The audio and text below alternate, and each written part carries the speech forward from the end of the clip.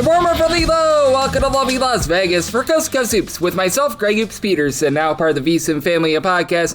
We've got an excellent podcast for you. As unlike in a lot of podcasts, you're not going to be getting a recap of Friday, not because the Friday games weren't good.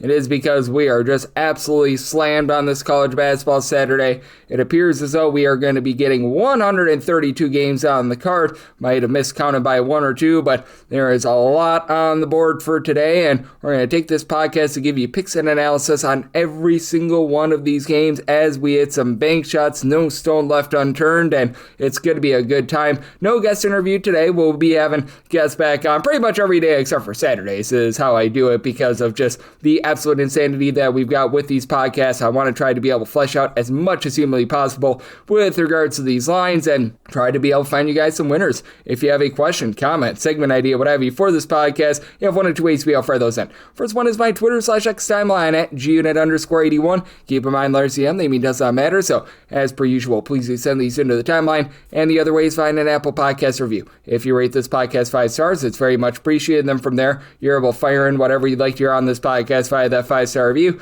I answer those questions when we don't have 100 billion games on the board, and we do have ourselves a lot of fun. How about if we waste no more time? Before I do that, though, I do have to mention that we go in Las Vegas rotation order. So in the first segment, pretty much time order of the bigger conferences, and then here are the conferences that get involved in the extra games board. The Atlantic Sun, the America East, the Northeast Conference, the Big South, along with the Patriot League, the MEAC, the SWAC, the Southland. Those are the games that are going to be at the bottom. Those are going to be the games I hit in the final two segments, and you only have 2 breaks, and this is going to be well over a 4.5-hour podcast, so relatively break-free there. So hopefully you guys enjoy that, and we're going to waste no more time. Picks and analysis on every game on the betting board for this college basketball Saturday as we hit some bank shots. Starts right about now. Most financial establishments close at a certain time, but not here. It is time for a side and total on every game on today's betting board bank shots.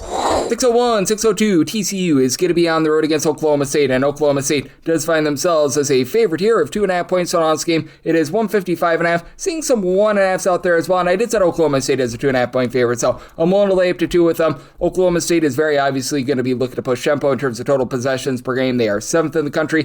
TCU, not a slow team themselves. They're about 90th in the country in terms of total possessions per game, and TCU's been a rock-solid defense, currently checking in 40th in the country in terms of points allowed on a per possession basis, and for Oklahoma State, they're just mediocre in every facet of defense. They're hovering right around about country average of like 2-point shooting percentage, 3-point shooting percentage, overall about 152nd in terms of points allowed on a per possession basis, and as a result, I did set a total here of a 158.5, so at a 158 or less, I'm going to be in on the over, mainly because you do have this Oklahoma State team looking to push tempo, and they've been quite efficient on the offensive side of things. Big thing for them is cutting down on the turnovers outside the top 210 in terms of turnovers on a per possession basis, and TCU is a top 45 team in terms of turnovers generated on a per possession basis, but Oklahoma State a top 75 team in terms of getting to the free throw line. Anthony Roy has really been able to kick up his game, shooting 42.5% from 3, 17.5 points per game. Parsal Fala, 13.5 points. He's a 40% three-point shooter. Victorious Miller, he's shooting 40% from the outside as well, and for Oklahoma State, they do find themselves outside the top 125 with regards to overall rebound percentage, so David Punch should be able to have some punch down low for TCU. He's been supplying 2 blocks, 7 rebounds, about 14 points per game, and then James Pierre, Michael Robinson in the backcourt, they both give you between 10 to 10.5 points per game. Pierre shoots 37% from 3.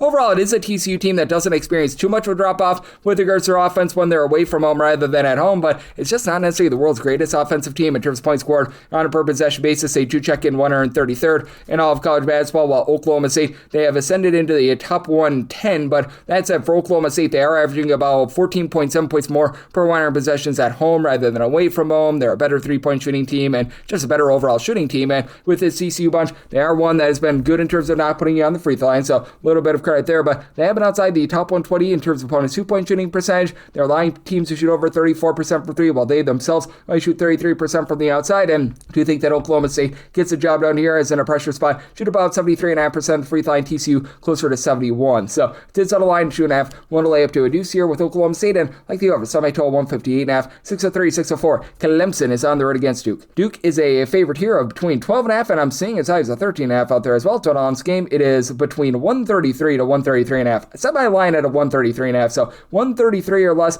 in on the over. Now, if this goes beyond 134, I personally would rather have a 134 under rather than a 133 over. I've yet to see any 134 pluses, so looking like 133 or less to the over, but except for Clemson, I think that they hold in there. Anything of double figures was willing to take the points, set them as a 9.5 point dog. As for Clemson, they're a top 30 team in terms of points allowed on a per possession basis, and they do a good job on the interior as well. Duke is fourth in the country with their 2-point shooting percentage, but a country average about 33.8% 3-point shooting team. They're not awful, but they're not amazing, and for this Clemson group, just a whole is greater than some of its parts approach. Right now, you've got 9 different guys who give between 5.3 and 11.6 points per contest. That does include the injured Zach Foster, so pretty much 8 different guys, but still really good spacing there. And then you've got a lot of guys that just do a great job on the boards, like Carter Welling, RJ Godfrey. They combine for 22 points, right around about 11 rebounds per game. Are they going to be able to be like a total elixir to what Cam Boozer is able to provide? No, because he's a double-double machine. 23 points, 7 boards, 4 assists, but haven't been overly impressed by the guard play for Duke. You do have Isaiah Evans, who gives you 14.5 points, shoots 35% from 3.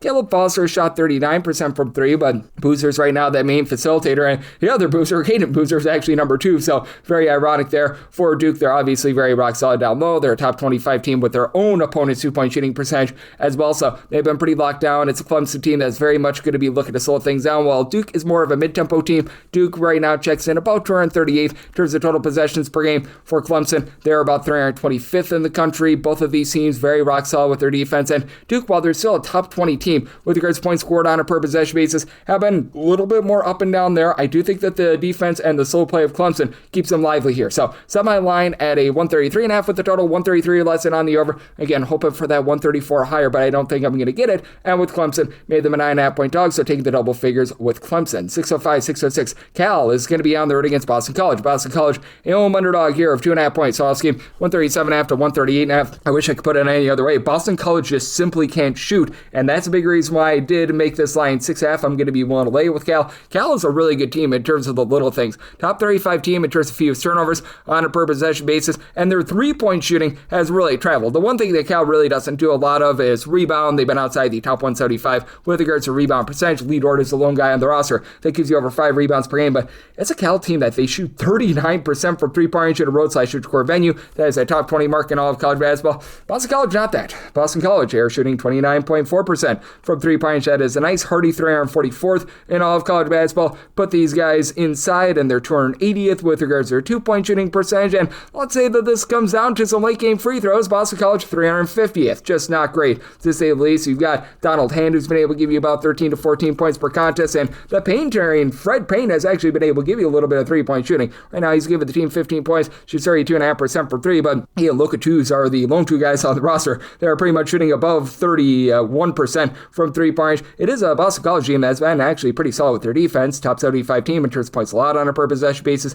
Top 100 team in terms of opponents' 2-point shooting percentage. Top 40 team in terms of opponents' 3-point shooting percentage. But with Cal doing such a great job in terms of taking care of the ball, with this Cal team having a pair of guys in John Camden along Data Ames, who combine for 31.5 points per contest. Between the two of them, they shoot over 40% from 3-point range. And Cal in a pressure spot, they shoot 78.3% of the free throw line. That is a top 20 mark in the country. Recognize that this is going to be a body clock game, but you've got a lot of guys that they began their career out there on the East Coast. You've got a coach in Mark Madsen that I really trust in this spot, and frankly, a Boston College team that can't shoot. I did set my total here to 138.5. Cal is a relatively mid-tempo team, about 115th in the country in terms of total possessions per game. Recognize that double overtime game might have gotten to them a little bit against Syracuse, but at a 137.5 or less, I'm going to be in on the over. And with Cal 108, made them a 6.5 point favorite. 607, 608, Georgia Tech is going to be on the road against Notre Dame. Notre Dame is a favorite here of 8.5 points. So on this game, 150.5 to 151.5. I made a total of 144. I'm going to be in on the under. Notre Dame is looking to play relatively slow and controlled in terms of total possessions per game, 259th.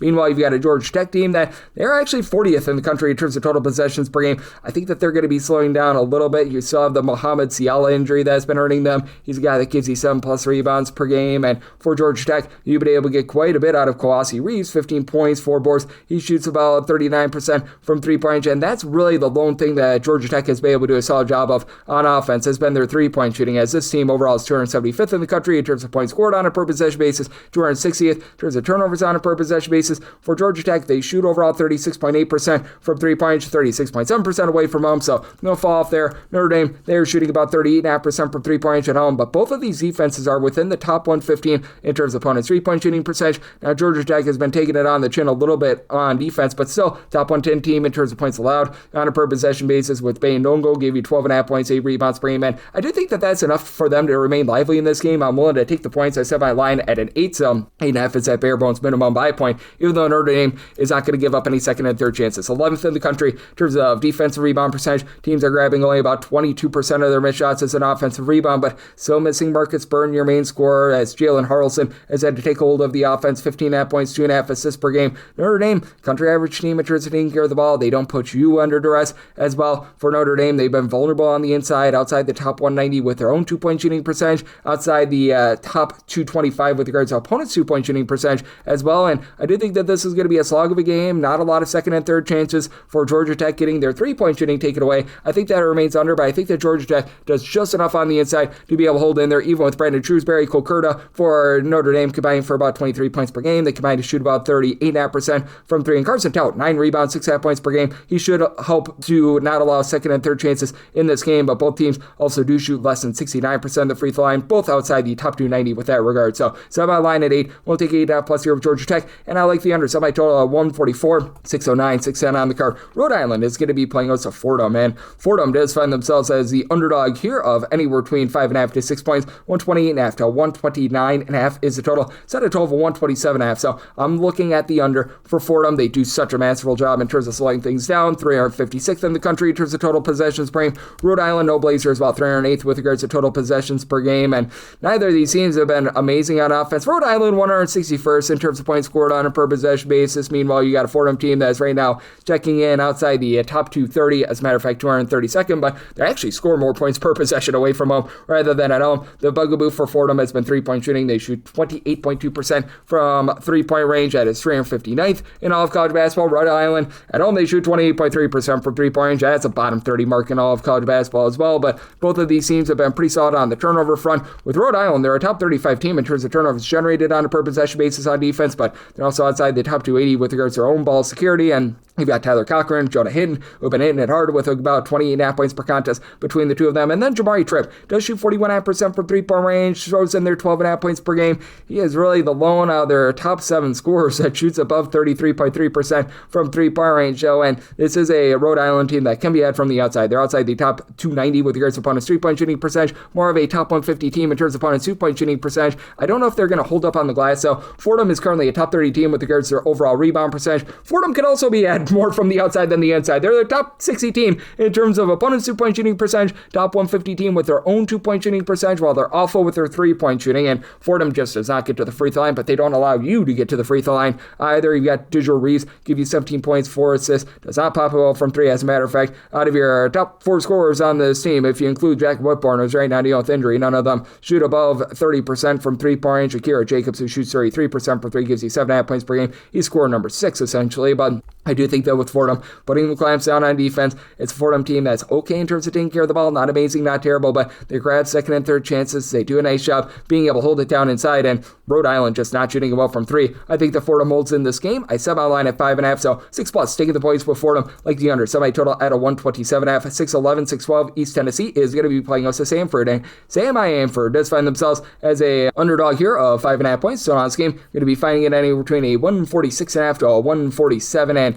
it is a circumstance where with Samford, I set them as an underdog of 6 points. So 5.5 is the absolute max I'm willing to lay with East Tennessee. For Samford, they're a team that they're relatively mid-tempo, 193rd in terms of total possessions per game. With East Tennessee, it's a unit that has been quite slow, 292nd in terms of total possessions per game. And East Tennessee, I mean, they're a solid offense. They're 63rd in the country in terms of points scored on a per possession basis. Their main specialty on defense has been generating turnovers, a top 50 team in terms of turnovers generated on a per possession basis. For ETSU, they become a better 3-point shooting team over the years. They're up to about 132nd this year, shooting 34.5% from 3-point range. Meanwhile, you had a Samford team that has been a bottom 50 team in the country with regards to free throw shooting percentage. They shoot about 34.3% from 3 as well, but the battle here is going to be the turnover battle. Mention how good ETSU is in terms of generating turnovers. Samford, if you look at them in games played away from them, they are the 5th best team in terms of fewest turnovers on a per possession basis, as you've got Cade and Keaton Norris, who have been able to combine for between 18 to 18.5 points per contest. With Cade Norris, he's been shooting about 38% from 3. Keaton is your main facilitator with 5 assists per game. At Jaden Booth, he is the best scorer in this game. 21 points, 2.5 assists, shoots 44% from 3, 88% 40% at the free throw line, but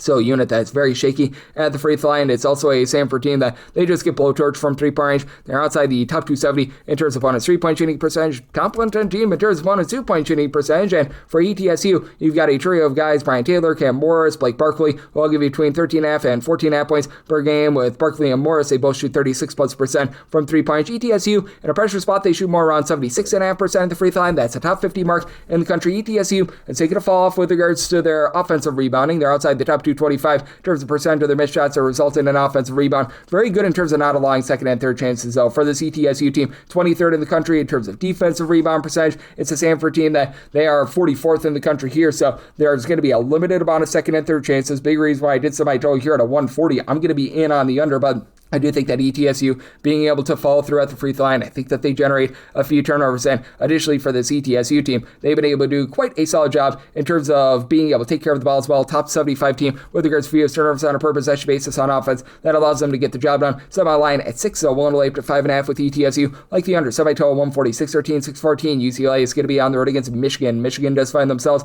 as a sizable favorite here of 15.5 to 16.5 points. 151.5 to 152.5 is the total. I did set a total here of a 154.5. I like the over. Now you've got a UCLA team that's content to play slow, 276th in terms of total possessions per game. Meanwhile, for Michigan, they are clocking in 16th in the country, and Michigan continues to be a top 10 team with regards to both their two-point shooting offense and defense, and they're not allowing a lot of second and third chances. At home, teams are only grabbing 20.4% of their missed shots as an offensive rebound. That checks in the top 15 in all of college basketball, though UCLA really doesn't rely a lot on that. I did set my line at 14.5, so I'm going to be willing to take the points. It's a Michigan team that can be a little bit vulnerable in terms of turning the ball over. They're about 159th in the country in terms of turnovers on a per possession basis, which it's not awful, but that is a little bit of a weak point. Even with Elliott Cadu, give you 5+ assists per contest, shooting right around about 40% from three-point range. And UCLA is a pretty solid team in terms of generating turnovers, 74th in the country in terms of turnovers generated on a per possession basis. And for UCLA, this has been a really good three-point shooting team with Tyler Billadu shooting over 40% from three, 15+ points, 5+ rebounds per game for UCLA. They overall shoot 38.5% from three-point. That does go down to 36% away from them, and the body clock situation, that's a little bit of an issue. They've been dealing with the injury to Sky Clark, but Donovan Den, even though he doesn't really give you outside shooting, has been a sure-handed guard. He's been able to supply 13.5 points, 7 assists to only about 2 turnovers per game for UCLA. Top 30 team in terms of fewest turnovers on a per possession basis. Top 40 team with their 77% free throw shooting as well. So they're doing the little things well. Now they can be added down low. They're outside the top 210 with regards to opponent's two-point shooting percentage, and Michigan should be able to eat them alive there with Yaxel Lendeborg, Morris Johnson, Ade Merrill, all being rock solid. Merrill is your main shot blocker with 2.8 blocks, 11.5 points, 7 rebounds per game. Yaxel Lendeborg, Morris Johnson, they've been able to combine for 15 rebounds per game. They're your top 2 scorers. Between the two of them, you're getting about 28 points per game, and they combine for about 2.5 blocks per contest as well. Johnson shoots 35.5% from 3, and overall it's a Michigan team that has a solid three-point shooting team at about 35%, just inside the top 100. LJ Kaysen has been able to get it going a little bit more, 7.5 points per contest, but he had that nice 18 spot against Northwestern when they needed it a few days ago. You've had Trey McKinney actually really step up with about 10 points per game, and Nabari Burnett has had his moments as well, but I do think that UCLA has enough in the backcourt to be able to hold in there the way that they do such a great job in the turnover battle. I think keeps them lively in a game that I think is going to be pretty high scoring with Michigan being able to execute on the inside. So I told 154.5, I like the over, and at 15+, won't take the points with the UCLA. 615, 616, you've got Nebraska playing us to Northwestern, and Northwestern is a double-figure underdog of 13.5 points. So this game 143.5 to 144.5. I set my line at 12.5. I'm going to be willing to take the points. I do think that this is going to be a slow-down game. You've got a Northwestern team that is 275th in the country in terms of total possessions per game. Nebraska 232nd, and name of the game for Nebraska is three-point shooting. They're a top 22 team in terms of both percentage of their shots that come from three-point and percentage of opponent shots that come from three-point. And Nebraska overall shoots 35.8% from three-point. That actually falls at 34.8% at home. Meanwhile, you've got a Northwestern group that they're currently shooting 29.1% from three-point away from home, but they do a good job in terms of guarding the three-point line, and that's a big reason why I'm going to be willing to take the points with Northwestern. They're allowing teams away from home to shoot 31.3% from three-point. That is a top 55 mark in all of college basketball. Now, they're not a great team on the glass, but Nebraska really isn't giving themselves a lot of second and third chances. Nebraska is 307th in the country in terms of percent of their missed shots that result in an offensive rebound. Northwestern's actually better at 269th, and Northwestern actually has the top scorer in this game, as you've gotten 22.5 points, 6.5 boards out of Nick Martinelli. He shoots 44% from three. You see Elon, their top 6 scorers, that shoots about 34% for three, but Jaden Reed, 10.5 points, 5 assists per game. Northwestern also does a great job in terms of taking care of the ball. They're a top 5 team in terms of fewest turnovers on a per possession basis. When they get to the free throw line, they shoot 75% at the free throw line. Now, Nebraska, a very good team in terms of not allowing you to get to the free throw line. Nebraska is the better team with regards to their interior offense. If they don't get their shots to go from three, they're still a top 30 team with regards to 2-point shooting percentage. Rick Mann's a big reason why, 15 points, 6 boards, 3 assists per contest, shoots about 34% from three, and then Bryce Samford has become a go-to guy, 40% 3-point shooter, 17 points, 2 assists per game. Nebraska also really good in terms of taking care of the ball, top 12 team in terms of fewest turnovers on a per possession basis, but again, not necessarily the strongest team down low. It is a Nebraska team that is very good in terms of forcing you to take shots from three, but they're a little bit above country average with regards to opponents' 2-point shooting percentage. I think that this is going to be a slow down game with both teams protecting the ball. I do think that Northwestern holds in there, and I do think that Northwestern not necessarily shooting it well from three. That's going to be just enough to keep you under. It's up by total 142.5, so like the under, and I'm going to take 13 plus here with Northwestern. 617, 618. Kansas is on the road against Iowa State. Iowa State is a 6.5 to a 7.5 point favorite total on this game, 143.5 to 144.5. Initial lines were 5.5 to 6, but now that I'm seeing 7 to 7.5, I'm willing to take the points. And between like a 6 to a 7, I would rather take 7 rather than lay 6 on my line of 6.5, mainly because this is a Kansas team that's really been able to step up with regards to their defense. In terms of points allowed on a per possession basis, a top 35 team in all of college basketball, and that defense has really traveled well, including being able to shut down the 3-point line. Kansas is not allowing you to be able to get good looks from three. Kansas, in games played away from home, allows you to shoot 28.7% from 3-point range. That is a top 10 mark in all of college basketball. Obviously, you've got an Iowa State team that's been so tremendous on defense as well. They're a top 10 team in terms of points allowed on a per possession basis, and one of the best teams in the country in terms of generating turnovers. Iowa State still finds themselves in the top 8 in terms of turnovers generated on a per possession basis, and for Iowa State, you've got Milan Mimosilovic, who's been shooting over 50% from three, 16 plus points per contest. Joshua Jefferson, all sorts of versatility, 15 points, 5 plus assists, 7 plus rebounds, throws in there multiple steals per game, and Iowa State overall has been one of the best teams from the outside in all of college basketball, shooting 39.9% for three. That goes up to 41.4% at fourth in the country with this regard. And Darren Peterson, you have to think, is going to play. He was dealing with a little bit of an illness, and that was very, very interesting to say the least. But I mean, he doesn't have like any sort of a lower body injury or anything like that. And when he's been out there, he's been able to spy 20.5 points, shoots 42% from three. But I mean, as we saw a few days ago, even without him, you still have Trey White, who shoots 44% from three, 14 points per game. Flory Badunga down low, 9 boards, 3 blocks, 15 points per game. Bryson Tiller has been able to give you some versatility and a block and a half per game as well. So I do think that Kansas holds in there in a game that I think is going to be relatively mid-tempo. For Iowa State, 190th in the country in terms of total possessions per game. You've got a Kansas group that is right around about 209th. Both defenses are solid, but both offenses are still doing a relatively good job as well. This was an initial 142.5 total, and that's where I set mine. I set a total of 142.5, so right now with this being up to 143.5, 144.5, like the under end at 7 plus, I'm going to be willing to take those points with Kansas, 619, 620. Texas A&M, they're on the road against Vanderbilt. Vanderbilt is a 7.5 to a 6.5 point favorite. 166.5 is the total, and set a total of a 165.5. So 166 plus is my buy point on the under. You got a Texas A&M team that has been one of the best in the country in terms of guarding the 3-point line away from home. Texas A&M overall allows opponents to shoot 32.2% from 3-point range. That goes down to 27.1% away from home. That is third in the country. And for Vanderbilt, obviously we all applaud the offense. It's a top 30 team in terms of points scored on a per possession basis, and it's a top 45 team in terms of total possessions per game, and both of these teams are very much looking to gun it. Vanderbilt currently 33rd in the country in terms of total possessions per game. A&M is even faster. They are 13th, but I mean, for Vanderbilt, they've stepped up with their defense as well, 54th in terms of points allowed on a per possession basis. Haven't quite been the same without Frankie Collins, though, so that's a big reason why I did set my line at 5.5. I'm going to be willing to take the points with Texas A&M. With A&M, it's a little bit more of a whole career than some of its parts approach, as you've got Rashawn Iji doing a nice job down low with about 14 points, 9 rebounds. He's been more your featured man, but then you've got Marcus Hall, Ruben Dominguez, Rylan Griffin, all give between 10.8 and 11.5 points per game. Hall doesn't really shoot it from three, but Griffin and Dominguez, they've combined to shoot about 42% from 3-point range. Both Griffin and Dominguez as well also shoot over 80% of the free throw line. Both of these teams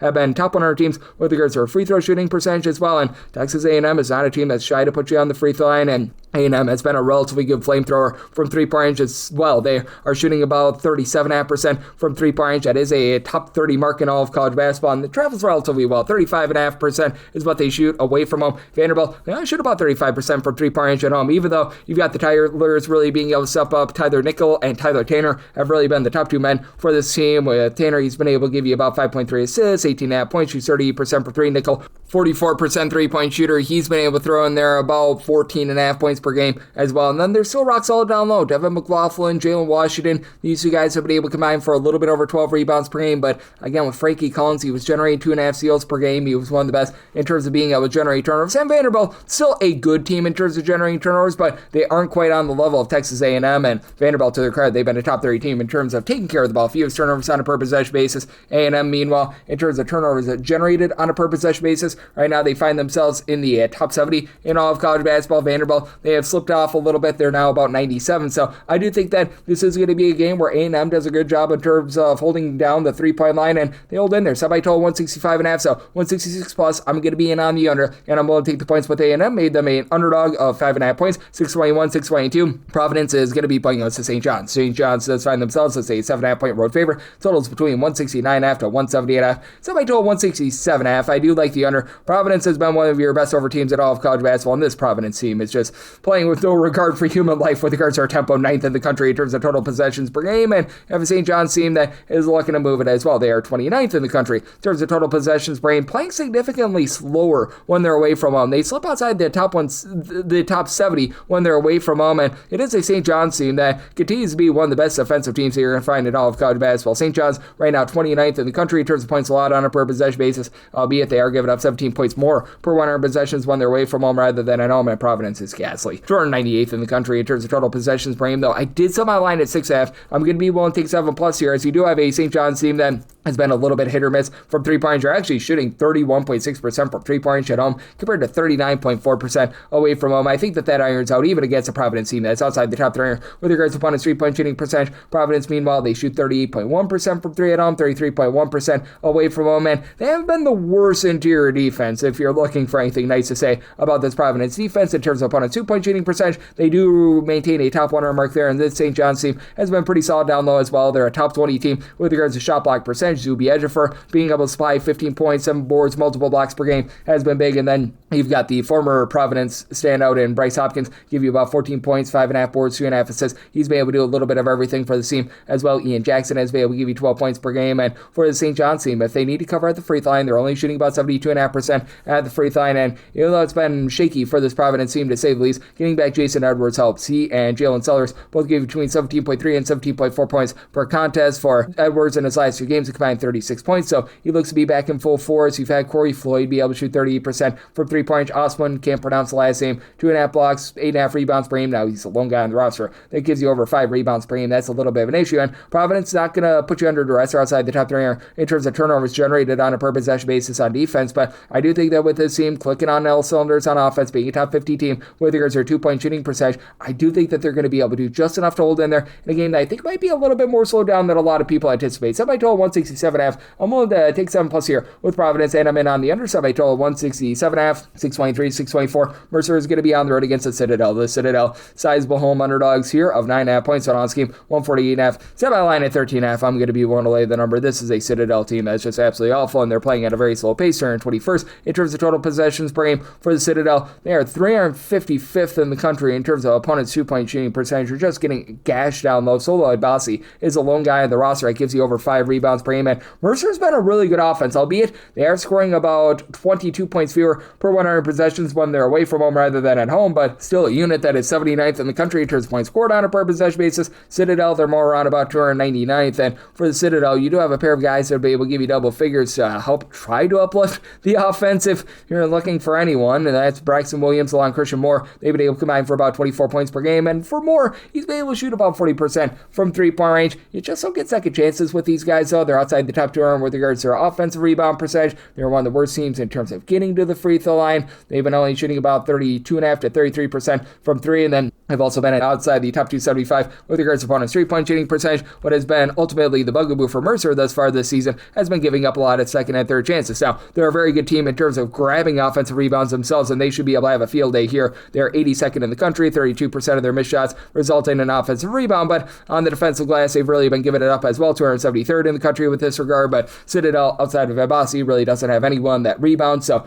Armani Mighty, who has been very mighty down low. 2 blocks, 13.5 points, 10.5 rebounds per game. Brady Shoulders, 10.7 rebounds per game. These guys should be able to run things. And then you got Baraka Okoji, who's giving you 19 points, 5.5 assists per game. Mercer has been a top 100 team in terms of taking care of the ball, and they're solid in terms of generating turnovers. I'm not going to call them amazing, but they're a top 150 team in terms of turnovers generated on a per possession basis in a road/shoot-to-court venue that does ascend into the top 115. So I do think that they're going to do a solid job in terms of being able to turn the Citadel team over. It's a Mercer team that's looking to fly a little bit more, about 114th of the country in terms of total possessions per game, and with having the likes of Kyle Cuffey being able to be ancillary guys in the Citadel, just not having any of that whatsoever. And this also being a Mercer team that is a top 125 team with regards to opponents' 2-point shooting percentage. They've been about 150th with their own 2-point shooting percentage. I do think that Mercer on the road, they find a way to get the job done against a Citadel team that's been ghastly with their defense. I set my total at a 147.5. At the 148 plus, I'm in on the under mainly because I don't think you get enough possessions for the over, and I'm going to be willing to lay it with Mercer.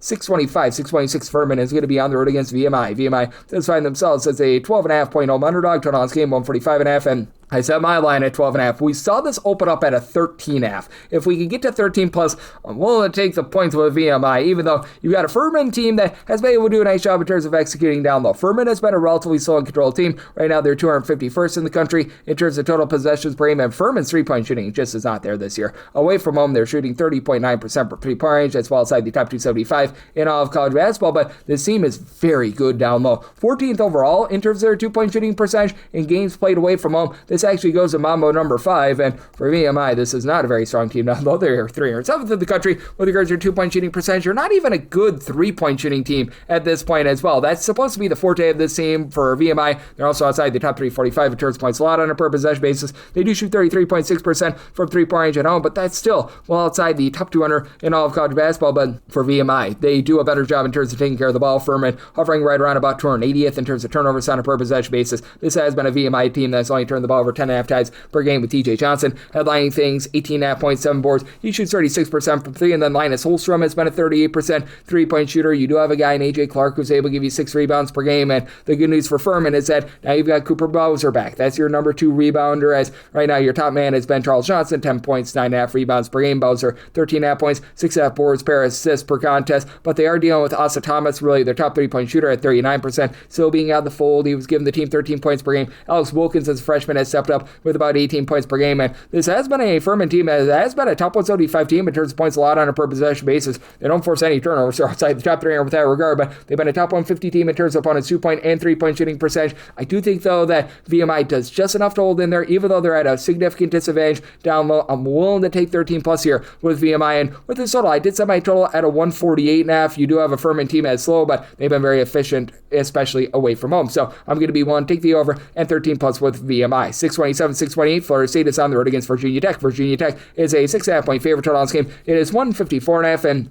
I said Virginia Tech is a 9.5 point favorite. I'm going to be willing to lay the number. It's a Florida State team that is looking really gun at 19th in the country in terms of total possessions per game. Virginia Tech is fast, but not warp speed fast. 103rd in the country in terms of total possessions per game. And for this Virginia Tech team, they've been a pedestrian 3-point shooting team at home at about 34%. That's country average. And Florida State is a top 15 team in the country in terms of percentage of their shots that come from 3. And they're 316th with their 3-point shooting percentage at 31.1%. That falls at 30.8% away from home. And I think that is going to be very rough for this team, where you want to be able to beat Virginia Tech is down low, even with Toby Lawal back, who's been able to give you 12 plus points, about 9 rebounds per game. Amani Hansberry, top scorer of 14 plus points. He throws in there about 8 or so rebounds per game. This has been a team that's been outside the top 125 with regards to rebound percentage, but still better than Florida State. Florida State is right now 254th in the country with regards to rebound percentage. Virginia Tech is right around about 191st, and for Virginia Tech, you do have Nicolas Avadeas, who's been able to give you about 4.5 to 5 assists per game, 12.5 points. Great versatility with that regard. Ben Hammond has been able to shoot 40+% from 3-point range. And for Florida State, right now, you just don't have that main 3-point shooter, as out of your entire roster, you don't have anyone on the roster that shoots above 34.8% from 3, and that'd be Martin Somerville, who gives you 8.5 points per game. He's their number 5 scorer. Robert McRae, 14.5 points, 3.5 boards, 6 assists. The main thing that this Florida State team has been able to do a relatively good job of is being able to generate turnovers. Right now, they are 35th in the country in terms of turnovers generated on a per possession basis, but what has really been the forte and the strength of this Virginia Tech team is that they don't have really really a lot of issues in terms of taking care of the ball. Right now, they are 53rd in the country in terms of fewest turnovers on a per possession basis. If you put them in their home environment, that goes into the top 45. I think that Virginia Tech is going to be able to keep things clean. I think that this is going to be an up and down game that Virginia Tech gets the job done in. I set my total at a 155.5, so I'm going to be willing to take the 154.5 to the over and willing to lay up to 9 with Virginia Tech. 629, 630. East Carolina is going to be on the road against Rice. We give our to Lane Kiffin go Owls as Rice is between the 4.5 to 5 point favorites. Total on scheme 145.5 to 147, and I made a total of 140.5. I like the under. You got a Rice team that just has not been able to execute on the inside to save their lives in terms of their 2-point shooting percentage. This Rice unit is right now 351st in all of college basketball, and specifically their home games are outside the top 350 with that regard as well. And it's an East Carolina team that they just can't shoot from 3-point range. They did have a nice expose a few days ago against UTSA, meet for the Road Runners, but I think that that's just because UTSA is that sad and pathetic. But East Carolina right now 362nd in the country with regards to their 3-point shooting percentage, and they're still outside the top 295 in terms of points scored on a per possession basis. East Carolina not really looking to push a bunch of tempo, 138th in the country in terms of total possessions per game. Rice, very mid-tempo team, 179th in the country with this regard as well. And this has been a Rice team that has been very good on the inside. They're a top 100 team with regards to opponents' 2-point shooting percentage. The way that you're able to beat them is from the outside. And again, East Carolina doesn't have that. Now, I will say this about East Carolina. Demetri Gardner was missing for about 13 games this year. Since he's come in there, he's been able to shoot about 48.5% from 3-point range, 10 points per game. He is quite literally the lone guy on the roster that shoots above 28.6% from 3-point range. Jordan Riley, 23 points, 5.5 boards. It is a East Carolina team that's been a top 150 team in terms of offensive rebound percentage. And Rice is another team that does a nice job in terms of giving themselves second and third chances. So I do think that you're going to get a lot of second chance scoring opportunities in this game. Rice, as a matter of fact, 52nd in terms of percentage of their missed shots that result in an offensive rebound. East Carolina down to about 168th, but still doing a solid job with Giovanni Amarujo giving you 9+ rebounds per game. But on the flip side for Rice, you've got a trio of guys that'll be able to give you double figures, as Trey Bordeaux, along with Jalen Smith. Our guys that are back from the season ago. Smith has been able to give you 12 points, shoots 38.5% for 3. Bordeaux, 16 points. He shoots about 33% from 3-point range, shows in their 5.5 boards. And then Nick Anderson, Mr. Versatile, a steal, 4 rebounds, 15 points, shoots 41% from 3-point range for a Rice team that overall has been a top 85 team with regards to their 3-point shooting percentage.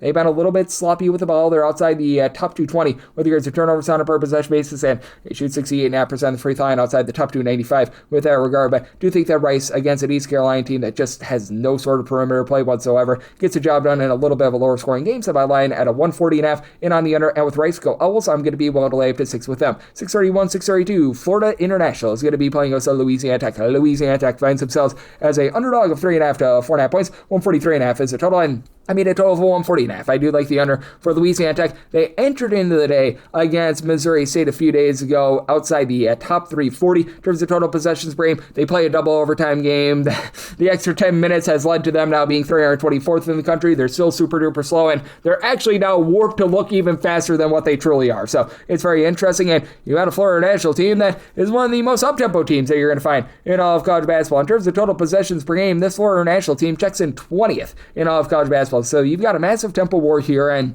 we've got a pair of teams that have not necessarily been the world's most efficient on offense. Louisiana Tech, name of the game for them has been defense. They have been a top 100 team in terms of points allowed on a per possession basis, top 125 team in terms of opponents' 3-point shooting percentage. They themselves have been shooting less than 25% from 3-point range away from home. That is a bottom 5 mark that you're going to find in all of college basketball. And if you're looking in terms of just points scored on a per possession basis, this Louisiana Tech team is 9th in all of college basketball. Florida National, meanwhile, they're about 217th for Florida National. What has been really the main issue for them has been taking care of the ball in terms of turnovers on a per possession basis. They're outside the top 180 with that regard, and at home that goes well outside the top 225 for Florida National. They become a country average 3-point shooting team. Corey Stevenson from the Meet Road Runners of Cal State Bakersfield has really been the main man for this team. He's been able to give you 17 plus points per contest, shooting just a hair below 40% from 3-point range, and then you've been able to get good production as well out of Waddy Jackson, who comes over from West Georgia, about 11 points, 3 assists per contest. And Stevenson, I will say this, he also gives you about 6.5 rebounds and is just a hair above 40% from 3-point range. Julian Mackey, he shoots about 35% from 3-point range as well, but it is a team that they leave something to be desired with their interior offense, as they're outside the top 225 with regards regards to their 2-point shooting percentage. Florida National does a good job in terms of giving themselves second and third chances. Top 125 team in terms of offensive rebound percentage, but they give you a lot of second and third chances as well in terms of percentage of opponents' missed shots that result in an offensive rebound. They are outside the top 300, and I think that that's going to help out this Louisiana Tech team greatly. They've been a top 85 team with regards to their overall rebound percentage. They do a nice job in terms of hauling in their second and third chances, and for Louisiana Tech, this is a team that still has been very stout on the inside in terms of opponents' 2-point shooting percentage. They are a top 35 team in all of college basketball, and even though Florida National has been a little bit of a better 3-point shooting team, this is a team that's looking to pile drive the ball inside. They have been a top 100 team with regards to percentage of their shots that come from 2-point range. Scooter Williams, DJ Dudley, AJ Bates have been double-figure scorers for the team. Dudley, main 3-point shooter at 38% from the outside, 13.5 points per game. Bates throws in their 5.5 assists per game. Scooter Williams, 11 points per contest. Now, you have to note this with Louisiana Tech.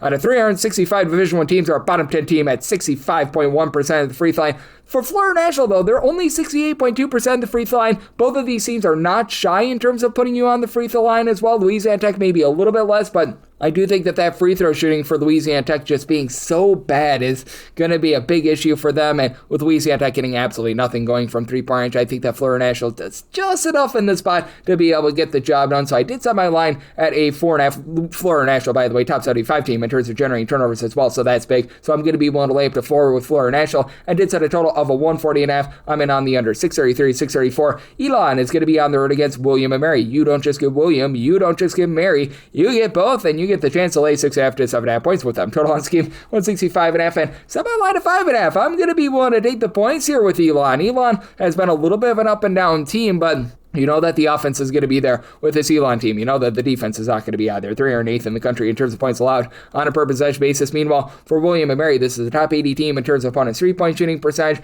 They become a top 35 team in terms of turnovers generated on a per possession basis. Weak down low, though. Overall, they're about 131st in the country in terms of points allowed on a per possession basis. At home, though, that falls outside the top 225, and it's a William and Mary team that they love to shoot it from 3. They shoot about 35.5% from 3-point range at home, but it's not necessarily elite. Meanwhile, you've got an Elon team that they've been able to shoot about 35% from 3-point. Chandler Cuthrell has been able to give you 20-plus points per contest. And then outside of Cuthrell, you've got a trio of guys that give you between about 11.5 to 12.5 points per contest. Randall Pettis, Capra Klanzich, Bryson Cobley, and all three of these guys shoot at least 36.5% from 3, with Klanzich now shooting 47% from 3-point range. Elon has done a good job on the inside as well, top 100 team with regards to their 2-point shooting percentage. And for Elon, they're going to be able to get themselves some second and third chances. You've got a William and Mary team that is outside the top 230 with regards to their overall rebound percentage. Elon, in terms of percentage of their missed shots, that result in an offensive rebound in a road/shoot-score venue, top 50 team, as they grab about 32.5% of their misses as an offensive rebound.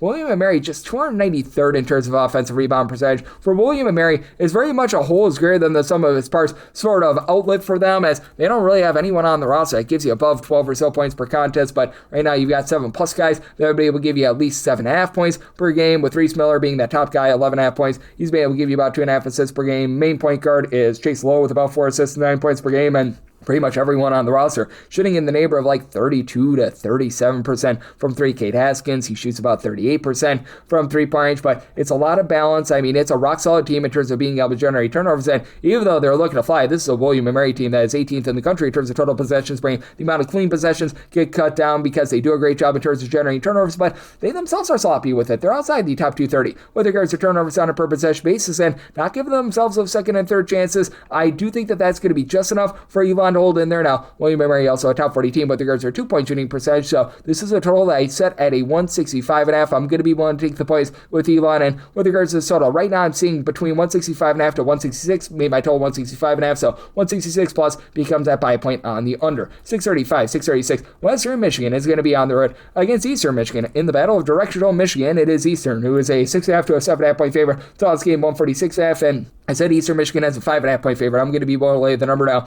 Eastern Michigan, a top 15 team in terms of cover rate this year. It's not necessarily a super duper impressive team, and their number 3 scorer, Carlos Hart, is currently out because of the FBI sting. They got him, but Edison Patterson, Mohammed Habhab have done a nice job headlining things, combined 28.3 points per game. Neither guy shoots about 32% from 3, and if you're looking at this Eastern Michigan offense, there's really not a lot that is sexy about it. In terms of their 3-point shooting percentage, they're about 232nd in the country. They're outside the top 240 in terms of points scored on a per possession basis. Respectable defense, 180th in terms of points allowed on a per possession basis, and they're giving up about 18 points fewer per 100 possessions at home rather than away from home. If you look strictly at their home numbers, they've been a top 50 team in terms of points allowed on a per possession basis in Western Michigan. They are currently 327th in the country in terms of points allowed on a per possession basis, but justice has been served. Justice Williams was missing for the entirety of non-conference play. He has come in and he's been able to give the team a nice breath of life as he's been able to supply 15 plus points per contest. Shoots in the mid to high 30s from three-point range. Really doesn't give you a lot of facilitation, but Jalen Griffith, he's been able to give you about 4 assists per game, throws in there 13.5 points per game. Biggest thing that Western Michigan needs to do is a better job of ball security outside the top 265 in terms of turnovers on a per possession basis, as they're a country average team in terms of their tempo. 169th in terms of total possessions per game. Eastern Michigan more around about 204th, so they're a little bit slower, but not a whole heck of a lot slower. And for Western Michigan, you've been able to have this team do a relatively solid job on the offensive glass. Top 180 team with regards to percentage of their missed shots that result in an offensive rebound, with your main guy down low being Jaden Brewer, 12.5 points, 6.5 rebounds per game, but Max Burton throws in there about 6 rebounds per game. Brady Schwartz has been able to do a nice job, 7 points, 4 boards, and he shoots about 37% from three-point range as well. For Western Michigan, big issue for this team has been their interior defense. They're outside the top 300 with regards to opponent's two-point shooting percentage, but with Eastern Michigan, they're checking in outside the top 240 with their own two-point shooting percentage as well. I think that that's going to be a little bit of an issue for you. You haven't seen these ancillary guys really be able to step up in conference play. Gotten a little bit more out of a guy in Gregory Lawson, who's giving you about 8 points per game, is shooting over 40% from three in conference play, but I do think that for Western Michigan, with what they're able to do on the glass and inside, that's going to help them hold in this game. I set my line at 5.5, so I'm going to take 6+ with Western Michigan, and I'm going to be in on the under. I set my total at a 145.5, 637, 638 on the card. It's Pittsburgh. They're going to be on the road against North Carolina. North Carolina, 10.5 to 11.5 point favorites. 144.5 is the total, and I said North Carolina's a 13-point favorite. I'm going to be willing to lay the number. I had them as over a 16-point favorite before we saw the news that their top scorer is going to be out for this game, and he's going to be out for the foreseeable future, as Caleb Wilson was supplying 20 points, 9.5 boards, 2.5 assists per game. Who knows if he's going to be coming back this year, but you still have Henry Vassar down low, 16.5 points, 9 rebounds per game. He is the main man for a North Carolina team that has been a top 10 team in terms of opponent's two-point shooting percentage, top 40 team in terms of their own two-point shooting percentage. They have been absolutely dominant with regards to their post play, but this is also a North Carolina team that they do a nice job taking care of the ball. A top 25 team in terms of fewest turnovers on a per possession basis.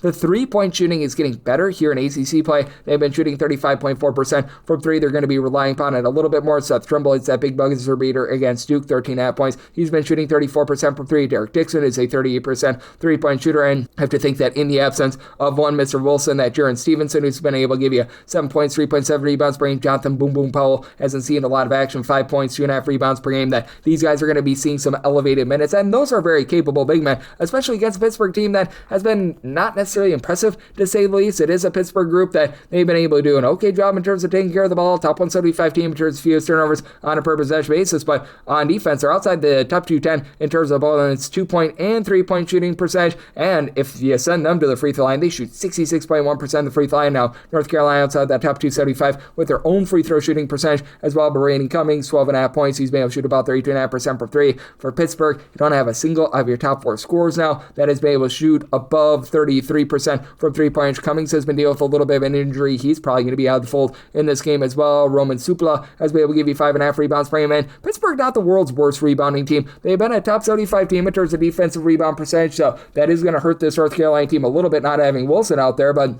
with the amount of open looks they're able to get from Pittsburgh, they're not necessarily a team that puts you under duress. I think that North Carolina finds a way to get the job done, though. It might be a little bit more of a slow down game. This is a Pittsburgh team that, in terms of total possessions per game, they are checking in outside the top 320 in all of college basketball. North Carolina, even though they're under 39th, they've been playing much, much faster, and I do think that with Wilson being out, with them probably having to play a little bit more small ball, I actually think that they speed up a little bit more. So maybe I total 145 in on the over, and I'm willing to lay up to 12.5 with UNC. 639, 640. Kent State is on the road against Ball State. Ball State does find themselves as a home underdog here of 8.5 to 7.5 points. 141.5 to 141 is the total, and I did set Kent State as a 6.5 point favorite, so we'll take 7+ with Ball State. Ball State has been awful in so many different respects in terms of points allowed on a per possession basis, 241st. They are outside the top 300 in terms of points scored on a per possession basis. They're getting blowtorched on the glass. They don't grab any second and third chances. Well, Kent State has been very good in terms of being able to give themselves second and third looks, as in games played away from home, 35.5% of their missed shots become an offensive rebound. That is a top 20 mark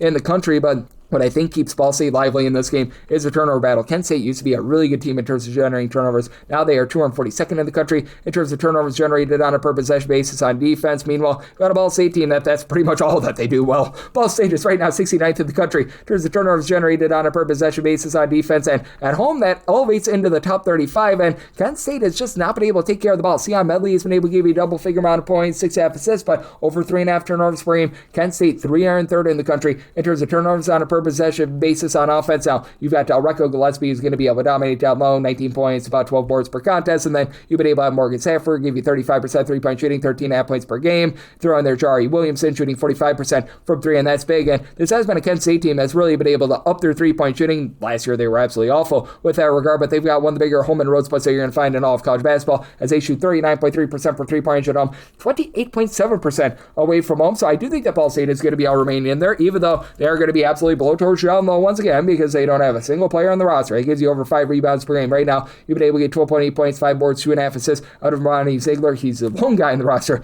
that gives you 5+ boards, and then we've had Davion Hill supply about 12.5 points. He shoots just 31.5% from three, and Ball State has been pretty miserable with their three-point shooting, whether they be at home or on the road. They just have not gotten them to drop 336 with their three-point shooting percentage. But I do think that with Ball State being able to win the just ball control battle, top 120 team in terms of taking care of the ball, that's going to be able to keep them lively in a game that I think is going to have a lot of sloppiness to it. Ball State is going to be very much looking to slow this game down, 338th in terms of total possessions per game. Kent State is gunning it at 14th, but Kent State takes a massive drop-off with their shooting away from home. I think that keeps Ball State lively, and I do think that you get just enough for late game fouls for the over. So I set my line at a 142.5 with regards to total in on the over, and I'm willing to take 7+ here with Ball State. 641, 642. SMU is going to be on the road against Syracuse. Syracuse is a 2.5-point home underdog. Total on this game 157.5 to 158.5, and for SMU made them a 5.5-point favorite. I'm going to be willing to lay the number. Syracuse has still overall been a relatively solid defense, 63rd in the country in terms of points allowed on a per possession basis.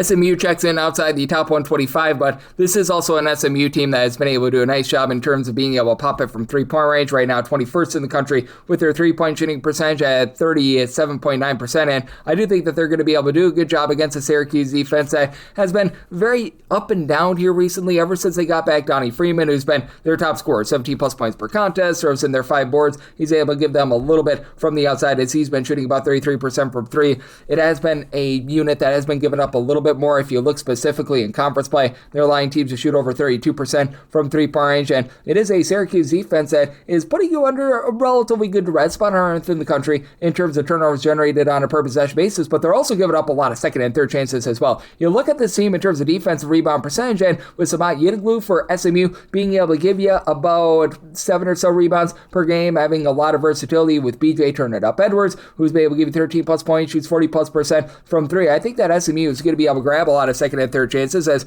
Syracuse is right now 264th in defensive rebound percentage, 30.3% of opponents' missed shots do become an offensive rebound. SMU away from home, they're allowing teams to only grab about 26.1% of their misses as an offensive rebound. That's actually a top 100 mark in the country. You've had Kevin Miller, I refuse to call him Boopy, but he boops teams with about 7 assists, 19 points per contest, shoots 41% from three. Additionally, you've been able to get about 5 rebounds per game out of Jerome Pierre, who's been able to supply 17 points per game. And let's say that this is a tight game. SMU solid at the free throw line, 76.2%. That's a top 55 mark in the country. Syracuse, 63.3%. That's a bottom 5 mark in all of college basketball. And this is an SMU team that will put you on the free throw line. So I did set SMU as a 5.5-point favorite. Think that they get the job done. I'm going to be willing to lay the number, and did set a total here of a 155.5. I do think that the Syracuse defense steps up a little bit more, but they're not going to be able to get a lot of second and third chances on the offensive side of things. So in on the under, and I'm going to be willing to lay with SMU. 643, 644. North Dakota State is on the road against North Dakota. North Dakota, the home team, is finding themselves as an underdog of 6.5 to 6 points. So on this game, 148.5 to 149.5. So my line at 7.5. I'm willing to lay up to 7 with the Bison of North Dakota State. For North Dakota State, this is a group that has been relatively mid-tempo this year, about 178th in the country in terms of total possessions per game. North Dakota finds themselves in the top 150, but not necessarily a team that's gunning it. And surprisingly, both of these teams have actually been pretty solid in terms of generating turnovers. North Dakota, in terms of turnovers generated on a per possession basis, is actually checking in 31st in the country. North Dakota State, after they generated no turnovers last year, they're up into the top 55, and away from home, that actually ascended into the top 45. But here's the problem for North Dakota. They gamble for turnovers. They are, despite being a top 35 team in terms of turnovers generated on a per possession basis, outside the top 295 in terms of points allowed on a per possession basis, because they are outside the top 300 in terms of both opponents' 2-point and 3-point shooting percentage, and it's not like they've got a lot of pizzazz on offense. They're outside the top 200 with regards to points scored on a per possession basis. Now, North Dakota takes care of the ball. They're a top 40 team in terms of fewest turnovers on a per possession basis. Honestly, not giving up a lot of second and third chances, but their overall shooting percentages are outside the top 240 from 3-point range, outside the top 250 from 2-point range, and they're outside the top 250 with their free throw shooting as well. Eli King has been the king of giving you 5.5 boards, 2.5 steals, 12 points per game. Grayson Eubank about 15 points per game, but I don't have a ton down low either, as King is the lone guy on the roster that gives you over 5+ rebounds per game, and that should help out a North Dakota State team that has been able to do a very good job in terms of limiting second and third chances. Top 75 team in terms of defensive rebound percentage. They do give it up a little bit from the outside. North Dakota State has been outside the top 240 with regards to opponents' 3-point shooting percentage, but they've been able to find it from 3-point range as well. Last year, they were one of the top teams in the country in terms of popping it and locking it from 3-point range. Had a little bit of a struggle to begin the year, but they're back into the top 110 with regards to their 3-point shooting percentage. Away from home, that goes to 35.4%. That's the top 75 mark away from home, and Damari Wheeler-Thomas has been that main scorer, give you about 35% 3-point shooting, throws in there 13.5 points per game, but then Markai Strickland, 13 points per game, Travion Kaysen, 13 points, 6.5 boards, 2.5 assists per game, and Anthony Stefanovic, he gives you a 37% 3-point shooting, but throws in there 4.7 assists with fewer than 2 turnovers per game. North Dakota State should be able to do a good job in terms of winning the turnover battle. They're the much better team with regards to overall shooting and the better team on defense. I did set my line at a 7.5. I'm going to be one late. North Dakota State think that this has a propensity to be close enough for late game fellas, so I told 148.5, 149 plus does become my buy point on the under. 645, 646. Liberty is going to be on the road against UTEP. UTEP a home underdog of 7.5 points. 138.5 is the total, and I made a total of 139, so I'm in on the over now. You've got a Liberty team that is super stinking slow, 347th in terms of total possessions per game. Meanwhile, you got a UTEP group that is 315th. UTEP has been able to find a little bit of 3-point shooting here in conference play. UTEP overall for the season has ascended back into the top 200 with their 3-point shooting percentage at 33.7%, goes to 36.7% at home, and Liberty just a flamethrower. Right now they are shooting 39.7% from 3-point range. That is Mambo number 5 in all of college basketball, but this is a team that can be had very much down low, and Liberty, they're great in terms of taking care of the ball. Top 25 team in terms of fewest turnovers on a per possession basis. UTEP, name of the game for them, has always been generating turnovers, but that's taking a fall. If they're outside the top 60 in terms of turnovers generated on a per possession basis, they're going to need to look to really attack this Liberty team inside, as both of these teams have been less than efficient on defense. Both of these teams between 165th and 200th with regards to points allowed on a per possession basis, and for Liberty, they've been able to do a pretty solid job in terms of guarding things inside, but they're allowing teams to shoot about 36.1% from 3-point range. UTEP, meanwhile, they're allowing teams to shoot about 34.5% from 3. Liberty, just a more lethal team in my opinion. Brett Decker has been supplying 70 plus points per contest, depending upon the day. He's either shooting 49.5 or 50% from 3-point. Kaden Metheny, 13.5 points, shoots 40% for 3. Colin Porter shoots 40% for 3, but Zach Cleveland at 6'7", 6'8", brings it all together. Doesn't pop any threes, but 11 points, 8 boards, 7 assists, steal and app, block and app per contest. And then for UTEP, you've been looking a lot to Elijah Jones along Jamal West to be able to headline things. These two guys combined for 28 points per game, and Jones is now shooting 39% from 3-point in conference play. He has been shooting over 40% for 3, and Kasim Watson in conference play has actually been your top scorer overall for the season, 12.5 points, 5 boards. He's been able to give you a mid-33 point shooting percentage as well, but it is a UTEP team that's outside the top 200 with regards to their ball security, and they just don't execute on the inside. They're outside the top 290 with regards to their 2-point shooting percentage. UTEP, well outside the top 250 with regards to rebound percentage. Good news is Liberty is a bottom 30 team in the country with regards to offensive rebound percentage, but they don't really allow a ton of second and third chances as well. I think that Liberty is going to be able to get the job done in a game where I think that you get a lot of made threes in this game, and with UTEP's inability to be able to generate turnovers, I think that Liberty gets the job done. I'm willing to lay up to 8.5 with Liberty, and on the over. So by total 139, 647, 648. Villanova is going to be on the road against Creighton. Creighton finds themselves as a very slim home underdog here of 2.5 to 3.5 points. 144.5 to 145.5 is the total, and I made a total of a 140. I'm in on the under. Villanova, a very slow and controlled team, 296th in the country in terms of total possessions per game. Creighton's not looking to push tempo either. They're about 240th in terms of total possessions per game, and for Villanova, the 3-point shooting defense has really traveled well. They allow opponents to shoot about 36% for 3-point at home, but that goes to 30.6% when they're away from home. That is a top 45 mark in the country, and for Villanova, they're going to have by far the best best rebounder in this game, as you've been able to get darn near a double-double, 12 points, 10.5 rebounds per game out of Duke Brennan, and then additionally you've got Tyler Perkins, give you about 13.5 points per game. Marcaden Lewis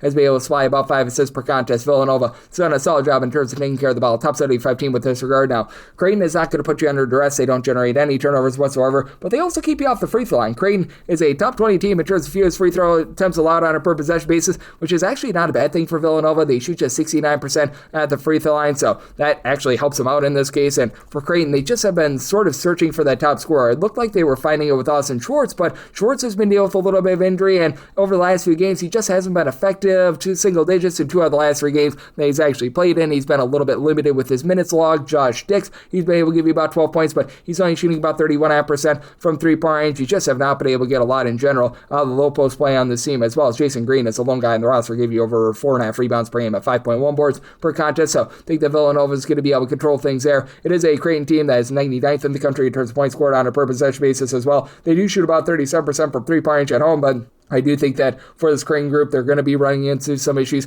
down low. They're outside the top 175 with regards to rebound percentage. Not a team that puts you under duress. I think the Villanova is going to get their slow and controlled style and really be able to control the tenor of this game, though. I could only set my line at it, too. Again, that Villanova free throw shooting, that has me very cautious, especially with this being out there in Omaha. So I'm willing to take 2.5 plus here with Creighton. I like the under. Semi-total 146, 49, 650. Marquette is going to be on the road against Xavier, and the X-Men of Xavier are a 2.5 point favorite total on this game. It is 155 to 155.5. Set my line at 3. So I'm going to be willing to lay up to 3 with Xavier. Set him as a 3.5 point favorite, actually. But that said, with this Marquette team, it's just really hard to trust in them. They've looked a little bit better here recently, but they are still a team that's really given it up from the outside. Away from home, teams are shooting 37.2% from 3-point range against them. That is outside the top 250 in all of college basketball. Name of the game for them is generating turnovers. It's a Marquette team as a top 55 team in terms of turnovers generated on a per possession basis, but one of the fortes for Xavier is taking care of the ball. At home, only 12.3% of their possessions result in a turnover. That is a top 20 mark in the country, and they've been really good in terms of not allowing second and third chances as well. Top 60 team in terms of defensive rebound percentage. Marquette 314th.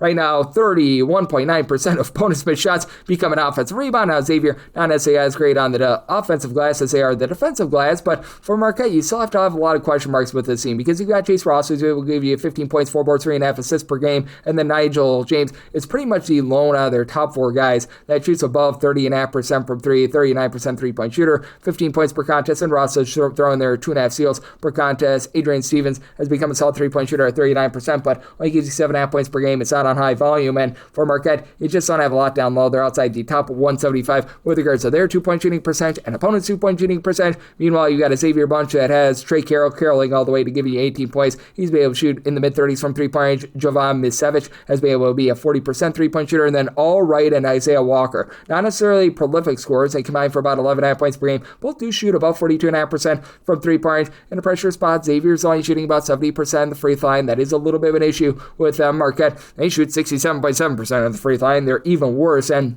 for Xavier, with them doing the little things in terms of not allowing second chances, them not turning the ball over, even with them being outside the top 250 themselves in terms of their 2-point shooting percentage and opponents' 2-point shooting percentage, I think that Xavier gets the job done in what should be an up and down game. Marquette is 67th in the country in terms of total possessions per game. Xavier is 45th, so I'm going to be willing to lay up to 3 with Xavier, made them a 3.5 point favorite. And with regards to the total, I set mine here at a 155.5 right now. We're seeing that right around about 155.5, 156. Personally, we'd rather take a 156 under rather than a 155 over, with a lack of execution on both of these sides. 651, 652. You've got Penn State on the road against Oregon. Oregon is a 6.5 point favorite. Totals 146.5 to 147.5. Set Oregon as an 8.5 point favorite. I'm going to be willing to lay the number. Penn State, a spirited effort a few days ago against Washington. Yay, verily there. This is still one of the worst teams that you're going to find on defense in all of college basketball. In terms of points allowed on a per possession basis, this Penn State team is right now a bottom 30 team away from home. As a matter of fact, they entered into the road trip with only Bellarmine giving up fewer points per possession away from home, but it has been rough. They are now about 359th in terms of points allowed on a per possession basis away from home, outside the top 300 with regards to opponents' 2-point and 3-point shooting percentage, but they do a nice job in terms of taking care of the ball. Penn State, a top 30 team in terms of fewest turnovers on a per possession basis. Kade Domingo, Freddie De Leon have been able to combine for about 28 points per game. Neither guy shoots above 30% from 3-point range. For Penn State, they are shooting about 32.5% from 3-point range. They're still an okay team in terms of generating turnovers, but they have fallen outside the top 100 in terms of turnovers generated on a per possession basis away from home, and that's big because this Oregon team has been really rudderless without Jackson Shellstat out there, but they now get back Nate Biddle. Biddle has been giving you 16.5 points, 6.5 boards. Big reason why they held in there against Purdue about a week or so ago. Shoots in the mid-30s from three-point range. You've got TK Simpkins and Quam Evans, who are right now carrying the mail in the backcourt. They both give you about 12.5 to 13 points per contest. Simpkins shoots 35.5% from three, and it's an Oregon team that's not doing a whole heck of a lot well themselves. They're well outside the top 200 in terms of points scored on a per possession basis, outside the top 230 with regards to their 2-point and 3-point shooting percentage. They're outside the top 175 in terms of opponents' 2-point and 3-point shooting percentage as well, but they should absolutely be able to own the boards in this game, as this is a Penn State team that has one guy on the roster that's giving you over 5 rebounds per game, and Ivan Jurcic, so that's a big giant issue for Oregon. They haven't given up second and third chances, who are on 14th in terms of defensive rebound percentage.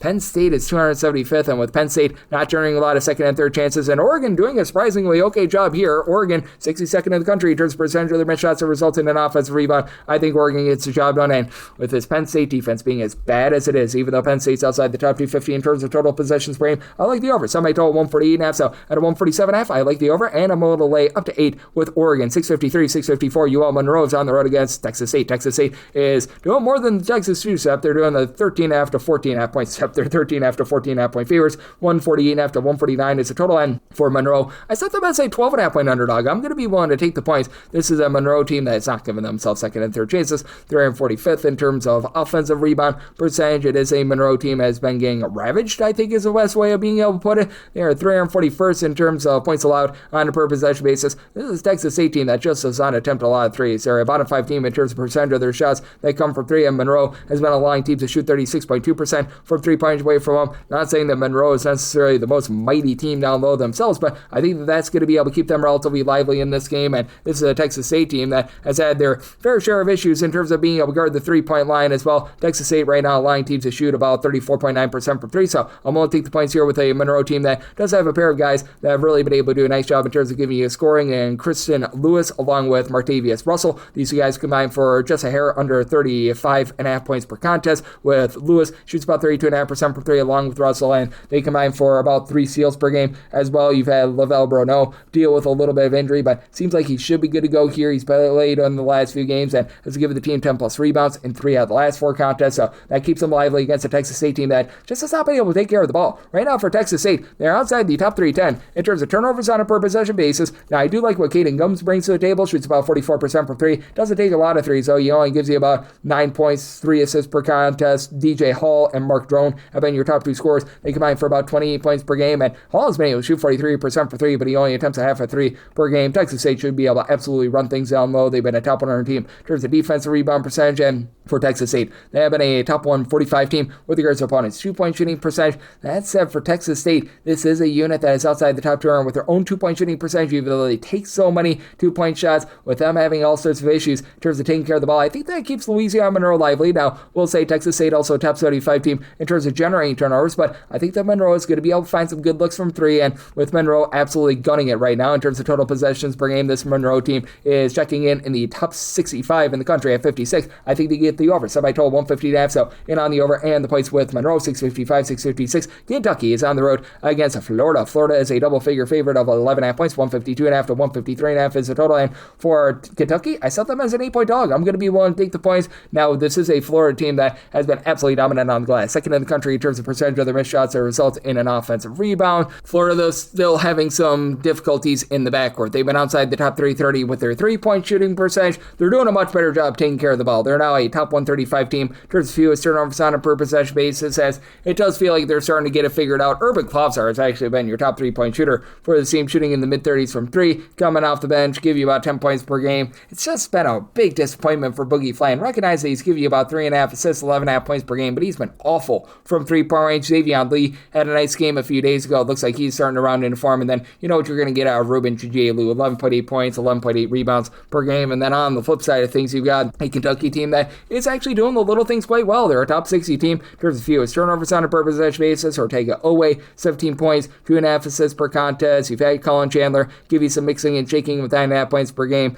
They've been without much of their backcourt for much of the season with the Jalen Lowe injury, but Denzel Aberdeen, the former Florida Gator, has been able to give you about 12.5 points per game. And while this Kentucky team is not as dominant as Florida is on the glass, this is still a team that is in the top 75 with regards to rebound percentage, with Mohamed Diabate, Malachi Moreno doing a good job there. They've been at top top 85 team with regards to their own 2-point shooting percentage and opponents' 2-point shooting percentage. They've been limiting you from 3-point. I think that the amount of just sheer clean possessions that you get for Kentucky is going to be able to help them hold in there. It is a Florida team that is very much looking to play up tempo in terms of total possessions per game, 37th in the country. Kentucky has dialed it back from past years, but they've been playing a little bit more fast here in SEC play, about 189th in terms of total possessions per game. I think that this is going to be just close enough for late game filling. Semi line at 8. I'm going to be willing to take the points with this Kentucky bunch, and I'm in on the over. A semi-total at a 154, 657, 658. South Alabama is going to be on the road against Arkansas State, and Arkansas State a 6.5 to a 7.5 point favorite total on this game. It is 148 to 148.5, and Arkansas State, I did set as a favorite here, 5.5 points. I'm going to be willing to take the points with South Alabama. South Alabama just absolutely dares you to shoot it from 3, with opponents taking over 65% of their field goals from 3-point range. No other team is above 53.5%, and they guard it well. South Alabama is allowing teams to shoot just 31.9% from 3-point range. That's a top 75 mark in the country. Meanwhile, they themselves are a team that on offense, they're looking to drive the ball down low, and this is an Arkansas State team that has had a few issues with that regard. They're 216th in the country in terms of opponents' 2-point shooting percentage. For South Alabama, they're a top 30 team in terms of fewest turnovers on a per possession basis. Arkansas State outside the top 320 in terms of turnovers on a per possession basis. I like the points here with South Alabama, as I do think that they're going to do a nice job holding in there now. They shoot 65.5% the free throw line, and Arkansas State is actually a top 50 team with regards to free throw shooting, so that's a little bit of an issue, but South Alabama, top 5 team in terms of fewest 3 free throw attempts allowed on a per possession basis. Adam Olson along with Chaz Harris have been able to combine for 33.3 points per contest. With Olson, he shoots 36.5% from 3, and Jaden Cooper has stepped up 11.5 points. He shoots 35% from 3-point. So love the overall system that you've got here. And then for Arkansas State, it's a case where you don't necessarily have that go-to scorer, but you've got a lot of guys that can step up on any given night. Right now, you've got 8 different guys that give you between 5.6 and 12.5 points per game, with Christian Hammond being the main scorer, 35% 3-point shooter, 12.5 points per game. And the 3-point shooting has gotten better. Here in conference play, shooting more around about 34.5% from 3-point, but it's still a little bit of an albatross for this team. Big thing is they have been very good in terms of generating second and third chances. This Arkansas State team is a top 30 team with regards to their offensive rebound percentage, and this is a South Alabama team that will give you some second and third chances. They're about to run 48th in the country in terms of defensive rebound percentage. That said, I do think that the way that the South Alabama team just does not allow anything easy on the inside allows them to remain lively, and South Alabama, I think, is going to use that to be able to slow this game down. They're right now to run 59th in terms of total possessions per game. Arkansas State 31st in the country, so a little bit of a tempo war here. Semi-total 151.5. I do think that this does get close enough for late game fellas to be able to get you the over, and I do think there might be a little bit of regression with the South Alabama defense, but I'm willing to take the 6+ here with South Alabama, and I'm going to be in on the over. 659, 660. You have Missouri State playing against Delaware. Delaware is an underdog of 7.5 points, 133.5 to 134 is the total, and I made a total of 132.5, so I like the under. You got a Delaware team that's currently outside the top 350 in terms of total possessions per game. Missouri State currently checking in 208th, but warp stat, their game against Louisiana Tech goes to double overtime. If you take that out of the equation, they're probably closer about 230th, 235th in terms of total possessions per game. And for Missouri State, they just have not been able to find a lot from the outside. Meanwhile, you've got a Delaware team that has shot it very well from 3-point. For Delaware, they're a top 40 team in terms of their 3-point shooting percentage, and they've actually been better in a lot of cases away from home rather than at home. It's starting to iron out a little bit, but they overall shoot about 36.5% from 3-point. That's a top 50 mark in the country. Meanwhile, for Missouri State, entering into their game against Louisiana Tech, their home 3-point shooting percentage was right around about 30.5%, so they've had issues there that has gone down to about 30% now after that game. And for Missouri State, they should be able to do a nice job controlling the boards. Delaware is not going to give themselves any sort of second and third chances whatsoever, and that's a big reason why I'm in on the under. I did so by total at a 132.5. This Delaware team, 357th in terms of their offensive rebound percentage. Missouri State, they're hovering in that neighborhood about 159, so they're neither here nor there. Michael Osibanusu, about 12.7 rebounds per game, has been able to do an okay job. Really, the lone two guys on the roster who have been able to give you some good 3-point shooting have been the Williams, as you've right now got Trey Williams along Kobe Williams being able to shoot both in the mid-30s from 3-point. Kobe, the main scorer, 14.5 points per game. Trey Williams more around about 8 points per game, and then Keith Palak, 18 points. He's been rock solid there, but this is a Missouri State team that has been a country average team with regards to opponents' 3-point shooting percentage. They've been outside the top 200 with regards to their own ball security, and this is a Delaware team that has been a top 200 team in terms of points allowed on a per possession basis away from home. Now Delaware not necessarily doing a great job down low with regards to rebounding, but they've been a top 150 team in terms of opponents' 2-point shooting percentage. They're just outside the top 200 with their own 2-point shooting percentage, but Christian blissfully giving you about 16 points, 5.5 assists, 5.5 rebounds per game. Tyler Hauser throws in their 5 boards, 13.5 points per game, and with this Delaware team doing a nice job being able to get their tempo, and if they get a chance at the free throw line. They shoot about 76% at the charity stripe. I do think that they're going to be able to hold in this game. So I did set a line of 6.5, 7+. We'll take those points with Delaware, and I'm going to be in on the under. So I total 132.5, 661, 662. You got UT Arlington. They're playing host to Southern Utah, and Southern Utah does find themselves as an 8.5 point underdog. Total on this game 144.5. Made Arlington the 13.5 point favorite. I'm going to be willing to lay the number. Now, Arlington is doing an awful job of taking care of the ball. They're about 355th in the country in terms of turnovers on a per possession basis on offense. Southern Utah is not doing a whole heck of a lot better, though, as right now they're checking in 343rd, and this Southern Utah team is just getting absolutely blitzed from three-point range. Teams are shooting over 39% from three against them. Now, I fully recognize that this is a UT Arlington team that's shooting about 30% from three-point range. They have been awful with that regard as well, but it's also a Southern Utah team that they encourage their opponents to pile drive the ball inside, as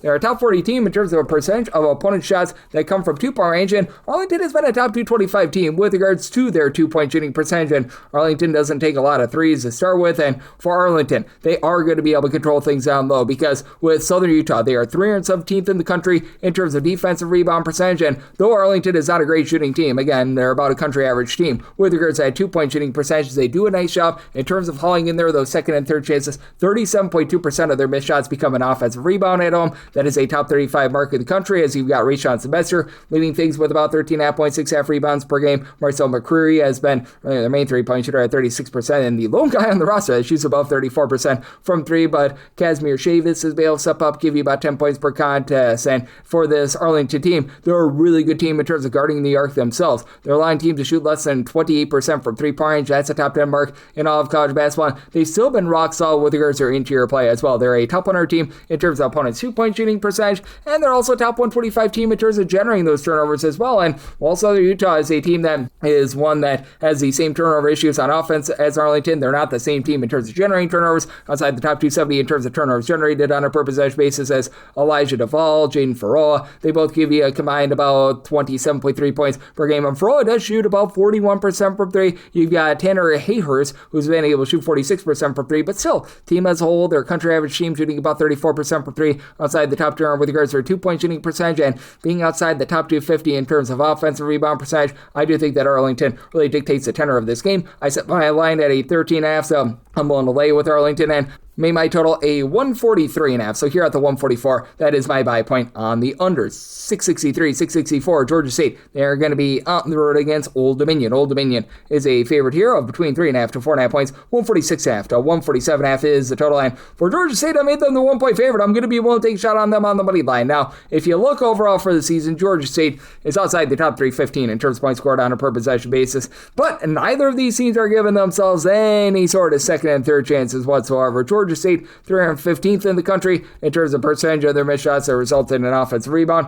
Old Dominion is even worse, 341st after they were actually a top 25 team in the country with this regard a season ago. And for Old Dominion, they're an okay three-point shooting team. They've been able to shoot a hair above 33.5% from three-point range this season. You've got Casey Shaw, who does a nice job getting everyone involved, 16.5 points, pair of assists per contest. And then Jordan Battle has been their main three-point shooter with about 14 points, 5 boards, shoots about 41.5% from three-point range, but it's an Old Dominion team that's not going to put you under any sort of duress whatsoever. Old Dominion, top 115 team in terms of fewest turnovers on a per possession basis on offense. On defense, outside the top 320 in terms of generating turnovers. Solid three-point shooting defense, but they're outside the top 200 in terms of opponents' two-point shooting percentage. And for Old Dominion, they've got the same issue that Georgia State has. Both of these teams are absolutely awful with their interior offense. As for Georgia State, they've been in the bottom 10 all season long with regards to their two-point shooting percentage, or right around about 362nd. But for Old Dominion, they're 302nd. And for this Georgia State team, all of a sudden you're in conference play because they were dealing with an injury to their top scorer, Jelani Hamilton. They've been able to step up. He's giving you 18.5 points, 4.5 boards, shoots about 36% from three-point range. Overall in conference play, Georgia State is actually averaging darn near 73 points per game. They're averaging fewer than 10 turnovers per game. And if you can get this team to the free throw line, they shoot 78% at the charity stripe. That's a top 15 mark in the country, as each of their top 3 scorers, Hamilton, Mekhi Tucker, along with Malachi Brown, those two guys in Brown and Tucker combined for about 24 points per game. They all shoot at least 81.5% at the free throw line. Ja'Kai Newton is throwing in their 7 points. He's not a great three-point shooter, but he does shoot 82% of the free throw line. He throws in there 3.5 boards, a steal per contest, as Georgia State country average team in terms of generating turnovers. I think that wins out in this spot in a game where neither team is going to get a lot of second and third chances, but I like the way that Georgia State has been operating on offense here in conference play. I did set my total at a 145, so I'm going to be in on the 146.5, 147 under, and the Georgia State money line, 665, 666. You've got Tennessee State. They're going to be on the road against Morehead St. Morehead State does find themselves as a 1.5 point favorite to a 1.5 point underdog, so depends upon your book there. Total on this game between 150.5 to a 152.5, and I do like Tennessee in this spot. I set Tennessee State, as a matter of fact, as a 3.5 point favorite. I'm going to be willing to lay the number / take them as a money line underdog. Tennessee State, pretty solid team in terms of giving themselves second and third chances in games played away from them. They grab about 32.8% of their missed shots as an offensive rebound. That is a top 50 mark in the country, and Morehead State has been one of your best offensive rebound rate teams at home in all of college basketball. At home, they grab 39.5% of their missed shots as an offensive rebound, but that said, this is a Tennessee State team that's much better in terms of being able to generate turnovers on defense, and I do think that they're really going to be able to control the game with that regard. Tennessee State is right now finding themselves at 48th in the country in terms of turnovers generated on a per possession basis away from home. That goes into the top 40. Morehead State is more around about 245th, and for this Morehead State team, you've had Davion Cunningham and George Marshall in the backcourt, both give you between 12.5 and 13 points per game, but they're outside the top 225 in terms of their ball security. You've got John Carroll caroling all the way to giving you about 7.5 rebounds per game, but he's a lone guy on the roster that gives you over 4.6 rebounds per game. This is a squad that has been outside the top 225 with regards to opponents' three-point shooting percentage. For this Morehead State team, they've had just a lot of issues being able to close out games in general, with their free throw shooting being below 74%. At Tennessee State, last year they were an absolutely awful free throw shooting team. They've been much better this year at about 74.8%. That's the top 100 mark, with Aaron Namakura doing a bit of everything, as he supplied 17.5 points, 2.8 assists, 2.8 steals, 5.5 boards, shoots in the mid-30s from three. Travis Harper has become a 39% three-point shooter. Tennessee State still not a great three-point shooting team at about 31%, hovering right around about 300th in the country, but with them being able to control the boards, with them doing such a good job in terms of generating turnovers, I do think that they find a way to get the job done, and this is a Morehead State team that has cranked up their tempo a little bit more from the past. We're on 46 in terms of total possessions per game. Tennessee State looking to play up tempo, 59th in terms of total possessions per game. I did set a total here of a 149.5. Do like the under because of the turnovers, and Tennessee State laying the small number, 667, 668. Georgia is going to be on the road against Oklahoma. Oklahoma is a 1.5 point favorite total on this game, 164.5 to 165.5, and with Oklahoma made them a 2 point favorite, I'm going to be willing to lay the 1 to 1.5. Right now, the big issue that you've got for this Georgia team is that they are outside the top 280 in terms of their defensive rebound percentage. Now, they grab a lot of second and third chances themselves, 38th in the country in terms of percentage of their own missed shots that result in an offensive rebound. Meanwhile, Oklahoma, at home, they grab about 36.1% of their missed shots as an offensive rebound. That is a top 40 mark in all of college basketball, so they should be able to exploit this Georgia defense with that regard. And the big thing for Oklahoma, continuing to take care of the ball. Georgia's forte on defense has been their turnovers, 51st in the country in terms of turnovers generated on a per possession basis, and it's been a wackadoo year for Oklahoma. They find themselves outside the top 125 in terms of points allowed on a per possession basis, but they do an excellent job in terms of taking care of the ball at home. They're a top 10 team in terms of fewest turnovers on a per possession basis, and they've legitimately been one of the more efficient offenses at home in all of college basketball, as they do clock in the top 30 in terms of points scored on a per possession basis. You've got Xavier Brown and Nigel Pack backing it in. Pack continues to shoot 40+% from three-point range, supplies you with about 16 points per contest, and both of these guys shoot above 87.5% the free throw line in a pressure spot. For Brown, he shoots more around 35% from three. They both give you between 3.1 to 3.2 assists per game.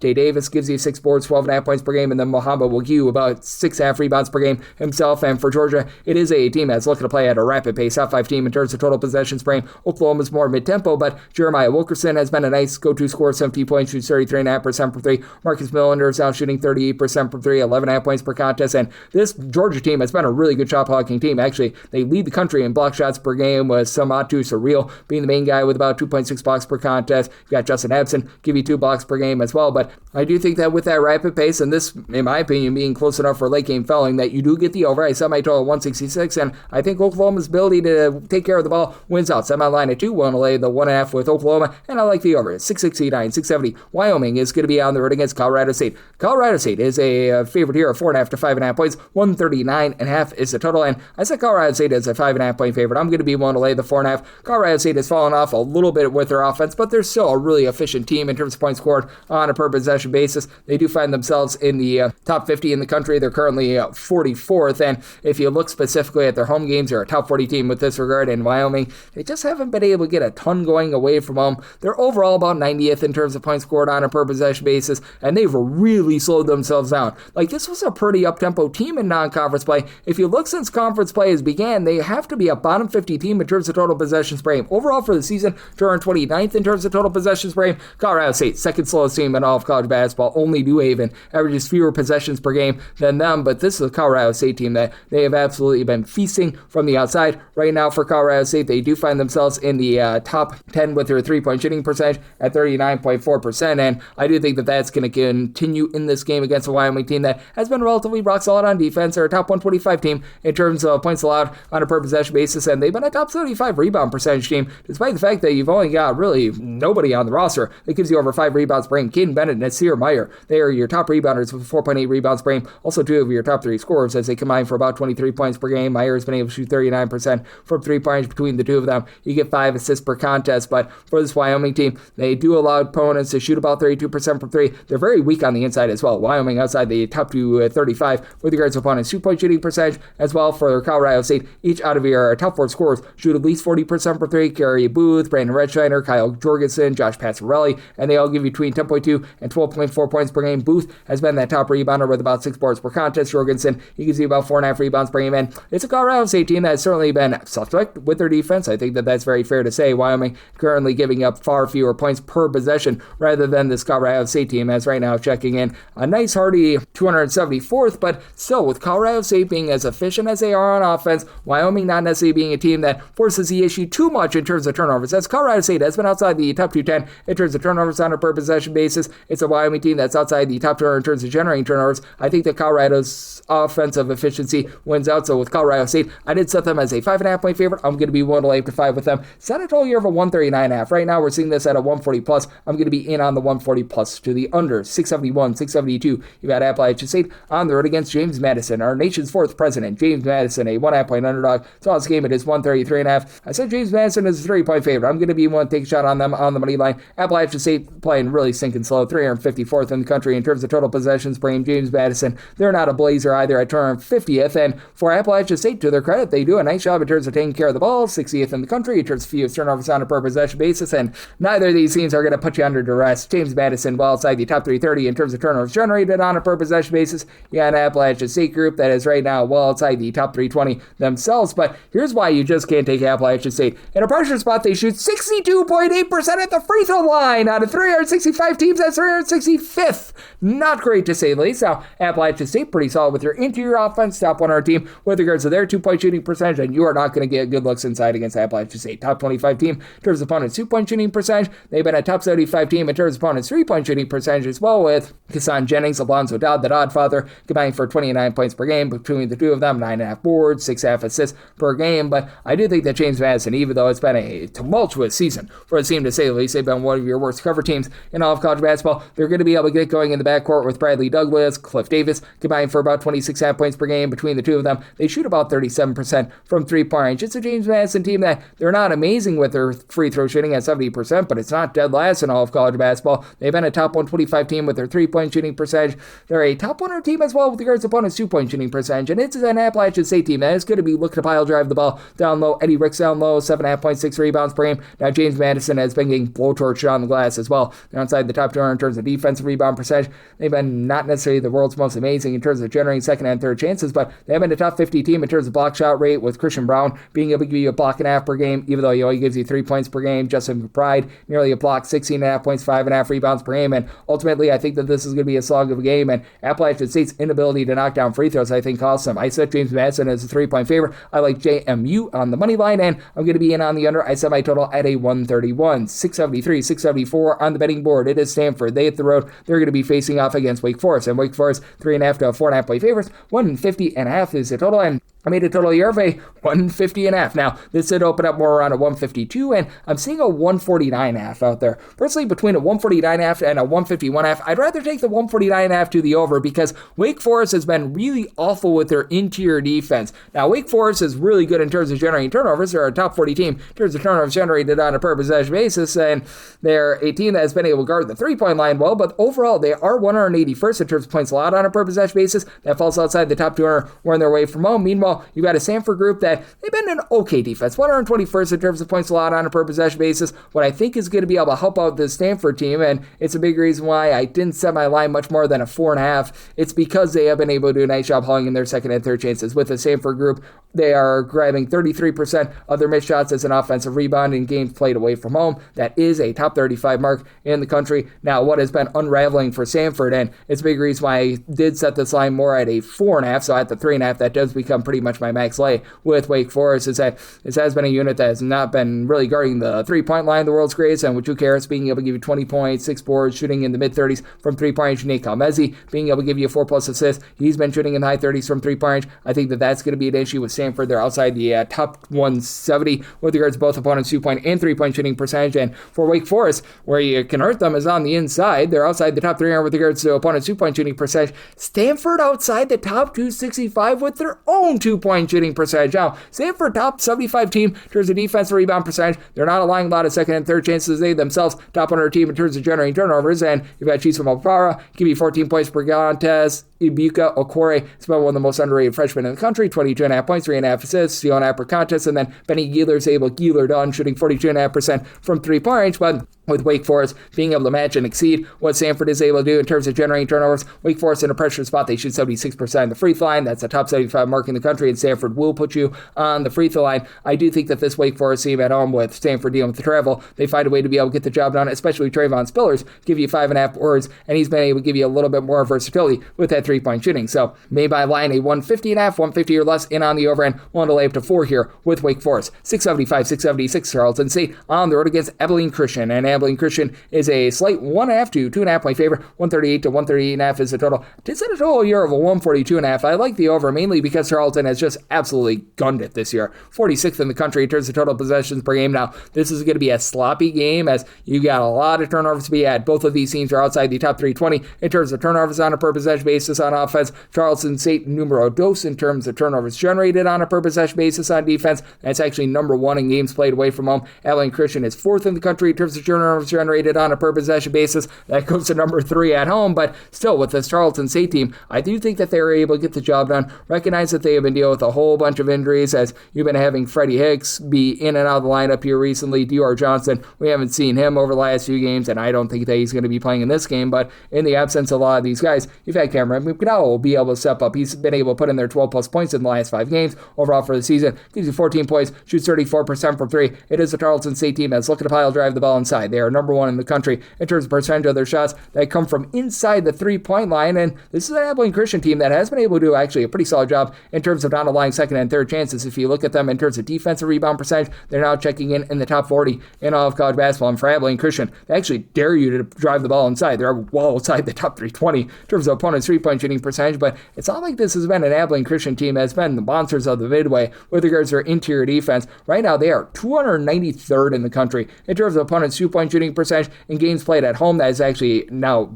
outside the top 330 in all of college basketball. They do have a guy that I like in Rich Smith, who's able to give you 9 points, 5 assists per game, and then Braden Hubbard throws in there about 15.5 points per game, and Charlton St, they themselves have been a bit rough with their 3-point shooting defense, but it's a Abilene Christian team that they're a top 20 team in terms of percentage of their shots that come from inside the 3-point line. Let's say they get at a pressure spot. Abilene Christian, they shoot just 69.9% of the free throw line, and both of these teams fell a ton, so free throws are going to be important. At Charlton St, they shoot 76.2% of the free throw line. Recognize that Charlton is dealing with injuries, but I like them to get the job done. I like Charlton on the money line, set them as a 2.5 point favorite. Made my total 142.5, so I'm on the over. 677, 678, Portland State. They're going to be on the road. They're facing off against Northern Colorado. Northern Colorado, 3.5 point favorite. So on scheme, it's 145.5, and I said Northern Colorado is a 5-point favorite, so I'm going to be willing to lay the number. Portland State has been one of your best cover teams in all of college basketball. A pretty mid-tempo team, 163rd in terms of total possessions per game, but that has been going southward recently. Northern Colorado, they are not slowing down. They're 73rd in the country in terms of total possessions per game, and Portland State has been one of the better mid-major defenses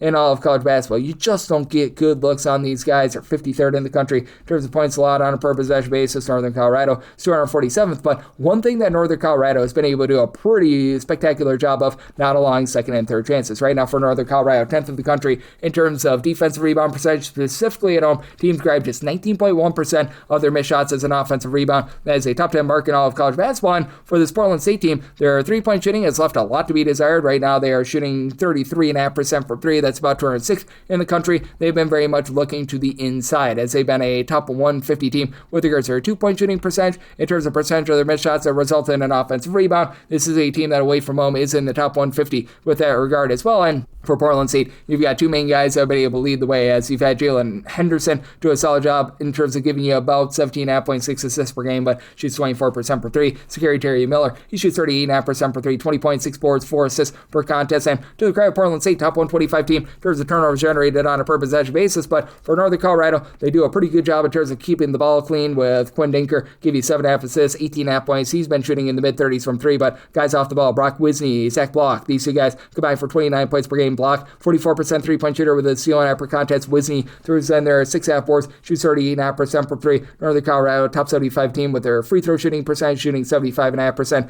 at the charity stripe. They shoot about 37% from three, as they're a top 55 team with both their 2-point and 3-point shooting percentage. And with them not allowing second and third chances, I think that they get the job done in a game that should be up and down and should involve a lot of clean possessions. Northern Colorado, bottom 30 team in terms of generating turnovers. So I did set a total here of a 147. I like the over, and for Northern Colorado, 1 up to 4.5 with them, 679, 680. Hofstra is on the road against UNC Wilmington. Wilmington, 2.5 to 3-point favorites, 140.5 to 141.5 is the total, and made Wilmington the 2.5-point favorite. So 3+, that does become my buy point on Hofstra. Hofstra has been impressive on the inside, top 15 team with regards to opponents' 2-point shooting percentage. For Hofstra, they also have been able to do a really nice job in terms of being able to grab second and third chances for themselves. 47th in the country in terms of percentage of their missed shots that result in an offensive rebound. Wilmington is 41st, and Wilmington overall a top 25 team in terms of rebound percentage. You're not going to get a lot of second and third chances off of them. Hofstra is going to allow for a few more, but with Hofstra, you do have Silas Sunday, who's been a 7-footer that's been able to give you 5.5 or so rebounds per game. Victory Otinu has been able to throw in their 8 boards, and then Cruz Davis, he's the best scorer in this game, 21 points, 5 assists, shoots 41% for three. Preston Eadman, 38.5% three-point shooter. And for this Hofstra team, they are a team that's been rough with regards to their interior offense. They're outside the top 260 with regards to their 2-point shooting percentage, but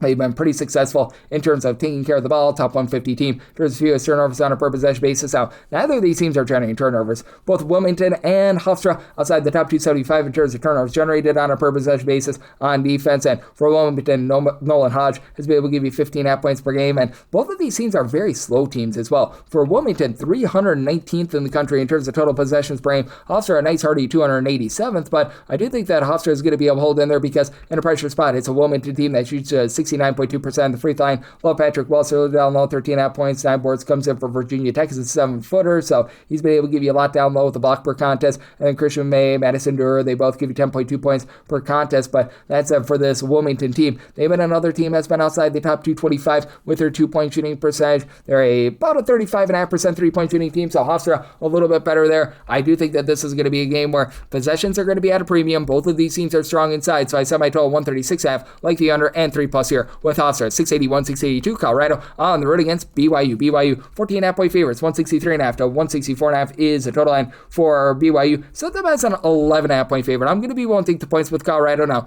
it's a Colorado team that's just getting blowtorched in terms of their 3-point shooting percentage. Defense are outside the top 3 with regards to opponents' 3-point shooting percentage. They've been okay inside. They're about 155th with regards to opponents' 2-point shooting percentage, and it's a BYU team that has been a top 100 team with regards to opponents' 2-point shooting percentage. BYU a few weeks ago was looking like one of the actual better defenses in all of college basketball. That has taken quite a bit of a fall off, as now in terms of points allowed on a per possession basis, they have fallen all the way down to 76th in the country, but they do allow 9.8 points fewer per 100 possessions at home rather than away from home. And you do have a Colorado team that has been a very good 3-point shooting team. Overall, they shoot 35.4% from 3, top 100 mark in the country, as you've had Barrington Argris continue to shoot 48.5% from 3, 14 points per game. Isaiah Johnson throws in their 16 points, and with Colorado. Obviously, they're a little bit more used to elevation than a lot of the other teams that face off against BYU, and then Bengo Doc, as we will give you 10.5 points, a block and a half per contest. BYU continues to be a top 40 team in terms of points scored on a per possession basis. AJ Davansa is one of the best scorers in all of college basketball.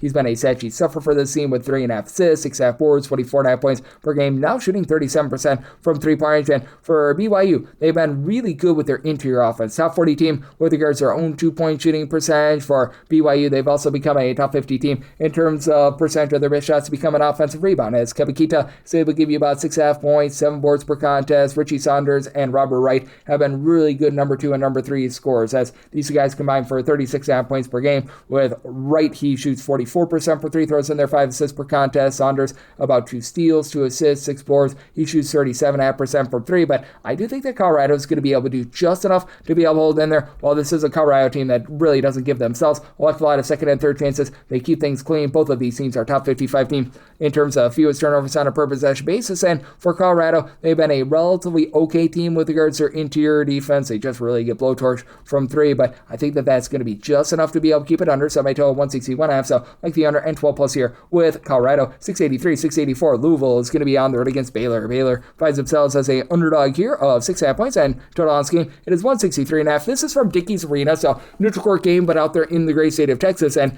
with that, I did set Louisville as an 8.5 point favorite. I'm going to be willing to lay the number. Louisville loves taking shots from three-point range. They take about 53.5 to 54% of their shots from three-point range. Only Alabama is attempting a higher percentage of their shots from three-point range, but for this Louisville team, even though they only shoot about 32.5% from three-point range away from home, they do face off against a Baylor team that just has not been great with their defense. They're well outside the top 125 in terms of points allowed on a per possession basis, and for Baylor, they really rely on offense on second and third chances. They grab 35.8% of their missed shots as an offensive rebound. That is 17th in the country. Louisville has been 33rd in the country in terms of defensive rebound percentage, and Louisville is a top 35 team overall in terms of points allowed on a per possession basis. So even though their three-point shooting has gone into a little bit of a funk away from them, the defense has been consistent. They're about 80th in the country in terms of total possessions per game. And for Baylor, they're currently about 130th. They were 60th going into New Year's, and conference play has just really slowed them down. You've got Ryan Conwell on the side of Louisville, by the way, with about 19 points, 5 boards, shoots 36.5% from 3, and then Isaac McNeely, Javon Hadley, they combine to shoot about 40% from 3 between the two of them. You're getting 22 points per game in Hadley, 5 rebounds per game. Sandera, Frew has been able to throw in there about 6.5 boards per contest, so I really like what these guys are able to bring to the table. And then on the flip side, you've got yourself a Baylor team that has been driven by Cameron Carr, who's been able to give you 20 plus points per contest, and I must say, Isaac Williams coming off the bench, shooting 51% has been big. Carr has been able to shoot about 41% from the outside. It's a Baylor team that's continued to shoot about 36.5% from three-point range. You do have to wonder if the sightlines are going to be a little bit funky in this game, and for Baylor, they're another one of these teams that they do take a little bit of a drop-off with their outside shooting when they do leave home, as they're shooting overall about 36.5% from 3. That falls below 36% when they're away from home, and they just don't have a lot of depth because James Donji has been about as useful as a poopy-flavored lollipop. So with this one, I did set my line at an 8.5. I'm going to be willing to lay with Louisville, and on the under, set my total 158.5, 685, 686. You've got Miami, and they're going to be on the road against NC State, and NC State finds themselves as a mid-tier favorite here, as you're going to be laying 5.5 to 6.5 points with them. 155.5 to 156.5 is the total, and set my line at a 5.5. So at 6 plus, I'm going to be willing to take the points with Miami. Now, NC State, absolutely remarkable in terms of their offense. They actually lead the country in terms of points scored on a per possession basis when they're away from home. Their three-point shooting actually goes down a little bit when they're at home rather than away from home. Away from home, NC State is shooting 42.3% for 3 compared to 36.4% at home. But for Miami, they're just so good on the glass. They've been a top 20 team with regards to their defensive rebound percentage, top 35 team in terms of offensive rebound percentage. NC State not doing the world's greatest job in terms of grabbing second and third chances. Now, NC State, the one thing that they do better on defense than Miami is generate turnovers. They're about 61st in terms of turnovers generated on a per possession basis. Miami's more around 90th, but Ernest Uday, even though he only gives you about 7.5 points per game, he throws in their 9 boards per contest. Malik Renew, 20 points, 10 rebounds. He's been rock solid. Meanwhile, Kadir Copeland has sort of been that do-it-all guy for NC State. 14 points, 7 boards, 3.5 assists per game. And Darian Williams, solid numbers, 14 points, 5.5 boards, shoots 41% for 3. Honestly, expected a little bit more out of him. Trey Holloman has done a nice job adapting to a new role from where he was over at Michigan State, give you about 10.5 points per game. So you've got relatively good depth there, but you've been able to have for Miami a pair of guys be able to step up, combine for about 30 points per game in the backcourt, and Trey Donaldson along Sheldon Henderson. And Donaldson, he shoots about 34% from three-point shooters in their 6 assists per game. It's a Miami team that's been country average with their three-point shooting percentage. They shoot about 33.4% from the outside, so neither here nor there, but I do think that for Miami, they're going to be able to do a nice job on the glass. They've been a team that's been able to do a relatively okay job in terms of being able to take care of the ball as well. And with this Miami team, with having as much as they do down low, with being a top 30 team with their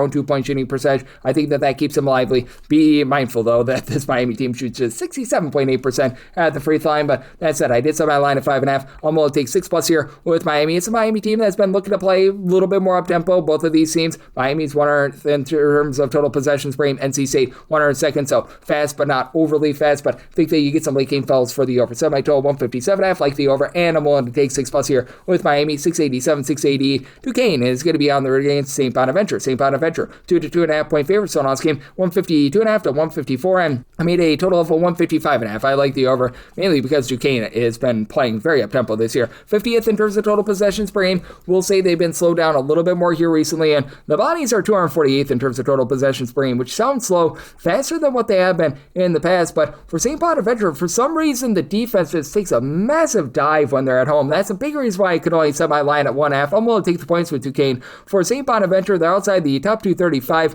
with regards to defensive rebound percentage at home. You look at Bonaventure overall for the season, they are 245th in terms of points allowed on a per possession basis, and I'm not even kidding when I say it. They give up 5.9 points more per 100 possessions at home rather than away from home. It's like, well, what the heck with these guys? Meanwhile, for Duquesne, they actually have been a top 145 team in terms of points allowed on a per possession basis away from home. They are going to have their hands full in the post with having a double-double machine in Frank Mitchell, who gives his Bonaventure team 16 points, 9.7 boards per contest. Also throws in their 3 assists per game, and then Daryl Simmons has been a 42% three-point shooter. Love what he provides. And Bonaventure overall shooting about 36.5% from 3-point shots, the top 55 mark in the country. Biggest thing for Duquesne is taking care of the ball. They've been outside the top 225 in terms of turnovers on a per possession basis, and Bonaventure has been a top 125 team in terms of generating turnovers, but it's not like they've been absolutely stifling or anything like that. And you've got Jimmy Williams, Sheriff Scudnier in the backcourt for this Duquesne team, providing just under 33 points per game. Both shoot 37+% from 3. Jacob Nieses has had great versatility, 47% three-point shooter, 8.5 points, 5.5 rebounds per game. John Hughley was dealing with a little bit of injury, and he hasn't been himself since coming back from injury, and he was very limited in the last 2 games against George Mason and George Washington, so I have to question how much you're going to be able to get out of him, but he has been able to still give you about 10.5 points per contest, and I think that'll be available in some capacity. Again, I think that it's going to be very limited, but you've had David Dixon be able to step up, give you about 5 rebounds per game for Duquesne. They're a country average team shooting about 71.5% at the free throw line, but they've really operated well on the inside. They've been a top 75 team with their own 2-point shooting percentage, about country average in terms of opponents' 2-point and 3-point shooting percentage, but they've got a positive rebound differential with this Bonaventure team, hovering right around about 250th with regards to opponents' 2-point shooting percentage. I do think that keeps Duquesne lively, and I'll see out to the over. So my total 155.5. I do like the over, and anything of 2+, we'll take those points with Duquesne. 689, 690 on the card. It's Southeast Missouri State. They're going to be on the road against Lindenwood. Lindenwood is a 1.5 to a 2.5 point favorite. 154.5 to 155.5 is the total. So Lindenwood is a 2-point favorite. I'm willing to lay 1.5 with them. Personally, between a 1.5 to a 2.5, I would rather lay 1.5 with Lindenwood rather than take 2.5 with Southeast Missouri State. Now, it is a Southeast Missouri State team that's been solid with regards to their defense. In terms of points allowed on a per possession basis, I'm not going to call them amazing or anything like that, but you know what? They've been about 137th in the country, and it's a Lindenwood team as a top 125 team in terms of turnovers generated on a per possession basis, and they're overall 65th in the country in terms of points allowed on a per possession basis. They actually fall outside the top 100 when they're at home, but the big reason why I just can't trust in the Southeast Missouri State team. Let's say that you get in a pressure spot, 317th with their free throw shooting percentage at 68.1%. That's not great to say the least. Now, it's a Lindenwood team that they themselves are about 319th. They shoot 68% at the free throw line, like improves to 69.5% at home. But for Lindenwood, you got Anais Vitrell along J.S. Jones, who've been able to do a nice job leading the way. These two guys are combining for about 34 to 35 points per game with Vitrell. He's been able to shoot about 38 38.5% from three. It's a Lindenwood team that's still outside the top 300 with their 3-point shooting percentage, but they've been very good on the inside. Top 125 team in terms of opponent's 2-point shooting percentage. Their own 2-point shooting percentage has been a top 175 mark as well, and it's going to be a battle on the glass, because one thing that Southeast Missouri State does a very good job of is not allowing second and third chances in terms of defensive rebound percentage. They're a top 115 team in all of college basketball. Lindenwood, they're going to be allowing a few second and third chances, as they're about 187th with this regard, but Lindenwood has been able to do a nice job in terms of grabbing those second and third chances, and you've been able to have Dontrez Williams be able to give you 12.5 points per game to be able to help out the cause as well. Lindenwood about 103rd in the country in terms of percentage of the missed shots that result in an offensive rebound. Southeast Missouri State is about 176th. Now, Luke Almendover is one of the more athletic mid-major players that you're going to find out there in all of college basketball. 14.5 points, 3.5 assists, shoots in the mid-30s from three, and then BJ Ward, Braxton Stecker, they combine for 23 points. They both shoot in the mid-30s from three-point range as well, but for Southeast Missouri State, even though they've been very good in terms of generating turnovers, top 75 team in terms of turnovers generated on a per possession basis, this team just gives up free throw after free throw. They've been outside the top 200 with regards to opponents' 3-point shooting percentage. I do think that Lindenwood just a little bit better on defense to get the job done, and both of these teams, very suspect shooting teams, even though you're going to get an up and down game. Southeast Missouri State 168th in terms of total possessions per game. Lindenwood absolutely gunning it right now at 17th. I like the under, semi-total 152, and one to lay up to 1.5 here with Lindenwood. 691, 682, Little Rock on the road against Eastern Illinois. And Eastern Illinois is a underdog of a point total on this game, 134.5 to 135. Made Eastern Illinois the 2.5 point favorite. I'm going to be taking them on the money line. It's just really, really difficult to trust in a Little Rock team that is outside the top 275 in terms of defensive rebound percentage. Little Rock is getting rocked on defense, 244th in terms of points allowed on a per possession basis. And let's say that you have a close game and you need some free throws. Little Rock 307th in their free throw shooting percentage, and away from home that goes down to a nice hearty 65.5%. That 65.5% away from home is a bottom 30 mark in all of college basketball. Not that Eastern Illinois is a great offense. They're outside the top 300 in terms of points scored on a per possession basis, but they do shoot 74.5% the free throw line. That's a respectable 109th in the country. And you've got Andre 3000 Washington, who was dealing with an injury earlier in the season, comes over from Long Island. He's been a helper with regards to the backcourt with about 10.5 points per game. Zion Fruser has been really your main guard, 14.5 points per game. Now Washington in and out of the fold due to injury, so he might be a little bit limited in this game, but Cooper Jacoby, 10 points, 6 boards, steal per contest. You've got Meaty White generating about 2 steals per game, and that's a really big thing for this Eastern Illinois team. They've been one of the best teams in all of college basketball in terms of generating turnovers. I will say this, it's also a Little Rock team that has been pretty solid in terms of generating turnovers as well. They're 36th in the country in terms of turnovers generated on a per possession basis, and games played away from home. That actually goes into the top 20 in all of college basketball, but Eastern Illinois, they are 56th with this regard as well, and it's a Little Rock team that's doing a worse job in terms of taking care of the ball. And that's saying something, because Eastern Illinois is right around about 300th in terms of turnovers on a per possession basis, but Little Rock, they're outside the top 320. You've got Jonathan Lawson, 16.5 points per game, shoots about 36% per three, and this Little Rock team is shooting about 35.5% per three. That's the top 100 mark in the country, but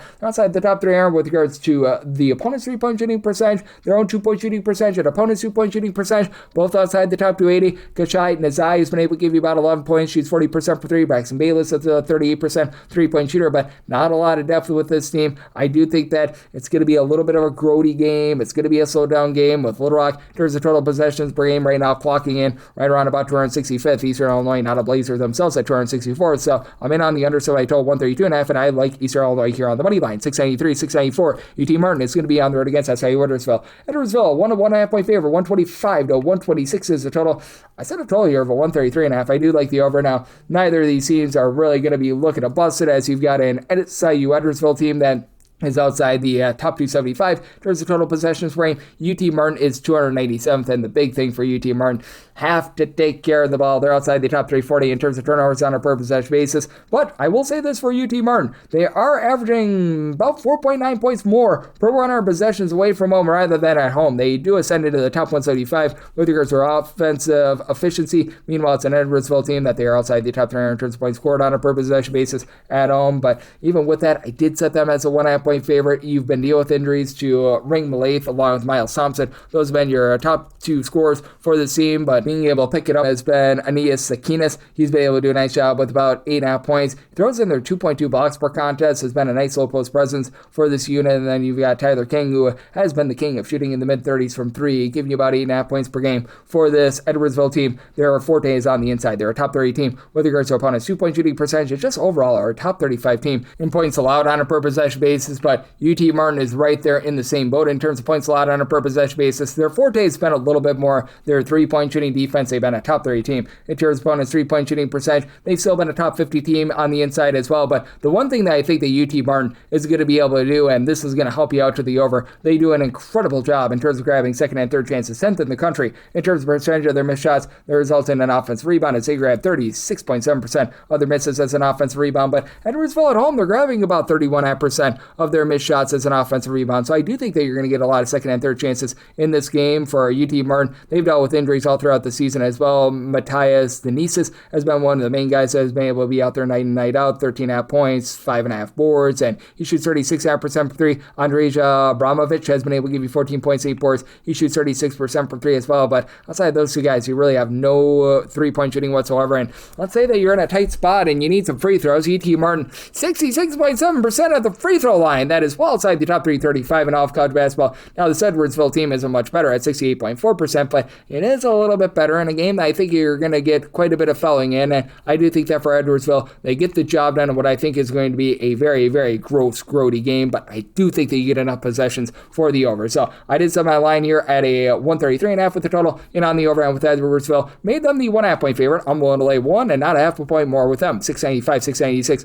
Western Carolina is on the road against Chattanooga. Chattanooga, 1.5 to 2.5 point favorites, 150, 1.5 to 152.5 is the total, and made a total of 150. I do like the under. Now for Western Carolina, overall, they've been a relatively up-tempo team in terms of total possessions per game. Right now, they check in on 24th, but if you look at them since conference plays began, they have been slowed way down, and it's a Chattanooga team that's playing very slowly, 285th in terms of total possessions per game, and for Chattanooga, it's really interesting because they're honestly a top 225 team in terms of opponents' 2-point and 3-point shooting percentage, but they're outside the top 300 in terms of points allowed on a per possession basis because they just don't generate turnovers, 340th in terms of turnovers generated on a per possession basis, and the bugaboo for Western Carolina has been turnovers. They're 310th in terms of turnovers generated on a per possession basis. In terms of taking care of the ball themselves, they've been outside the top 225, but they've been much better here in conference play. But even with that, I did set my line at 4. I'm going to be willing to lay with Chattanooga mainly because this Western Carolina 3-point shooting defense is not great, to say the least. Western Carolina right now allowing teams to shoot 36.8% from 3. That is a bottom 40 mark in all of college basketball. Chattanooga attempts about 50% of their shots from 3-point. That's a top 30 mark in the country. Now for Western Carolina, Court Sainsbury and Marcus Kell have been able to combine for about 27 points per game, but neither guy shoots it well from 3. Julian Sawarmo has been that main outside shooter, 38.5% 3-point shooting, 11.5 points, 3.5 boards, 2.5 assists per game, and then you do have a pair of guys in Abduli Fantakaba along with Samuel Tata. They've been able to combine for about 13.5 rebounds per game, and that should be able to win the battle down low against a Chattanooga team that is outside the top 300 in terms of percentage of the missed shots that result in an offensive rebound, and I think that the lack of second chances are going to cost you the over in this rodeo, but for Chattanooga, top 175 team in terms of both their 2-point and 3-point shooting percentage, and they just do a nice job taking care of the ball. Top 50 team in terms of fewest turnovers on a per possession basis. Jordan, for instance, is your lone double-figure scorer with about 15 points per game, but Trey Darner along with Brendan Watkins both give you about 9.5 points per game. Watkins shoots 48.5% for 3. Now, Tate Darner is a lone guy in the roster that gives you over 3.5 rebounds per game. Smash Sherman does as well, but we haven't seen him in like 19 games, so I don't think that that's going to be starting here, but Micaiah Richards has been able to give you a little bit more of something down low, about an assist. I have a block down low, so he's been able to do a bit of something. Billy the Kid Smith has seen a bit of a drop-off with his 3-point shooting, but I do think that for Chattanooga, they do find some good looks from 3-point and get the job done against a Western Carolina team that's really struggled along the perimeter. So, circumstance where I did set my line at 4, I'm going to be willing to lay up to 3.5, with Chattanooga made my total 150, so I'm in on the under. 697, 698 on the board. It is Tennessee Tech. They're going to be on the road against Southern Indiana. Southern Indiana finds themselves in a lot of places as a 1 to 1.5 point favorite total on this game. 141.5 to 142.5. Made my total 135.5. I'm in on the under. Now, I think that you're going to get enough possessions for the over as Southern Indiana is looking to play fast. 96th in the country. Thirds of total possessions per game, and Tennessee Tech, neither here nor there with their tempo. They're about 223rd in terms of total possessions per game. For Southern Indiana, they're outside the top 343 in terms of 2-point shooting percentage, 3-point shooting percentage, and free throw shooting percentage. And that's why I set Tennessee Tech as a 1.5 point favorite, even though Tennessee Tech 335th in all of college basketball in terms of turnovers on a per possession basis on offense. So they're not great there, but Southern Indiana, 358th in terms of points scored on a per possession basis. Oy vey.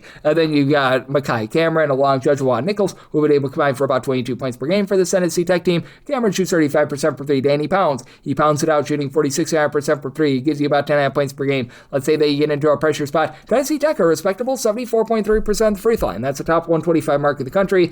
Southern Indiana in the bottom 10 in all of college basketball. That's an issue. And for Tennessee Tech, they do allow open looks from the outside. They're outside the top 275 in terms of opponents' three-point shooting percentage. Who's going to knock them down for Southern Indiana, though? Right now for Southern Indiana, you've got a pair of guys in the backcourt in Ismail Albib along with Cardale Bailey, who combine for 31 points per game. Between the two of them, they shoot about 31.8% from three-point range, and you've been able to get a little bit more since Amari Brown has been back. He was missing for the first 14 games of the season, 13.5 points per game, but again, he shoots 30.5% from three. You don't have really a single guy on the roster that's shooting above 73% at the free throw line. They're pretty solid down low. Tulu Samuels has been able to give you about 8.5 rebounds per game, but they're still outside the top 3 in terms of defensive rebound percentage. Top 100 team with their offensive rebound percentage, but I think that just the inability to shoot costs you the over, and I like Tennessee Tech on the money line with that inability for Southern Indiana to shoot. So I'm in on Tennessee Tech on the money line, and I'm in on the under 699, 700. UNC Greensboro plays those to Wofford, and the Wofford Terriers, who find themselves as 2 to 2.5 point favorites. 156 to 156.5 is the total. I'm willing to lay it. I set Wofford as a 5.5 point favorite. You've got a Greensboro team that has become a mid-tempo team in terms of total possessions per game.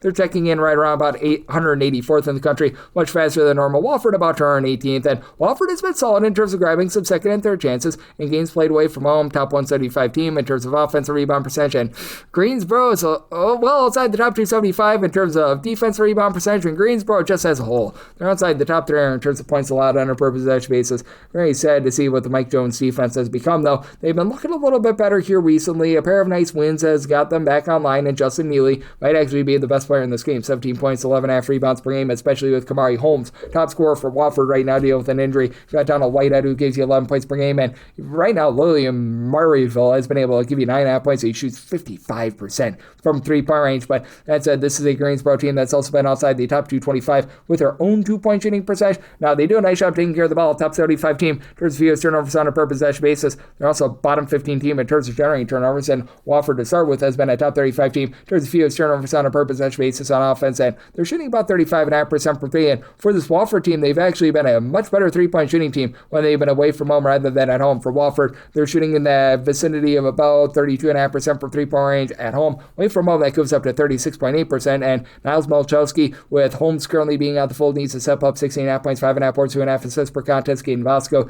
10 points, 4 boards, 4 assists. A little bit of a do-it-all sort of guy, and then Jaden Taylor doesn't necessarily give you a ton with regards to like rebounds or anything like that, and has dealt with a little bit of injury, but with him being out there shooting 50% from three, I think it's a big X factor for Wofford in a game where I don't know if you get a ton of possessions, but I do think that you get some good efficiency here from Wofford. So I did set my total at a 153.5. Do think that you fall just a little bit short on this total. I'm in on the under, and I'm willing to lay up to 5 with Wofford. 701, 702. Purdue is going to be on the road against Iowa. Iowa is a home underdog of 1.5 to 2.5 points. 141.5 to 143 is the total, and I set Purdue as a 2.5 point favorite. So I'm going to be willing to lay up to a deuce with them. It's a Purdue team that has been doing a nice job in terms of slowing games down, and neither of these teams are playing fast. 299th is where Purdue ranks in terms of total possessions per game. Iowa is 361st, but both of these teams have just been so efficient on offense, and both of these teams are just really good shooting teams in general. For Iowa, 34th in the country, shooting 37.2% from three-point range. Purdue, they are 24th. They shoot 37.7% from three-point range. Purdue is a top 5 team in the country in terms of points scored on a per possession basis.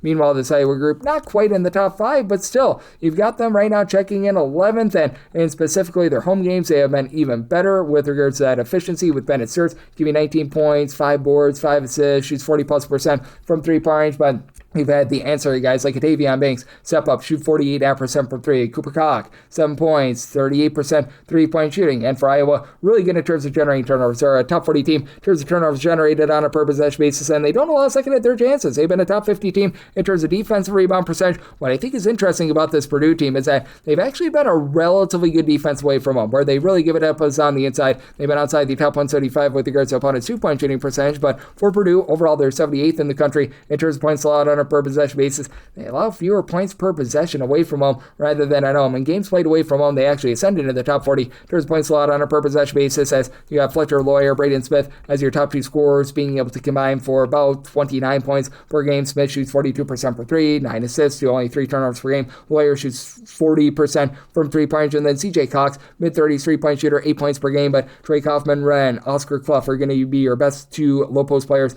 in this game at combined 16.3 rebounds per game, and in a pressure spot. Purdue does shoot about 73.5% of the free throw line. You'd like it to maybe be a little bit better, but I do think that they find a way, persevere, and get the job done with their ability to be able to take care of the ball. And do think that this is close enough for late game felling. Willing to lay up deuce here with Purdue, and I'm in on the over. I set my total at a 144.5, 703, 704. Weber State, they're on the road against Eastern Washington, and Eastern Washington is a 3.5 point favorite. 156.5 to 157.5 is the total line for Eastern Washington. Made them just a 1.5 point favorite. I'm going to be willing to take the points for Weber State. They're aligned teams away from home to shoot less than 31.5% from three-point range. That's a top 75 mark in the country. And for Eastern Washington, this is a team that very much is reliant upon their three-point shooting, as Eastern Washington has not been a stellar team down low. They're outside the top 155 with regards to their offensive rebound percentage. And Weber State has done a solid job in terms of giving themselves second and third chances, as they check in 124th in terms of percentage of their missed shots that result in an offensive rebound. Now, Weber State, not a great defensive team. 258th in the country in terms of points allowed on a per possession basis. Eastern Washington is 329th. And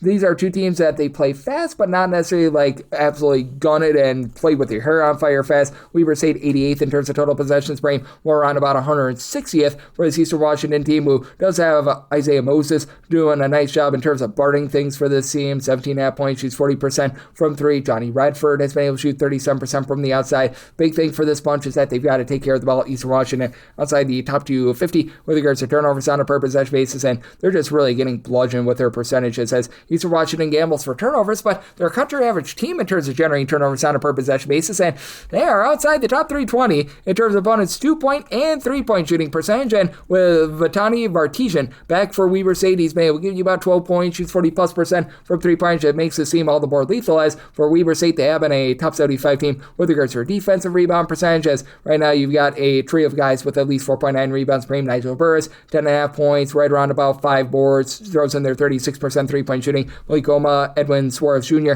they combine for 18 points per game between the two of them, 13.5 boards, and I do think that this is going to be a good spot for this Weber State team to be able to hold in there. In the end, I do have Eastern Washington as a 1.5 point favorite, but I'm going to be willing to take the 2+ here with Weber State. And Eastern Washington, to their credit, they do give up about 16 points per 100 possessions fewer at home rather than away from home, so made a total of 155.5 in on the under, and we'll take 2+ here with Weber State. 705, 706, Sam Houston is going to be on the road against Kennesaw St. We give our ode to Lane Kiffin, go Owls, as Kennesaw St is a 1 to 1.5 point favorite. Total on this game, it is 164.5 to 166, and I said Sam Houston as a 2-point favorite. I like them on the money line. If this comes down to late game felling, it's just really hard to trust in this Kennesaw team. Kennesaw overall for the season, about 159th in terms of points scored on a per possession basis. Sam Houston has been a good offense, especially away from home. Away from home, this team does ascend into the top 85 with regards to points scored on a per possession basis, mainly because they've been able to shoot it really well from 3-point range away from home. Away from home, Sam Houston is shooting 38% from 3-point range. That is a top 35 mark in all of college basketball. They leave something to be desired at the charity stripe. Sam Houston State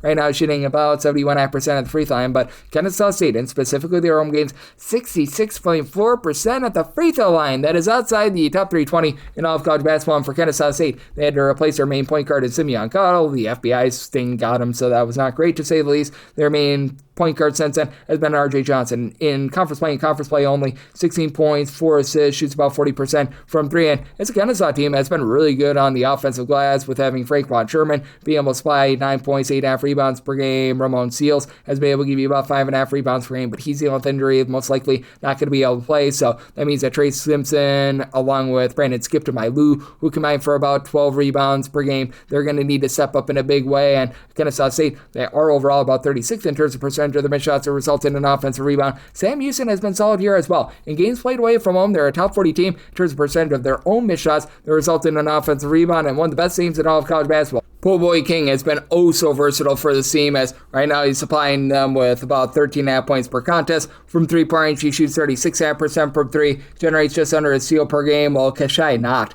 2.1 steals per game, and it's the same as a team that's country average team in terms of generating turnovers, but they also cut you off from 3-point range. Teams are shooting just 30.2% from 3-point range against them. That's the top 50 mark in the country. We'll say this about Sam Houston State. I mentioned how good they are in terms of grabbing second and third chances. They themselves allow quite a few second and third chances. They've been outside the top 225 with regards to their defensive rebound percentage, but it is a Kennesaw team that they themselves are going to allow a little bit on the inside, and having Bakeo Illich down low, being able to give you about 11 points, 7 rebounds per game is big. And you just look at the SAMU State team and the depth that you've got with Isaiah Manning currently on the fold. If you count him out, you've got 7 different guys between 7.8 and 13.8 points per game. I do think that sheer depth wins out in a game that should be up and down. Kennesaw State still a top 30 team in terms of total possessions per game. SAMU State is in the top 1 as well. So I did take SAMU State on the money line, made them a 2-point favorite, though. I do think that bad free throw shooting might cost you the over semi-total at a 164, so I'm also going to be in on this total under as well. 707, 708, you've got Toledo on the road against Bowling Green. Bowling Green, 4 to 4.5 point favorites with a total of 150.5, and for Bowling Green, made them a 7.5 point favorite. I'm going to be willing to lay the number for Toledo. This is a classic gamble for turnover teams, and they're not even great in terms of generating turnovers, right around 75th to 80th in terms of turnovers generated on a per possession basis. And for Toledo, they've been a solid 3-point shooting team, but I wouldn't even consider them amazing at 35.9%. I will say that goes up to 37.9% when they've been away from home, but still, it's a Bowling Green team that's a top 35 team in terms of turnovers generated on a per possession basis, top 75 team in terms of defense rebound percentage. In Toledo, boy, are they giving it up on the defensive glass, outside the top 335 in terms of defensive rebound percentage. And for Bowling Green, this team is a top 50 group in terms of points allowed on a per possession basis. Meanwhile, for Toledo, a nice 280th, and I do like Bowling Green in this spot because I do think that Javonte Campbell is the best player in this game. As for Bowling Green, he's been able to give you about 2.9 steals per game, throws in there between 17 to 18.5 points per contest, 5 boards, and then you've had Meyer Wool at 6'9", shoot about 41.5% per 3. Javon Ruffin is a 38% 3-point shooter, and you can really get this Toledo team on the inside as well. They're well outside the top 3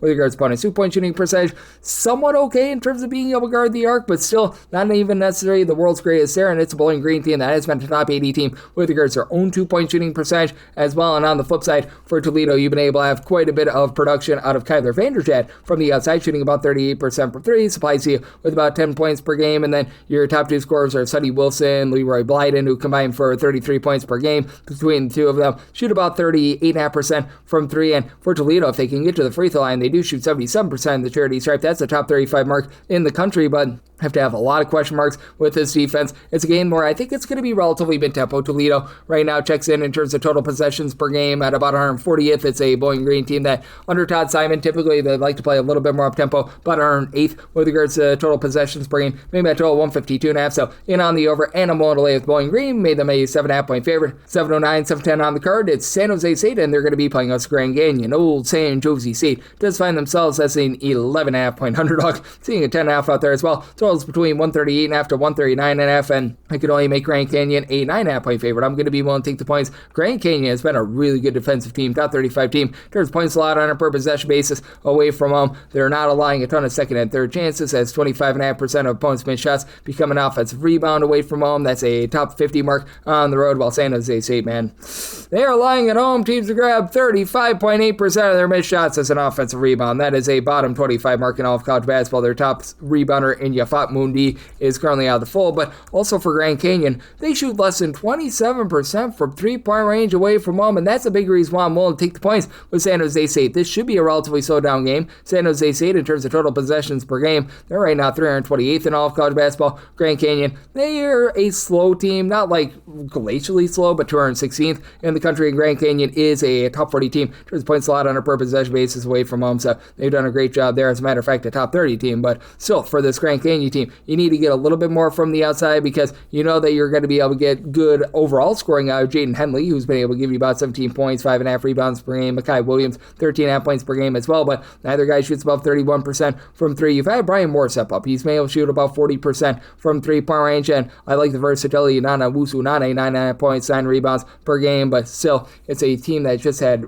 overall shooting issues. They're outside the top 200 with regards to ball security as well. And Grand Canyon, a country average team in terms of turnovers generated on a per possession basis. They just don't really give you good, clean looks. They're in the top 80 in terms of both opponents' 2.8 3-point shooting percentage. And Kobe Garland is a 18.5 point per game scorer, 4 assists, shoots 37% from 3-point range. For the San Jose State team, they're just really getting killed down low with their own 2-point shooting percentage outside the top 330 in all of college basketball in that regard as well. Honestly, you're able to grab a few second and third chances, but they've been getting blowtorched on the glass as well. But for San Jose State, you've been able to get a little bit more in the backcourt ever since you've had Adrian Aaron Meyer come back as well, 7.5 points, 3.5 rebounds, shoots in the mid-30s from three-point range. Melvin Bell is like the only player on the roster that hasn't gotten injured this year. 8.5 points, 4 boards, and that's a big reason why these numbers have been warped for the San Jose State team as well. They've been dealing with a lot of injuries, and they still are, but Cedric Nanananek down low, give you about 4 boards per contest. I think that that's enough for them to remain lively, but I think it's going to be a little bit more of a slog of a game. I set my total here at a 135.5. I like the under, and for San Jose State, made them a 9.5 point dog, so the double figures, I'm going to be willing to take those points. 7-11, 7-12 on the card. It's Loyola Marymount on the road against Pepperdine. The Waves of Pepperdine are a home underdog of 5.5 points. Totals between 143 to 144, and with Pepperdine, I did set them as an underdog, 4.5 points. I'm going to be willing to take those points. With Loyola Marymount, they just have not been able to produce on offense. Now, defensively, this has been a pretty solid team for Loyola Marymount in terms of points allowed on a per possession basis. They're 101st in the country in terms of opponents' 2-point shooting percentage. They've been a top 75 team with that regard, and it's a Pepperdine team that really doesn't shoot it well from 3-point range whatsoever. So I think that you're going to get a nice hearty under in this game. I did set my total here at a 136.5 as Pepperdine also outside the top 310 in terms of their ball security. In terms of turnovers on a per possession basis, Loyola Marymount outside the top 250 as well, though. You got Aaron Clark on the side of Pepperdine alongside Phipps, combined for 27 points per game. And Phipps is a do-it-all guy. 13 points, 6 boards, 4.5 assists, steal per contest. And with Clark, he shoots 36% from 3. Danilo Dosic is a guy that stands right around about 6'10". He's been able to shoot about 35% from 3-point. And the one thing that this Pepperdine team has done a good job of is their free throw shooting. They shoot 75.5% free throw line, top 75 mark in the country. They're a top 35 team in terms of fewest fouls committed on a per possession basis, so they won't let you get to the free throw line as well. And for this Loyola Marymount team, they're outside the top 290 in terms of percentage of their missed shots. They result in an offensive rebound. Country average team with their 2-point and 3-point shooting percentage. It's MJ Amy along with Rodney Hot Rod Brown have both been able to give you 14.1 points per game. Between the two of them, they shoot 36.5% from 3. Aaron McBride is able to give you 7 points, 5.5 boards, mid-30s 3-point shooting, and then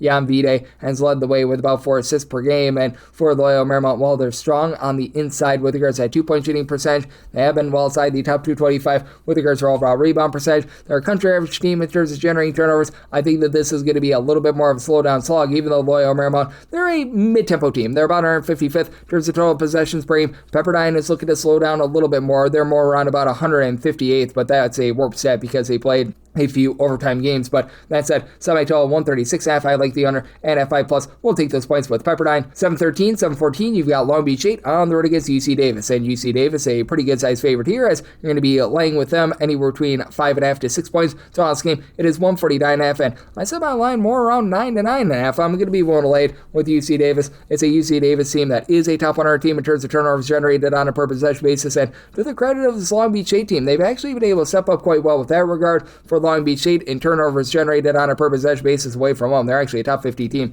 in the country. But for Long Beach State, if they don't generate a turnover, they get beat. They are 273rd in the country in terms of opponents' 3-point shooting percentage. Down low, they have not been strong as well. I will say, they don't allow second and third chances. Long Beach State, top 35 team with regards to their defensive rebound percentage, but they're also 298th with regards to opponents' 2-point shooting percentage. And you've got a UC Davis team that they themselves have been not necessarily the most stout on the inside, about 231st with regards to opponents' 2-point shooting percentage. And Nico Rokac has been able to give you about 5 rebounds per game, and then you've been able to have your main 2 scorers in Connor Sevilla, Niles Cooper, step up, give you combined about 25.5 points per game. Sevilla shoots 44% from 3. Cooper, main facilitator, with being able to give you about 5 boards, pair of assists, steal and per contest, and then you've been able to have about 4 assists per game out of both Braden Fajemi along with Marcus Wilson as well. And Fajemi does generate about 2 steals per game. It's a UC Davis team that's back in the top 50 in terms of turnovers generated on a per possession basis, and for UC Davis, this is a team that shoots about 74.5% at the free throw line if it comes down to it. Meanwhile, for Long Beach State, this team shoots more around about 73.5% at the free throw line, and you've got 2 really nice go-to scorers. Petar Mastrovic comes over from Syracuse, 78% at the free throw line, 15.5 points, 6.5 rebounds per game. Matter of fact, for this Long Beach State team, each of your top 4 scorers shoot at least 78% at the free throw line, with Kevin Sykes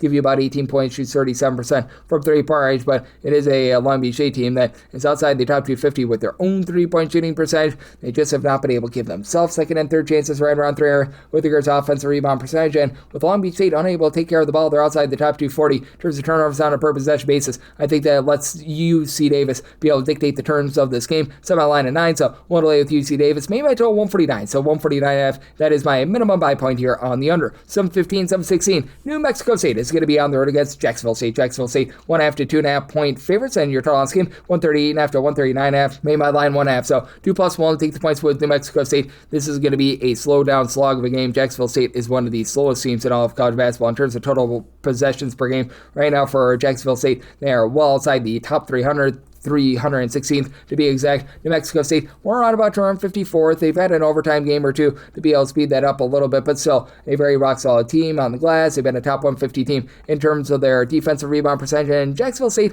has fallen outside the top 150 with regards to their overall rebounding, which has been a little bit surprising. Now, for Jacksonville State, they are going to have the top scorer in this game of Mustafa El Montequil, as he's done a very good job of being able to supply about 7 boards, 18 points per game. Not an amazing three-point shooter, but you got AC Bryant shooting 40% from 3, 12.5 points, 4.5 rebounds per game. You've had some help from Marcus Fitzgerald when he's been out there shooting about 35% from 3-point. But for Jacksonville State, if they're in a tight spot, they shoot 68.4% of the free throw line. That is about 300th in all of college basketball. That's an issue, and this has been a unit that has been really good in terms of not allowing good looks from the inside or the outside. They're a top 125 team in terms of both opponents' 2-point and 3-point shooting percentage, and we have seen this New Mexico State team have a little bit of issue on defense this year. They're outside the top 125 in terms of points allowed on a per possession basis, but they are very stout on the inside. In games played away from home, New Mexico State, top 30 team in terms of opponents' 2-point shooting percentage in this slog. I'm going to be taking the under. I set my total at a 133.5, but for New Mexico State, I also think that this will help them hang in there. Jamel Jones was able to give you 17 points, 4 boards, shoots 37.5% from 3, and then Julius Mims,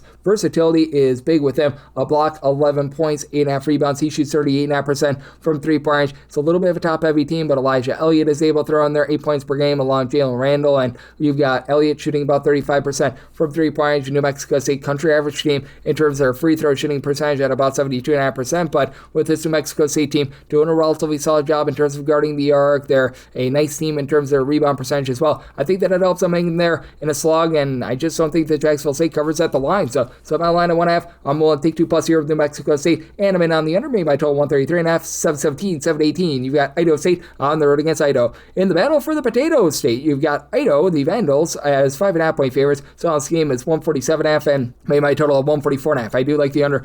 Idaho State has been grody with their defense. They're outside the top 280 in terms of points allowed on a per possession basis. They're also super slow, 322nd in terms of total possessions per game. Idaho is much more of a mid-tempo team, 154th in terms of total possessions per game, and Idaho is not allowing second and third chances. They are allowing teams to grab 24.1% of their missed shots as an offensive rebound. That is 22nd in all of college basketball, while you have an Idaho State team that has been a top 125 team in terms of percent of their missed shots that resulted in an offensive rebound, and this Idaho State offense has ascended into the top 130 in terms of points scored on a per possession basis. You have a pair of guys I really like as Caleb Vandergreen, coupled with Connor Hollenbeck. They've been able to step up in a big way with a combined about 25.5 points per game, and it's an Idaho State team that has been much better with their 3-point shooting this year than they have been in the past. Right now, for Idaho State, they're shooting about 34.5% from 3-point range, top 130 mark in the country. Meanwhile, the Vandals, they shoot about 36.5% from 3-point range at home, overall about 33.9%. That's about a country average mark, but for Idaho State, you've had Hollenbeck shoot about 36.5% from 3, and then Jamison Guerra has been able to shoot 42.5% from 3. He gives you about 10 points per game. So Evan Otten down low is able to give you multiple blocks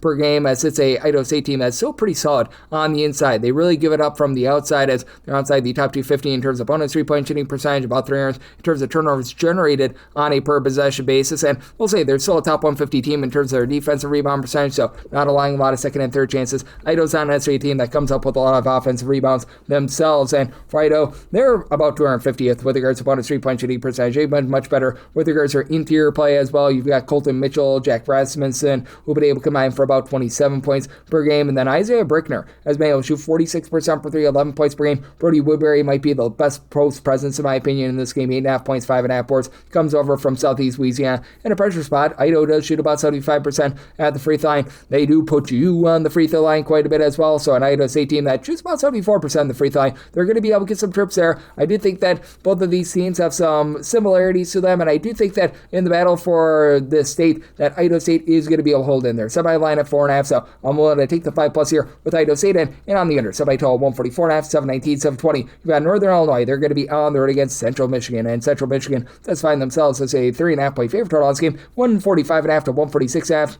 For Northern Illinois, I set them as a underdog of just 2 points, so I'm going to be willing to take the points. These are two teams that don't have a lot going for them right now. Northern Illinois is a bottom 10 team in the country in terms of turnovers on a per possession basis. They are giving it up time and time again on the defensive glass as well. Northern Illinois has been, though, a top 150 team in terms of opponents' 3-point shooting percentage, just getting blasted on the inside, 341st in terms of opponents' 2-point shooting percentage. Central Michigan, they are about 295th in terms of opponents' 2-point shooting percentage. Central Michigan is shooting now about 32.5% for 3-point range. They've actually been able to ascend a little bit there, but both of these teams well outside the top 2 in terms of points scored on a per possession basis. For Northern Illinois, you've got Mekhi Valentine and Dylan Ducama who have been able to step up combined for about 26.5 points per game. And then I do like what G&I Cobb is able to bring to the backcourt, 4 assists to about 2.5 turnovers per game. Again, the turnovers are just all sorts of unsightly, but you got a Central Michigan team that's not going to put you under any duress whatsoever in terms of turnovers generated on a per possession basis. The Central Michigan team right now checking in outside the top 250 in their home games. And for Central Michigan, what does help them out is that they've got a true 7-footer down low that should be able to help them win the battle on the glass, as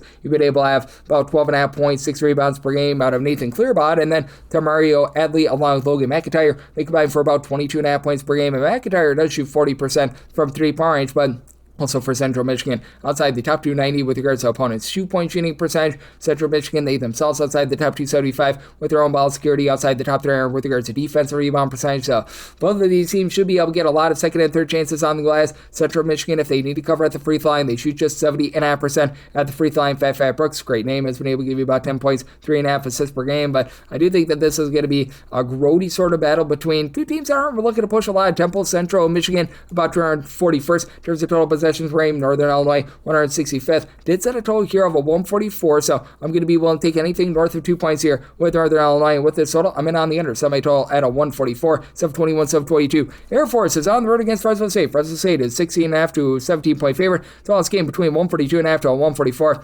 Set my line at a 19. I'm going to be willing to lay with Fresno State. This Air Force team is absolutely terrible. They are one of the slowest teams you're going to find in all of college basketball, 303rd in terms of total possessions per game. For Air Force, they are outside the top 300 with regards to opponents' 2-point and 3-point shooting percentage. They are a bottom 15 team in terms of taking care of the ball. And Fresno State, all of a sudden, has actually become a team that's able to generate turnovers. Now, Fresno State, they themselves are outside the top 320 in terms of turnovers on a per possession basis on offense, but at home, Fresno State, top 35 team in terms of turnovers generated on a per possession basis. One of the best teams in terms of guarding the arc in the country, and that's an issue for an Air Force team that they shoot about 31.5% for 3-point range, which that doesn't necessarily sound impressive, but they don't do a great job with their interior offense as well, as they're outside the top 200 with their 2-point shooting percentage. So you really have absolutely nothing going right whatsoever for this team. Their coach got placed on indefinite leave, and it hasn't helped them out one bit. Ever since then, they have lost every single one of their games by 16 plus points. Their top scorer, Caleb Walker, deal with an injury. So you got Cam Sanders, Lucas Hoblin combining for about 23 points per game between the two of them. They shoot about 33% from 3. Eli Robinson shoots 42% from 3, but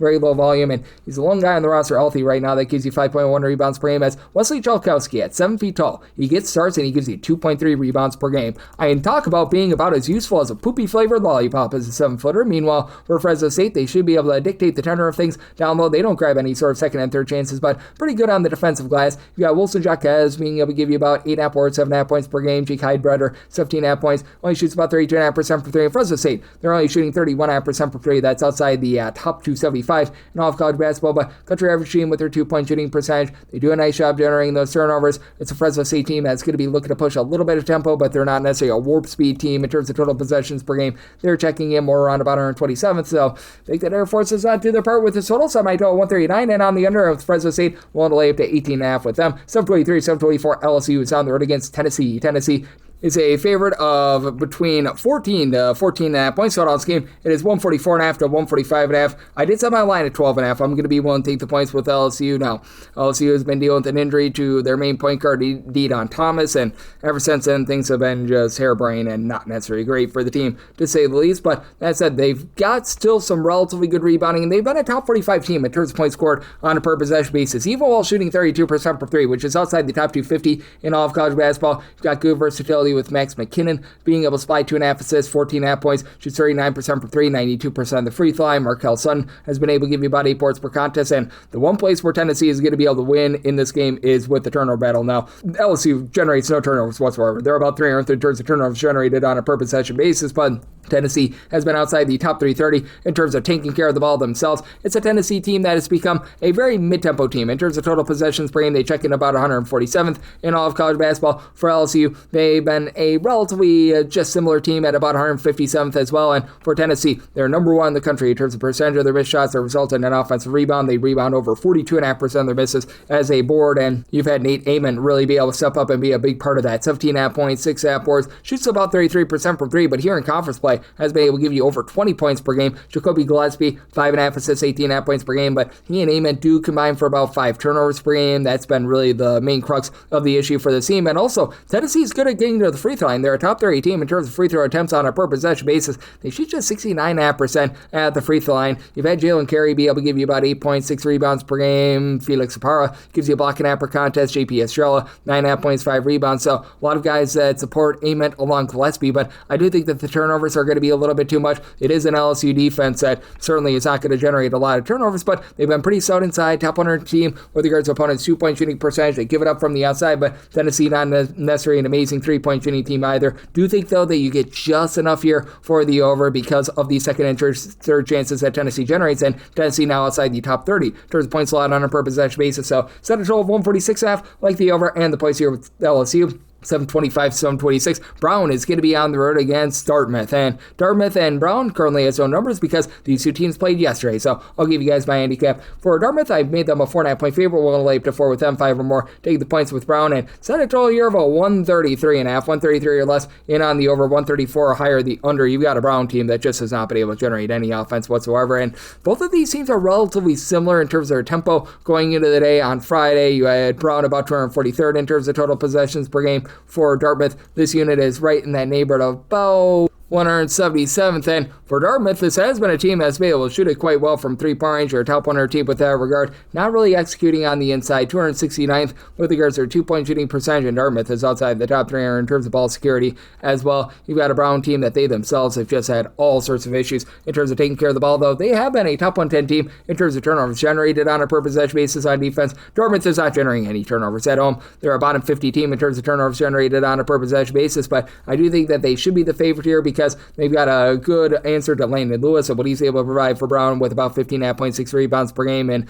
Mr. Brandon Mitchell-Day, 11.5 points, 9 boards, and at 6'8", he shoots 38% from three-point range. Kareem Thomas continues to shoot 46% from three. He's supplying the team with 17 points per game. Jackson Monroe has been very versatile with about 8 points, 4 boards, and he's been able to shoot in the high 30s from three-point range as well. So do like what these guys are able to bring to the table. And on the flip side, you've got a Brown team that they just haven't been able to get a lot in terms of scoring out of their backcourt. Jeremiah Jenkins has been able to give you a 4+ assists. He's able to throw in there a few boards, about 9 or so points per game. And then you've got Adrian Ochino, who's been able to give you about 10 points, 3 rebounds. He shoots from three-point range in the high 20s, so you just need a little bit more there. Jenkins has actually shot 40% from three-point range, but he's pretty much the only other top 6 scorers that shoots above 30% from three-point range, so you've had all sorts of issues on that front, and I do think that Brown is going to be in a slog of a game as they've been a top 100 team with regards to opponents' three-point shooting percentage, and Dartmouth, to their credit, they've been able to guard the three-point line relatively well, big against a Brown team that is outside the top 275 with regards to their two-point shooting percentage, so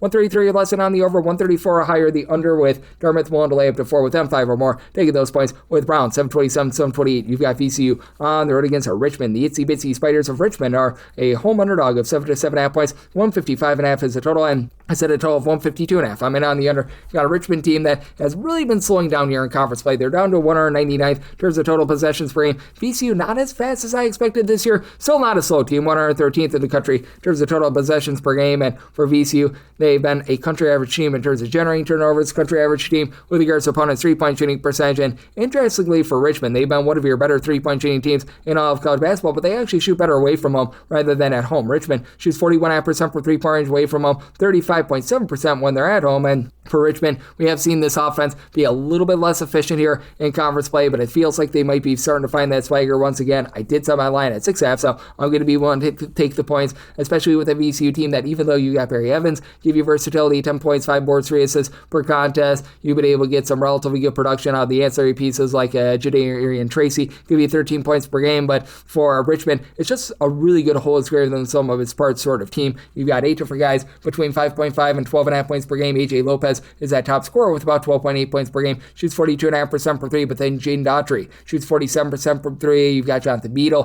who's able to give you about 5 rebounds per game. With Richmond, they are not going to give you any sort of second and third chances whatsoever. They're outside the top 2 are with regards to rebound percentage. So Lazer Djokovic at 6'10", give you a few boards, shooting 9.30s from 3. He should be able to have some success there, but also for Richmond, top 115 team with regards to the opponent's three-point shooting percentage as well, and they become a top 150 team themselves in terms of turnovers generated on a per possession basis. Meanwhile, for VCU, you've been able to get quite a bit of production out of one Mr. Terrence Hill, who's been able to supply about 14.5 points, 2.5 assists per game for VCU. They are a team that shoots about 36.5% from three-point range. That's been a top 75 mark in all of college basketball and hasn't traveled the world's worst as well. They shoot about 35% from 3. This is a battle for the city of Richmond, and last time, Richmond, the Spiders, they were able to hold in there. I do think they're going to get that once again. I do think in the end, VCU is going to be able to get the job done, but I think that's going to be a little bit of a lower scoring game. I think Richmond is going to look to slow things down, and a VCU team that is used to getting to the free throw line. They're a top 20 team in terms of percentage of their possessions that end in a free throw. I think Richmond does a great job in terms of keeping them off the free throw line. So I did set my line at 152.5 and on the under. We'll take 7+ here with Richmond. 7:29, 7:30 on the card. Columbia is going to be on the road against Princeton. This is another game without numbers because these two teams played yesterday, but I've got my handicap. I set Columbia as a 3-point favorite. One to lay up to 2.5 with them, 3.5 for more. Take the points with Princeton.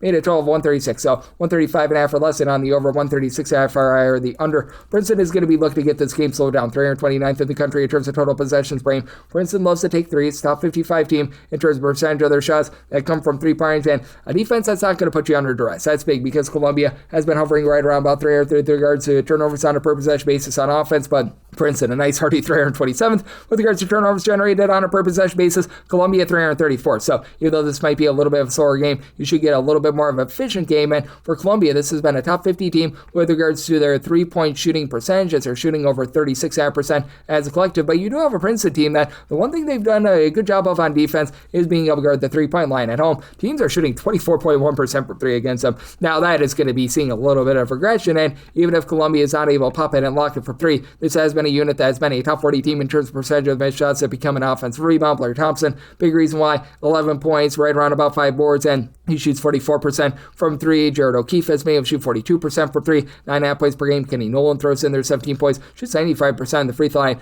as well. So I like what these guys bring to the table. As for Columbia, they're also a top 100 team with both their 2-point shooting percentage on offense and on defense, top 75 mark with regards to opponents' 2-point shooting percentage. And then for Princeton, you've got Dalen Davis back after he dealt with injury. He and Jackson Hickey combined for about 29.5 points per game between the two of them. They shoot just hair below 40% from 3-point range, and then CJ Happy gives you about 7.5 rebounds per game. But outside of Hickey, along with Abdul Mamoa, these two guys combine for 11.4 rebounds per game. Nobody else gives you more than 4.1 rebounds per game. It's a Princeton team that does a bad job in terms of being able to get to the free throw line as well. Overall at home, they shoot closer about 35 to 36% from 3. They've been a country average team in terms of their 3-point shooting, despite the fact that they take a lot of them. And with Columbia being a top 30 team with regards to rebound percentage, I think that wins out. I'm willing to lay up to 2.5 with Columbia, 3.5 for more. Take the points with Princeton, 135.5 for less, and on the over 136.5 for higher. The under 731, 732. It's Texas Tech on the road against Arizona. Arizona is a 9 to a 9.5 point favorite. 156.5 to 157.5 is the total, and I made this line 8.5, so I'm going to be willing to take the points with Texas Tech. Texas Tech has been a very moderate tempo team, 194th in terms of total possessions per game in Arizona.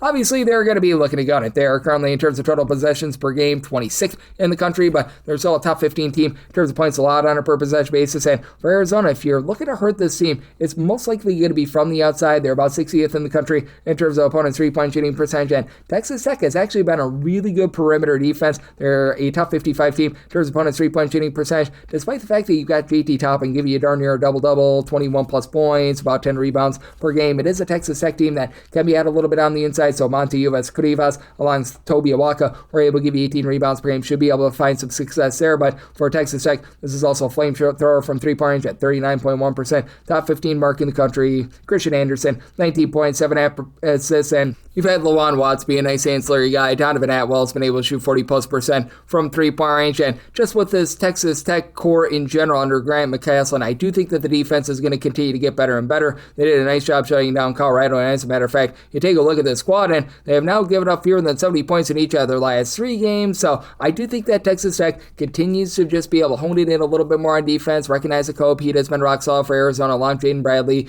They've got just really good scoring distribution in general, and it is an Arizona team that is a good shooting team. I wouldn't necessarily say they're a great shooting team. They shoot about 35.5% for three-point range, a little bit better on the inside, and they're a top 10 team with regards to opponents' two-point shooting percentage as well. So this is a circumstance where I set my line at 8.5 at a 9+. We'll take the points with Texas Tech, made a total of 156.5. So right now seeing 157.5. I do like that to the under as well. 733, 734. West Virginia is going to be on the road against Central Florida. The Knights of Central Florida are a 3.5 to a 4-point favorite. 138.5 to 139.5 is the total. Set Central Florida is a 5.5-point favorite. I'm going to be willing to lay the number. Rough week for them last week with taking 2 blowout losses to Cincinnati along with Houston, the Cincinnati loss being the much worse of the two, and it is a Central Florida team that's leaving something to be desired on defense. 232nd in the country in terms of points allowed on a per possession basis, but for West Virginia, even though you look at this team and the overall metrics are good, 22nd in the country in terms of points allowed on a per possession basis, warp stats between home and road. They are giving up about 23.9 points per 100 possessions more away from home rather than at home. They've been outside the top 135 in terms of points scored on a per possession basis. Now, Hunter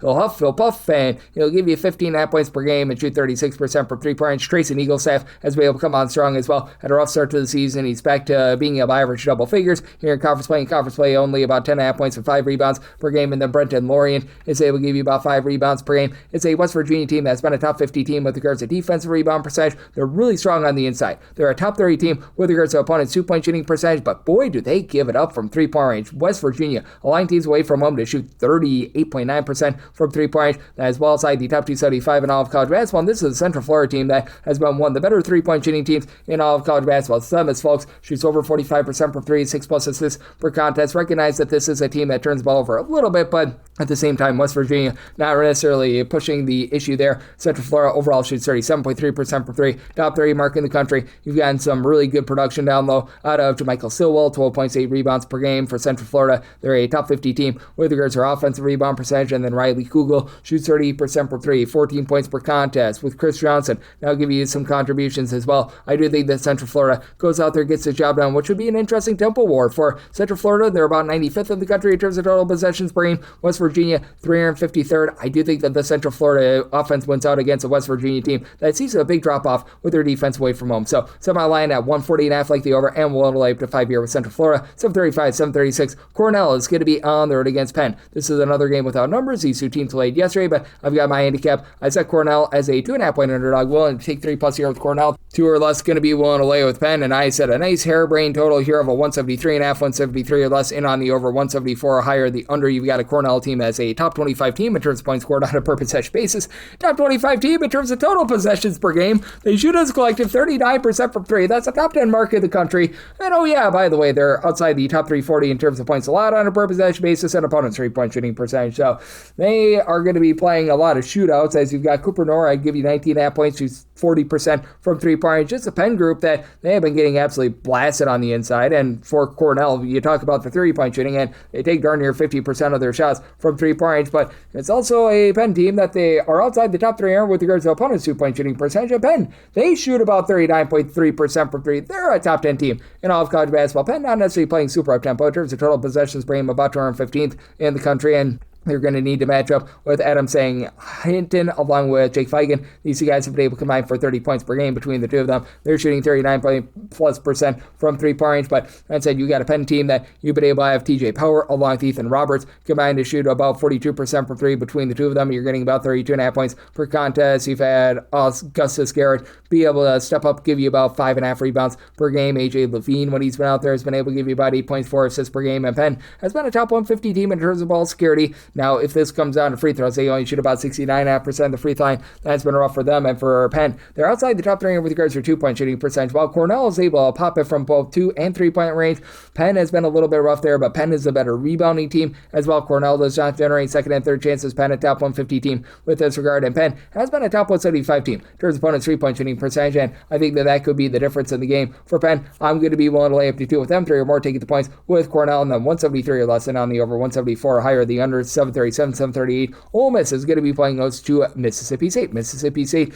is a underdog here of 3.5 to 4 points on this game, 145.5 to 146.5. I said Ole Miss is a 6-point favorite. I'm going to be willing to lay the number. Just have not been impressed at all by Mississippi State, who's unreasonably going 49th in the country in terms of total possessions per game. I really don't get it. They've been really bad in terms of generating turnovers outside the top 3 with that regard. Mississippi State, it used to be a really good team down low. Not so much this year. 197th in the country in terms of points allowed on a per possession basis. Now, you got a nice go-to scorer in Joshua Hubbard, who's been able to supply 21 points, 3.5 assists per game, and then Jabari McGee has been a 40% three-point shooter, but 4th straight year of Chris Jans out there at Mississippi State. This team is outside the top 270 with their 3-point shooting percentage at 30.7%. Outside the top 300 there. They're country average shooting with regards to their own 2-point shooting percentage and opponent's 2-point shooting percentage, and Ole Miss does a great job taking care of the ball. They've been a top 50 team in terms of fewest turnovers on a per possession basis. You've been able to get good production out of Malik Dia. He's the lone guy on the roster that gives you over 5 rebounds per game, but 12.5 points, 6 boards. You had AJ Swartz able to give you 14 points. He shoots 38.5% for 3-point range. Peyton Prinkins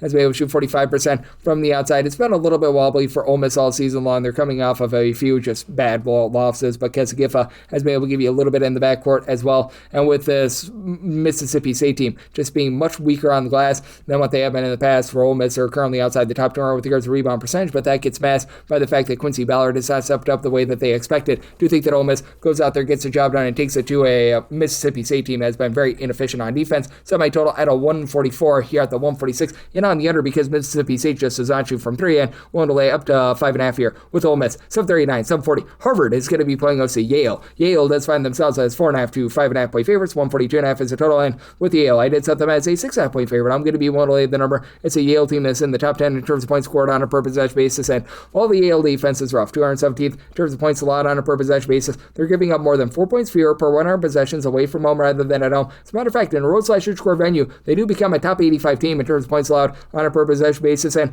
it's a Harvard defense that's actually allowing 4 points more per 100 possessions at home rather than away from home. Now, that was going into yesterday, and yesterday they played an almighty slog against Brown, so that helped out their defensive metrics a little bit, and both of these teams are going to be able to shoot the snot out of the ball from 3. For Harvard, entered in yesterday 35th in terms of 3-point shooting percentage at 37.2%. Yale, numero uno at 41.7%, and for Yale, you've got a guy that I really like that has been able to give you a bit of everything with about 15 plus points, 6 plus boards in Nick Townsend, who's currently shooting 50% for 3. Will give you 4 assists per contest, and then Isaac Salazar, he helps out down low with about 5 rebounds per game. Samson Altinen has been able to throw in there about a block and a half per contest as well, and for this Yale team, they've been able to do a pretty solid job in terms of being able to guard the inside, and they themselves are a top 125 team in terms of their own 2-point shooting percentage. Meanwhile, for Harvard, this squad can be very much had from the inside. They're outside the top 225 with regards to opponents' 2-point shooting percentage. Now you have to love what Robert Hinton brings to the table with 17 points, 5 boards, and then you got Tay Barber and Thomas Beatties combining to shoot 45% for 3. Between the two of them, just under 25 points per contest. A little bit of a top-heavy team outside of your main 5, with Austin Hunt being in and out of the lineup right now dealing with an injury. You just don't get a lot of production elsewhere. And for Harvard, they're outside the top 320 in terms of percentage of the missed shots that result in an offensive rebound. Now, in a pressure spot, Harvard shoots 81% of the free throw line. They and St. Mary's are jockeying for number 1 and number 2 with regards to our free throw shooting percentage. So I think that keeps Harvard lively. But even though Harvard's outside the top 300 with regards to total possessions per game, I think both teams execute very well on offense, especially Yale. So I did set a total here of a 142.5. 142 or less, and on the over 143 or higher, the under end for Yale. I'm going to be willing to lay up to 6 with them. 741, 742. UC Santa Barbara is going to be on the road against Cal Poly. Cal Poly, home underdogs, 4.5 points. 159.5 is the total, and said Santa Barbara is a 3.5 point favorite. I'm going to be willing to take the points with Cal Poly. You've got a nice little bit of a tempo war here at Santa Barbara in terms of total possessions, bringing 274th in the country. Cal Poly is just absolutely gunning it as they are a top 5 team in the country in terms of total possessions per game. And for Cal Poly, they've been outside the top 320 in terms of their ball security, 281st in terms of points allowed on a per possession basis. But Santa Barbara, even though they don't allow second and third chances, they've been pretty ghastly with their defense. They're right now 19th in the country in terms of points allowed on a per possession basis. Now they're shooting it really well from 3, 38.6%. That's a top 15 mark in the country. And for Cal Poly, they shoot 36% for 3 points away from home, 30.4% at home. I think that that's going to continue to iron out, especially against the Santa Barbara team that even though you've got Ada Mahaney doing a really nice job in terms of giving this team a bit of everything, 14 plus points, he's been able to shoot 40 plus % for 3. Mario Little, he was with a little bit of an injury, he's back. He's been able to give this team right around about 12 points, 5 boards, 4.5 assists per game. This is a Santa Barbara team that's outside the top 300 with their opponents' 3-point shooting percentage, outside the top 275 with regards to opponents' 2-point shooting percentage as well. And for Santa Barbara, very sloppy with the ball themselves. They're outside the top 270 in terms of turnovers on a per possession basis. Now they've got CJ Shaw shooting 45% for 3. Colin Smith shoots 43% for 3. Both of these guys give you double figures, but I like what Hamad Musa brings to the table for Cal Poly. 20 points, 6 boards. He shoots 37.5% for 3. Peter Benjai, 37.5% 3-point shooter, 14 points per game. Keaton Ward throws in there 14 points, 6 rebounds per game. Cal Poly has actually been able to do an okay job on the glass and become a top 225 team with regards to rebound percentage. If they can find a way to the free throw line, they shoot 77.5% while they're there. That's a top 30 mark in the country. And for Cal Poly, they themselves are outside the top 260 in terms of opponents' 2-point and 3-point shooting percentage. So do you think that you're going to get points up on the board? I don't know if you get enough possessions for the over, but I do think that late game fouls are going to do just enough. I set my total 161.5. I like the over, and with Cal Poly, we'll take 4+ with them. 743, 744. You had Tulsa on the road against Wichita State. Wichita State is a home underdog of 1.5 points. Total on this game 115.5 to 151. And with Tulsa, I did set them as an underdog of 3.5 points. I'm going to be willing to lay with Wichita State. It's a Wichita State team that is outside the top 300 in terms of turnovers generated on a per possession basis, but it has been a really rock solid defense at home. They are checking in the top 30 in terms of points allowed on a per possession basis, as they just don't allow anything really easy. For Wichita State, they've been a bunch at, it's been a country average team, shooting about 34.4% from 3-point. Tulsa is an amazing offense. Top 10 team in terms of points scored on a per possession basis. They shoot 39.7% from 3-point. That only falls to about 39.6% when they're away from home, but it's a Wichita State team that's been one of the best shot blocking teams in the country with the Berg. Will Berg give you 8 points, 8.5 rebounds per game, but for Tulsa, they've been a pretty pedestrian team in terms of being able to guard the 3-point line as well. They are allowing teams to shoot over 33% from 3-point range, and while Wichita State, their forte is down low, they've been a top 30 team with regards to our rebound percentage, as you've also got Keenan Giles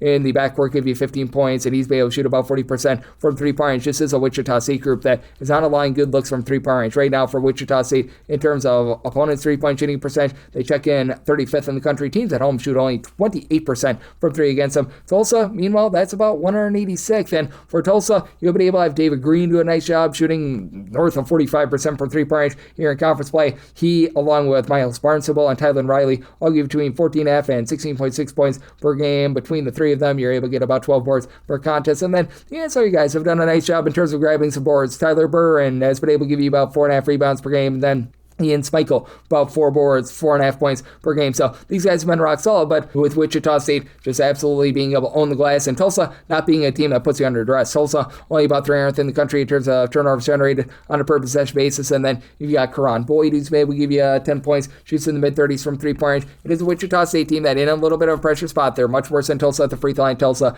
top 25 team with regards to their free throw shooting percentage. Wichita State, 67.7%. I do, though, think that the rebounding overall just wins out, and Wichita State gets the job done at the roundouts. Did my set my line at a 2.5, so I'm a little able to reduce here, and did set my total at 147.5. You do have a Wichita State team that, in terms of total possessions per game, they are checking in at about 205th, so in on the under end, I'm willing to lay with Wichita State, 745, 746. Memphis on the road against Utah State. Utah State is a very sizable favorite here of 13.5 to 14.5 points. 152.5 to 154.5 is the total line. Set a total of 147.5. I'm in on the under. Memphis has actually been able to do a pretty solid job on defense. They're right now 46th in the country in terms of points allowed on a per possession basis. They've been really able to generate turnovers. Now, Utah State has been creme de la creme. They're a top 15 team in terms of turnovers generated on a per possession basis, but Memphis checks in the top 40 as well now.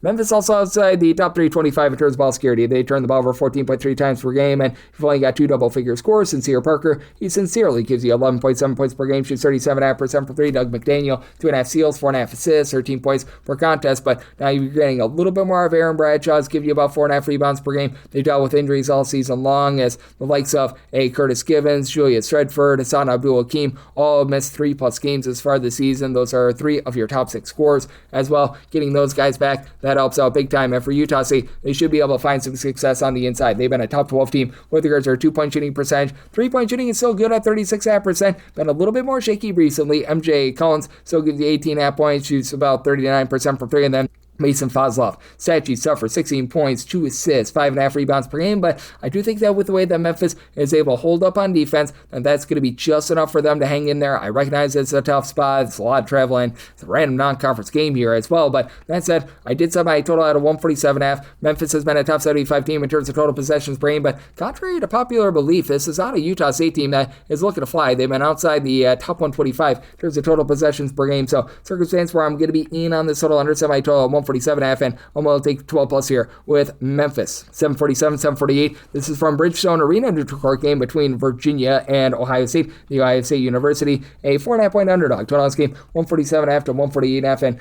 with Ohio State made them a 4-point dog, so I'm willing to take 4.5 plus. It's a Virginia team that's been able to do a very solid job on defense. They don't necessarily generate a lot of turnovers, but top 50 team in terms of opponents' 2-point and 3-point shooting percentage, doing a nice job cleaning up the glass, as right now they're 28th in the country in terms of points allowed on a per possession basis, and Ohio State does a nice job not allowing good looks from 3, but are still just 150th in terms of points allowed on a per possession basis, mainly because for Ohio State, they're not a team that's really going to press the issue either. They're outside the top 250 in terms of turnovers generated on a per possession basis, and they've been outside the top 150 with regards to opponents' 2-point shooting percentage, but they thrive inside as well. Top 25 team with their own 2-point shooting percentage. Bruce Orton, John Mobley have been nice go-to scorers. They combine for about 33.5 to 34 points per game. Both shoot above 38% from 3. Outside of them, you really don't have a lot of 3-point shooting. Dason Chapman has been able to shoot actually 55% from 3, but has dealt with injury and only averages about 4 points per contest. And then down low, Christoph Tilley, Devin Royal, they combine for about 10.5 rebounds per game. Virginia should have the leg up here. Down low with Thaddeus Ritter being able to give you 16 plus points per contest. He's throwing in there about 6.5 rebounds per game. You do have some relatively good 3-point shooting coming back as well. Jakari White was dealing with injury for about 5 games. He's been their top 3-point shooter at about 44.5% from the outside, but I think that Ohio State is going to do a good job of defending that. And then you've got one of the best shot blocking teams in all of college basketball, Virginia as well. Jonah Grunlow, Ogwenya Eyasu, they combine for 4.6 blocks per contest. Between the two of them, only about 14 or so points per game, but I do think that this is going to be a little bit of a slow-down slog with the way that Virginia's been outside the top 2 with regards to possessions per 40 minutes. I say that because they played that multiple overtime game against Virginia Tech, and with this Virginia team, they do a nice job with regards to their shooting percentage defense, but that said, don't generate a lot of turnovers. I think that allows Ohio State to remain in there, and for Virginia, if they have to close things out at the free throw line, they shoot 70.2% at the free throw line. So this out a total of a 144. I'm in on the under, and we'll take 4.5 plus here with Ohio State. 749, 750. You've got Georgetown on the road against UConn. UConn is a pretty sizable favorite here of 16.5 to 17 points. 138.5 to 139 is the total line. I did set my total at 137.5. I'm in on the under. UConn continues to be a top 25 team in terms of points allowed on a per possession basis, and neither team is looking to play fast. UConn is 268th in terms of total possessions per game. Georgetown is 237th, and for Georgetown, I did set them as a 15.5 point underdog. I'm going to be willing to take the points. Georgetown has not been great with their defense, 151st in terms of points allowed on a per possession basis, but the 7-footer Vincent Iwuchukwu, who missed about half the season, he's a big difference maker for this team, as right now he's giving you about 11.5 points, 6 boards. He also throws in there like a steal and a block per contest as well. KJ Lewis, Malik Mack have been your top 2 scorers. They combine for about 29.5 points per game. Neither guy shoots the ball from 3, and that's the issue for Georgetown. They're outside the top 225 with their 3-point shooting percentage, and they've also been outside the top 250 with their 2-point shooting percentage, but they actually guard relatively well down low. Top 100 team in terms of opponents' 2-point shooting percentage. Now for Georgetown, they're just barely within the top 100 with regards to their rebounding percentage, but you do have Julius Falafana, who's been able to give you 5 plus rebounds per game. UConn is going to be able to win that battle down low. You've got Terrence Reed giving you about 14 points, 8 rebounds per game, and then Solo Ball has started to pick it up once again with his 3-point shooting as expected, as he's still only at about 30.5% from 3 points, but closer to 33% here in conference play. 14.5 points per game, shot 40% from 3 last season, but Braylon Mullins has been able to step up with regards to that 3-point shooting along with Alex Caravan. Both shoot 38+%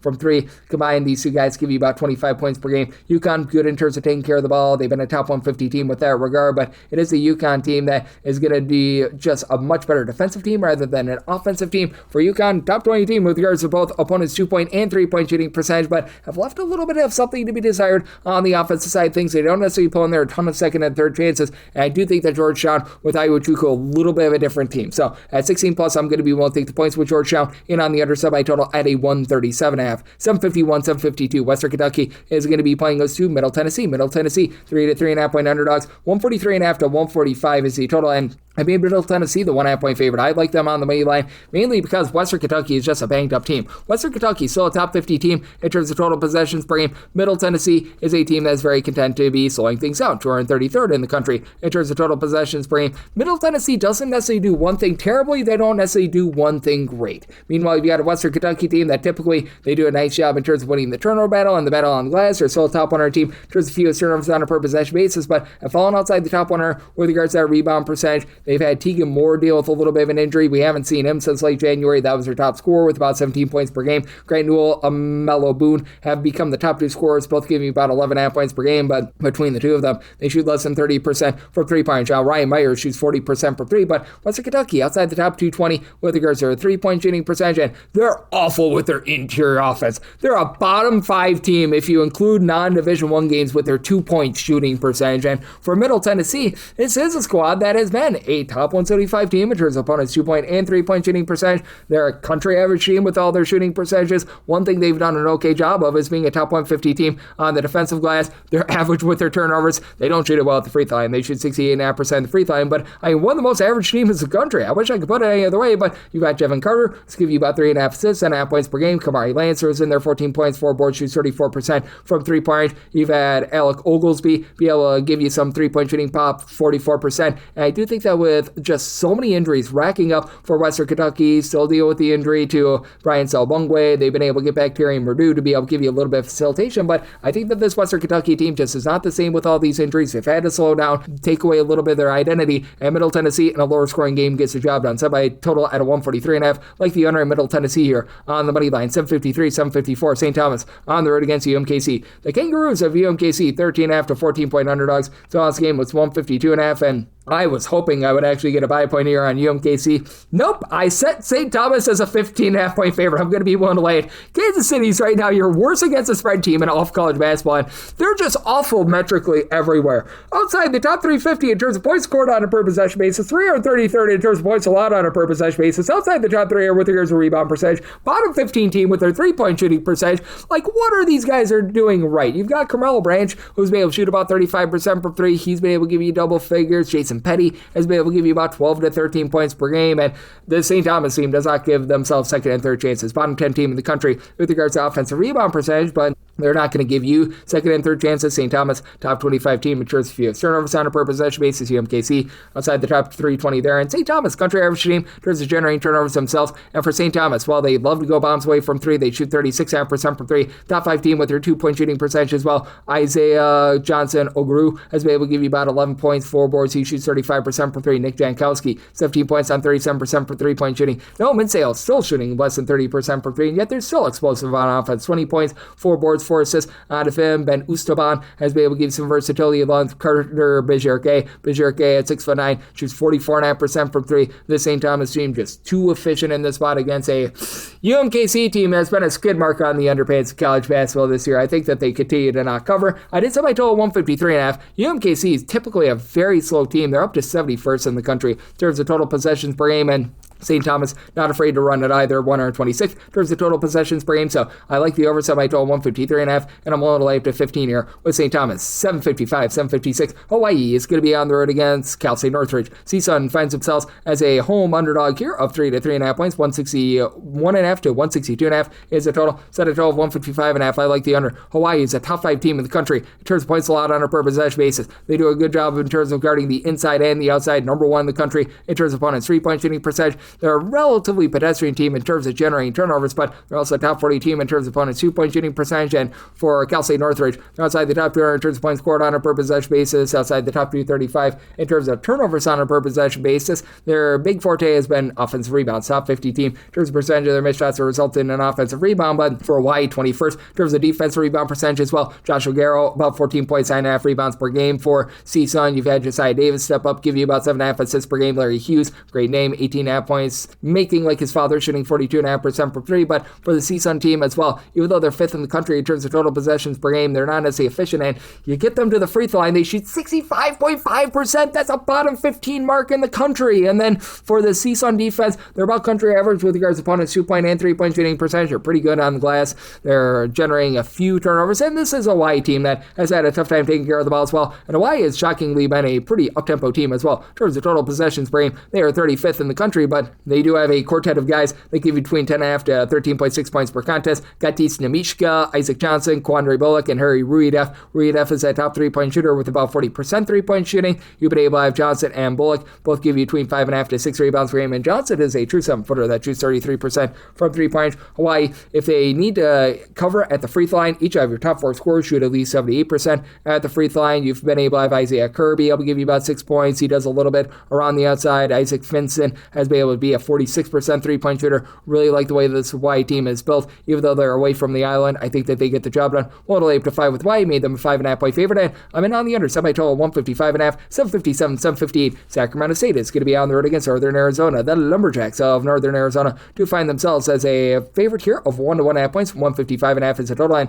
With Sacramento State, I did set them as an underdog of 2.5 points, so I'm going to be willing to lay with Northern Arizona. Northern Arizona is a terrible defense. They're outside the top 330. There's points allowed on a per possession basis when they are at home, and for Sacramento State, they have been outside the top 275 in terms of opponents' 3-point shooting percentage away from home. They allow opponents to shoot 37% from 3-point range against them away from home, and Sacramento State, demonstrative home and road splits with their own 3-point shooting. They shoot 43.5% from 3-point range at home, 26.7% away from home. Meanwhile, Northern Arizona, they're chopping you down. They're shooting 36% from 3, top 65 mark in the country, and for Northern Arizona, they've been dealing with an injury to Zach Davidson, their top scorer to begin the season, but they've had a lot of guys be able to step up. Ryan Abelman, yes, he is able, man, to be able to shoot about 39% for 3-point range, give you double figures, and then you've been able to get really good production as well out of Carl Marcus Poom along with Isaiah Shaw. These two guys combined for about 18 points per game, and with Abelman shooting 38% for 3, he's one of the better 3-point shooters, but Shaw is that top guy at about 43% from the outside. Northern Arizona not grabbing second chances. They're outside the top 330 with regards to their offensive rebound percentage, but Sacramento State is also very weak down low. Outside the top 3 with regards to opponents' 2-point shooting percentage and their own 2-point shooting percentage, their forte is getting to the free throw line. They shoot 78% the free throw line, top 20 mark of the country, top 100 team in terms of free throw attempts on a per possession basis with Mikey Williams, 17 points, 4.5 assists per game, but 3 turnovers per contest as well for Sacramento State. You've had Johnny Summers to be able to shoot 45.5% for 3, about 10 points per game, but Prophet Johnson is like the lone guy on the roster right now that's hitting the boards for you, along with Mark Lavinoff. These are the lone 2 guys with over 3.1 rebounds per game. Lavinoff, 7 boards, 10 points per game. You've had Prophet Johnson give you about 18.5 points, 2.5 steals, 8 rebounds. Really like what he brings to the table, but nobody else is really playing defense for this team, and with Sacramento State, I think that they're just going to give it up from 3-point range here. Semi-total at a 150.5, so 1 away with Northern Arizona, and on the under, Northern Arizona outside the top 3 in terms of total possessions per game for that under 759, 760. Or Roberts is going to be playing against South Dakota State. South Dakota State, 5.5 point favorite. So tonight's game, 145.5 to 146.5, and I made South Dakota State a 7-point favorite, so going to be willing to lay up to 6.5 points with them. For Oral Roberts, they just have got nothing going on offense whatsoever. It's a team that I thought was going to be a better 3-point shooting team, and with them getting no offense going whatsoever, it's even worse that currently in terms of points allowed on a per possession basis, they're also 334th in the country. They've been one of the worst rebounding teams in all of college basketball. You've got Ty Harper, who's been able to come over from Youngstown State, give you a little bit of production, 15.5 points, 2.5 assists per game, and then you got Yamanachi Williams does supply you with about 8 points per contest as well. He's really been one of the lone guys that has given you over 4 rebounds per game. As a matter of fact, he and Afi Navarra are the lone 2 guys on the roster that give you over 3.7 rebounds per game. Or Roberts outside the top 250 with their own 2-point shooting percentage. One thing they've been okay with is opponents' 2-point shooting percentage. They've been a top 250 team with that regard, but for South Dakota State, you've got a quartet of guys that are able to give you double figures, as right now you've got Damian Wilkerson, along with Joe Saylor, Jane Jackson, Kellen Gary, all between 12.8 and 14 points per contest. Right now, your top 3-point shooter out of them is Saylor, shooting 40% from 3-point range, and then you've had 6.5 boards out of Wilkerson. And for the South Dakota State team, they do just a really nice job in terms of not allowing you to be able to grab second and third chances. Has been a little bit of a suspect offense away from home. They're outside the top 2 in terms of points scored on a per possession basis. Very big divide between their home and road splits, but even when they're away from home, they are a top 225 team in terms of points allowed on a per possession basis, mainly because you don't get those second and third chances with South Dakota State. Right now, in terms of percentage of missed shots that become an offensive rebound, 153rd in all of college basketball. Meanwhile, you've got an Oral Roberts team that's 307. So I do think that South Dakota State is very much going to be able to own the glass in this one. Matthew Morris has been able to help out with that regard, 7.5 points, 4.5 rebounds per game. And for South Dakota State, they do shoot just 69.5% of the free throw line. That's a little bit of a trouble spot in a pressure spot, but that said, Oral Roberts, they are not a team that really gets to the free throw line. They just have not been able to execute on offense, being outside the top 300 with regards to turnovers on a per possession basis. So set my line at 7. I'm going to be willing to lay with South Dakota State. Made a total here of a 143, so I also like the under. 761, 762. Auburn is on the road against Arkansas. Arkansas is a favorite here of 8.5 to 9 points. 165.5 is the total. Set a total of 165, so 165.5 is that buy point on the under. Got an Arkansas team that's looking to gun it. Auburn, they're fast at 93rd in terms of total possessions per game. Arkansas is even faster at 39th, and for Arkansas, top 25 team in the country in terms of points scored on a per possession basis. They're leaving something to be desired on defense. 122nd in terms of points allowed on a per possession basis. Auburn is worth 255th, but for Auburn, they do have Keyshawn Hall, who's done a nice job giving you 20 points, 7 boards, and he's shooting about 40% from 3. Taj Pettiford just continues at this point.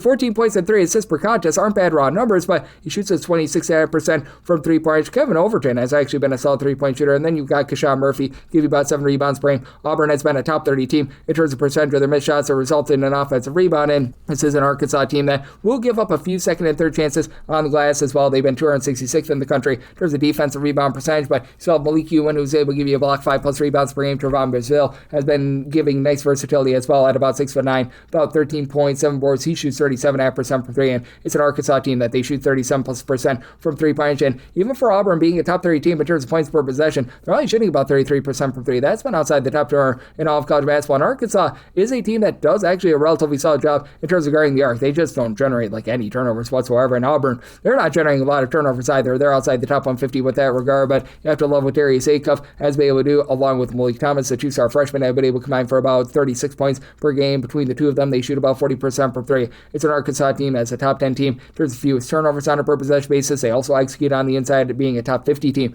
with regards to their 2-point shooting percent, with the way that they shut down the arc. Even though Auburn is going to be able to get some second and third chances, do think that Arkansas gets the job done, and lack of 3-point shooting from Auburn, I think, keeps it under. So I did set my line here at a 165, at the 165.5, like the under. But again, with Arkansas, do have a little bit of question mark with them down low. I think that Auburn's just interior offense keeps them lively in this game. Set my line at 7, so you're at an 8.5 to 9. I'm going to be willing to take those points with Auburn. 763, 764. You've got Marshall. They're going to be on the road against Georgia Southern. And Georgia Southern does find themselves as a 2.5 to 3-point home underdog. Total game 162.5, and made my line 2.5. At 3+, I'm going to be willing to take the points. In a normal spot, I would be willing to lay with Marshall, but Matthew Van Kamen, he's a 7'4" big man that's giving you 2.5 blocks per contest. He's right now dealing with injury. I'm thinking that he's going to be out once again. We've been seeing him in a boot, so that means that you're going to be relying upon the backcourt a little bit more, as Noah Atusi, along with Jalen Spear, Wyatt Fricks, I'll give between 14.4 and 15 points per game. Between the three of them, by the way, you're able to get about 13 rebounds per game. For Spear, he spearheaded things with about 6 assists per game. Now, it is a team that has been outside the top 200 with regards to their ball security. And Georgia Southern, one thing that they do a great job of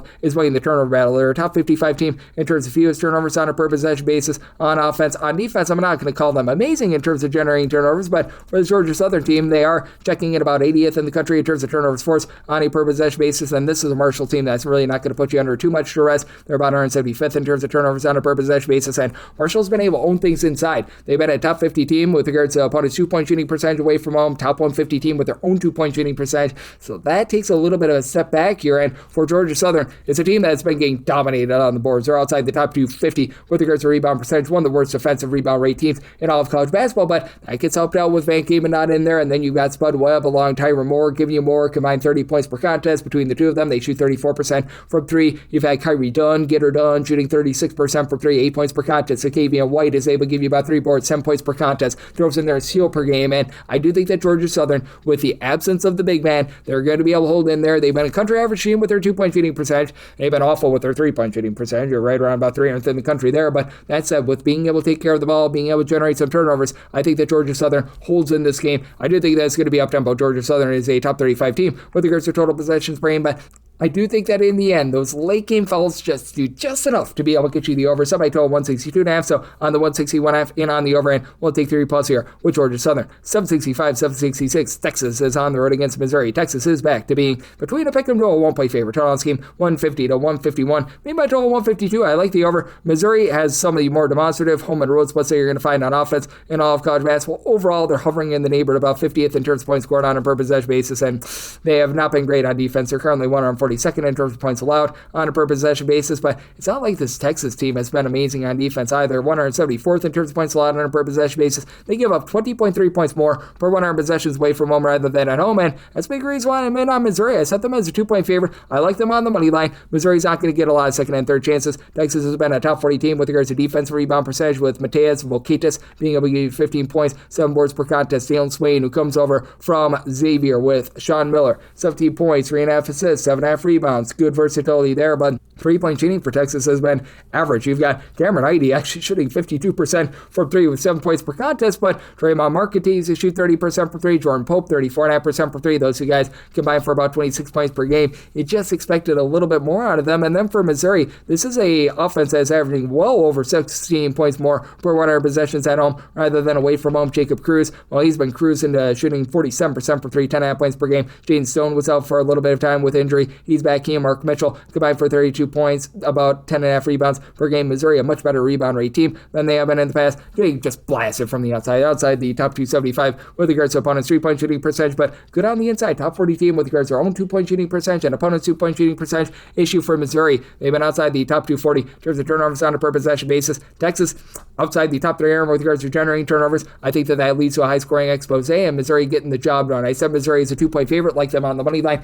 and I like the over. Semi total 152, 767, 768. You've got Alabama playing those to South Carolina. Old South Kakalaki just find themselves as a underdog of 17.5 to 18.5 points. 167.5 is the total line. 80 total of a 169.5. I'm in on the over. Now, South Carolina, only about 187th in the country in terms of total possessions per game. And I will say this for South Carolina. They do a relatively solid job in terms of being able to guard the 3-point line. Right now, teams are shooting about 31.5% against them. That's a top 75 mark in the country. But South Carolina is also a top 65 team in terms of percentage of their shots that come from 3, and they shoot less than 31% from 3-point range. That's a little bit of an issue. And for the South Carolina team, when they're away from home, they allow opponents to shoot 36% from 3-point range compared to 29% at home. And with this Alabama team, about 54% of their field goal attempts come from 3-point range. That is numero uno in all of college basketball. LeBaron Feitland, 21 points per contest. He's been able to shoot about 38.5% from 3. 8 in Holloway. He's out with a little bit of injury, but he's good to go here. 17 points, shoots 43% from 3. No more Charles Bediako. Sad and unfortunate there, but Amari Allen continues to give you about 7 rebounds per game. Has been dealing with a little bit of injury, so you want to note that. Taylor Bobowen has been dealing with a little bit of ailment as well, but he should be good to go in this game. I expect him to be featured a little bit more moving forward. He's got good versatility. Kenton Bristow was dealing with a little bit of injury as well, so you've had a lot of big men banged up for Alabama, but this is still a team that they pop it really well from 3, and Alabama, they are outside the top 125 in terms of points allowed on a per possession basis. Can be out a little bit more on the inside, but they're a top 100 team in terms of opponents' 2-point and 3-point shooting percentage. They just don't generate any turnovers whatsoever. They're bottom 10 team with that regard. And then for South Carolina, Mongolian Mike gives you good versatility. He and Elijah Strong both give you 10.8 points per game. Mike is able to give you 5.5 boards, 2.5 assists per game, and then Meechie Johnson is your main man. 4 assists, 16 points, shoots about 33% from 3, and for South Carolina, top 100 team with regards to their 2-point shooting percentage, and if they can find way to the free throw line, they shoot 78.5% free throw line. That's a top 10 mark in all of college basketball, but can be out on the inside. It's a bunch that they themselves don't generate a lot of turnovers, so even though this might be a little bit of a slowdown game with South Carolina's tempo, you've got Alabama still a top 20 team in terms of total possessions per game, and it's going to be a game with no turnovers whatsoever. Set my line at 17.5, so I'm going to be in on the over. Set my total 169.5, and at 18 plus, that becomes my bare minimum buy point here on South Carolina. 769, 770. Troy is going to be on there against Ole Miss. Zamena Troy are 4.5-point favorites on this game. 144.5 to 145. I did set my line at 5.5. I'm a little late with Troy. Southern Miss, bottom 5 team in the country with their 3-point shooting percentage at less than 29%. Troy is a ho-hum defensive team. 168th in the country in terms of points allowed on a per possession basis, but still a top 110 team in terms of generating turnovers. And you've got the Campbell brothers, who I think are going to be the X factors, as Cooper Campbell, 12.5 points, 4.5 assists, shoots shoots 39% from 3. Kobe Campbell, 44% three-point shooter, a steal, 10 points per game. Thomas Stout, double-double machine, 14 points, 10.3 rebounds per game. Southern Miss has been a top 125 team in terms of percentage of their missed shots that result in an offensive rebound, but right now they're still dealing with quite a few injuries. Isaac Tavares, their number 2 scorer, has been out for pretty much the entirety of conference play. Dejai Benoit, Dylan Brumfield have tried to fill in the interim. Brumfield gives you a bit in the backcourt, 9 points, 3.5 boards, 3 assists per game, and then Benoit, 11.7 rebounds per game. Delic Weeks has just had to do it all. 18 points, 6 rebounds, but shoots a nice hearty 14% from 3-point land. For Southern Miss, it's not even like their interior offense is great. They're outside the top 200 with their own 2-point shooting percentage. Top 100 team in terms of opponents' 2-point shooting percentage, but getting line basic from 3. They're allowing teams to shoot over 35% from 3. That's outside the top 275 in all of college basketball. For Southern Miss, about 300th in terms of turnovers on a per possession basis. Troy should be able to win that battle, even though Troy is not necessarily the strongest team with regards to the rebounding battle. I do think that they're going to be able to find a way. If this comes down to late game following, both of these teams shoot about 73.5 to 74% at the free throw line. Did set Troy as a 5.5 point favorite. Going to be willing to lay the number in, with Southern Miss just not hitting any shots whatsoever. So by total 143.5, I like the under. 771, 772. Cal Baptist is going to be on the road against Utah Tech. Utah Tech, a home underdog of 2.5 to 3.5 points. 142.5 is the total. Meanwhile, line 4, I'm going to be willing to lay with Cal Baptist. Cal Baptist, top 20 team in terms of their overall rebound percentage. You've been able to have Thomas Endong along with Brady Henjai combined for 13 rebounds per game. They actually give you more rebounds than points. And for Cal Baptist, they are not allowing you any good looks from 3-point range. They're allowing teams to shoot 29.5% for 3. That's 14th in the country. Utah Tech is 11th. At home, teams shoot 24.7% from 3-point range. But guess what? This Cal Baptist team really doesn't take any threes. As you've right now got a guy that's able to give you over 21 points per contest, and Dominique Daniels, that headline sings, throws in their 4 boards, 3.5 assists per game. This Cal Baptist team, in terms of percentage of their shots that come from 2-point range, are a top 30 team in all of college basketball. They're looking to pile drive the ball down low. They shoot about 72.5% on the free throw line in a pressure spot. And for Cal Baptist, they're also a top 65 team in terms of opponents' 2-point shooting percentage. Martell Williams, how he does it, 14 points, 5 boards, shoots 37% from 3, but they just have all sorts of good low post play with this team. And for Utah Tech, to their credit, they've been a much better team on the interior than they've been in the past. Now, you do have one guy, Deshaun Hole, who's been able to shoot about 35% for 3. He began his career out there in the SEC. He's been able to supply you with about 9 to 10 points per contest, and then you've been able to have Ethan Potter come in from Utah Valley. He's been able to give you 15 plus points, throws in there about 7 rebounds per game, but this is a squad that they themselves shoot less than 32% for 3-point range. They've been well outside the top 250 in all of college basketball. With that regard, they're a relatively okay team in terms of being able to execute on the inside, but for Utah Tech, they're also 286th in terms of opponents' 2-point shooting percentage, so that's going to be a big issue in this game. You've got Noah Belonga be able to give you about 12.5 points, 6 rebounds per game, and for Utah Tech, country average team 71.5% at the free throw line, but being outside the top 240 with regards to turnovers on a per possession basis. To their credit, top 100 team in terms of generating turnovers, but that lack of a interior defense, I think, is going to cost them. Set Cal Baptist as a 4-point favorite. I'm going to be willing to lay the number on Cal Baptist outside the top 225 in terms of possessions per 40 minutes. Utah Tech is a country average team, 144th in terms of total possessions per game, made a total of 136, so I like the under. 773, 774. Minnesota on the road against Washington. The state with the small strengths in the union. Minnesota is a 6.5 point underdog. 138.5 to 139.5 is the total. With Minnesota, I made them an underdog here of 7.5 points. I'm going to be willing to lay it. With Washington, they're currently outside the top 275 with regards to their 3-point shooting percentage, but that said, you got a Minnesota team that has one of the biggest splits that you're going to find in all of college basketball. Top 40 team in terms of points allowed on a per possession basis at home. You get them away from home. Bottom 30 team in terms of points allowed on a per possession basis. They are giving up about 27 points more per 100 possessions away from home rather than at home. Now, you do have a guy in Cade Tyson who's able to give you 19.5 points, shoots 38.5% from 3-point range, and then Jalen Crocker Johnson, good versatility, 13.5 points, pair of assists, 7 boards, shoots in the mid-30s from 3-point range, but it is a team that's been shooting only about 33.5% from 3. Minnesota pretty strong down low, top 75 team with their 2-point shooting percentage, top 150 team with regards to opponents' 2-point shooting percentage, not going to put you under duress, so outside the top 200 with regards to turnovers on a per possession basis. And Minnesota, a very slow team, 341st in terms of total possessions per game. Washington, a bit more of a mid-tempo team. They've been slowing down a little bit ever since the ailment to Desmond Claude, and Wesley Yates has been in and out of the lineup. Washington now 202nd with regards to total possessions per game, but Washington still should be able to control the tenor of this game. It's a Washington team that, down low, they've been able to do an okay job, 118th of the country with regards to opponents' 2-point shooting percentage. You've been able to get good production out of Hans Steinbeck, 17.5 points, 11.5 rebounds per game. Zoom Diallo, he shoots 84% of the free throw line, line, 14.5 points per game. And if it does come down to free throws, Washington, top 45 team in the country, shooting 76.5% at the free throw line. They're outside the top 175 with their 2-point shooting percentage. Obviously, the 3-point shooting percentage has not been there, but you've been able to get a little bit of something out of Wesley Yates. 13.5 points, shoots 36% from 3 with Kamari Peterson. Great name being able to step up, and with Washington being a top 125 team in terms of taking care of the ball, I do think that they have just enough here to get the job done in a bit of a slog of a game. So by total 139.5, 138.5, I think that you get just enough like game following for the over. So like the over, and I'm willing to lay up to 70 here with Washington. 775, 776. Kansas State is on the road against Houston. Houston is a 22.5 to a 23.5. My favorite total on this game, 146 to a 147.5. Made a total of 146.5. Personally, between a 146 to a 147, I'd rather take the 146 over. Recognize that Houston is a top 10 team in the country in terms of points allowed on a per possession basis, 337th in terms of total possessions per game, but I think Kansas State holds in there. Kansas State 21st in the country in terms of total possessions per game. Top 25 team, both were their own 3-point shooting percentage away from home at over 38%, and they allow opponents to shoot 28.5% from 3-point away from home. That's actually a top 30 mark in all of college basketball, so I like the points. Now, PJ Haggerty, he's going to need to do a lot here. 23 points, 5 boards, 4 assists, and even with him doing all that, Kansas State has been a skid mark on the underpants of the Big 12. That said, Abdi Bashir, him being out, that means that David Castillo, Nate Johnson have been able to flourish a little bit more. They combine to shoot 38% for 3. Both give you between 11 to 11.5 points per game. You've been able to have some relatively good production as well of Kamari McGriff, who's been able to give you about 10 points, 4 boards. I know that he's been dealing with a little bit of injury as well, but Houston not the same team on the glass that they have been in the past. Outside the top 120 in terms of defensive rebound percentage,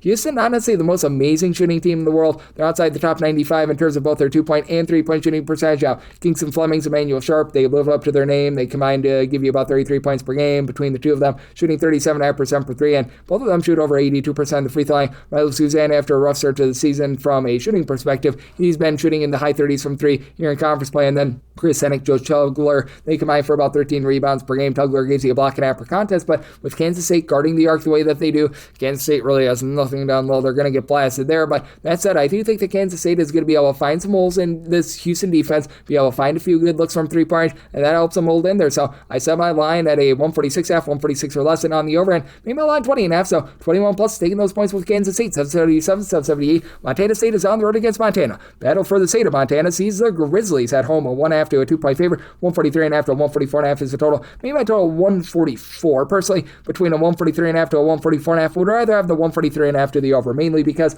I do think that you get those late game fouls, and for Montana State, they're a slow team to earn 67th in terms of total possessions per game. The Grizzlies of Montana, they're about 91st, and Montana has been a really good 3-point shooting team, and hey, to the credit of Montana, they're a team that's in the top 200 in terms of points allowed on a per possession basis. Montana State, 199th, are very much equal teams with regards to their defense, and for Montana State, they've been a pretty solid team in terms of the interior top 100 team in terms of opponents' 2-point shooting percentage when they are away from home. Meanwhile, for Montana, they've been one of the better 3-point shooting defenses they're going to find in the mid-major ranks. They give you no second chances whatsoever. Both of these teams outside the top 275 with regards to offensive rebound percentage. Montana outside the top 340, but that said, for Montana State, they shoot about 34.8% from 3, top 125 mark there. With Montana, they are shooting 37.4%. That's a top 30 mark in the country, and you've got money on your side if you're Montana. Money Williams has been able to give you 18 plus points per contest, throws in there 4 assists. Not a lot of rebounding on this team. Tayshaun Sawyer, he's a lone guy that gives you over 4.5 rebounds per game, 11.5 points, 5.5 rebounds per game, but I mean, the same thing goes for this Montana State team. As for Montana State, you've been able to have Jed Miller along with Patrick McMahon combined for 28 points per game. Lone 2 guys on the roster, they give you over 4.5 rebounds per game. They combine for about 10 boards, and both give you about 2 to 2.5 assists per game as well. And for a Montana team where their issue is being outside the top 320 in terms of ball security, Montana State is only about 200th with regards to turnovers generated on a per possession basis. Montana State will not send you to the free throw line. They shoot 76% of the free throw line. They're a top 50 team in terms of fewest free throw attempts allowed on a per possession basis, but they are a team that as well is just not going to give themselves a lot of second and third chances. I do think that this is going to be a clean game, and that is a big reason why I'm in on the over, but with Montana, I do think that in a pressure spot, they can get the job done here. Montana, if they need to hit free throws, they shoot 77.3% there. That is a top 30 mark in all of college basketball, and Brooke Lennox being able to give you 9 points, shoots in the high 30s from 3 points. I do think that you get the over, and Montana gets the job done, laying it with the Grizzlies, and I'm going to be in on a 143.5 or less to the over. 779, 780. UC Riverside on the road against UC San Diego. UC San Diego does find themselves as a sizable favorite of 10.5 to 11 points. 142.5 to 143.5 is the total. Set San Diego is a 13-point favorite. I'm going to be willing to lay the number. UC Riverside just not been good with regards to turnover battle. They're not even good with their 3-point shooting. Their 3 aren't in the country, shooting 31.4% from 3 points. I will will say for San Diego, just a really wackadoo split. They shoot 32% from three-point range at home, 35.3% away from home. I'm not sure why, but for Riverside, just hard to have any sort of faith whatsoever in them.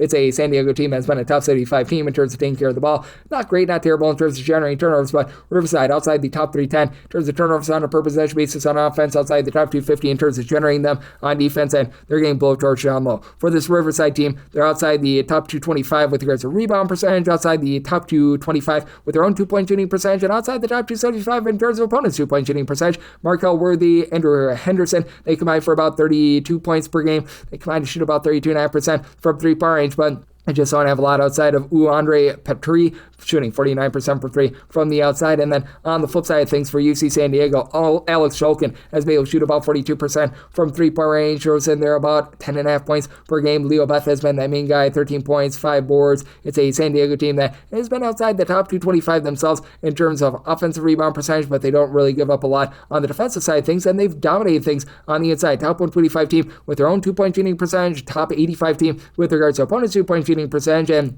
Bull Dingo has been able to give you about 11 points, 5.5 rebounds per game. For San Diego, they do shoot just 68.5% of the free throw, and that is 3 earned in all of college basketball, but with the way that they're able to win the turnover battle, I think that they get the job done against a very sloppy Riverside team. I did set my total here at a 145. San Diego outside the top 175 in terms of total possessions per game, but I do think that they're going to be able to keep things just clean enough for the over, so like the over, and I'm a little A here with UC San Diego, 781, 782. Cal State Fullerton is on the road against UC Irvine. South out the Anteaters, 7.5 point favorites, 152.5, 153.5 is your total, and I set my total at 154.5. I like the over mainly because Fullerton is just absolutely gunning it right now. They are 4th in the country in terms of total possessions per game, and for this Irvine team, it's not like they're slouches either. They're 66th in the country in terms of total possessions per game, so I do like that over. And for this Irvine team, once again, tremendous on defense. They are 12th in the country in terms of points allowed on a per possession basis. Depending upon the day, they're either number 1 or number 2 in terms of opponents' two-point shooting percentage. Can be at a little bit more from the outside, and this is a Fullerton team that has left something to be desired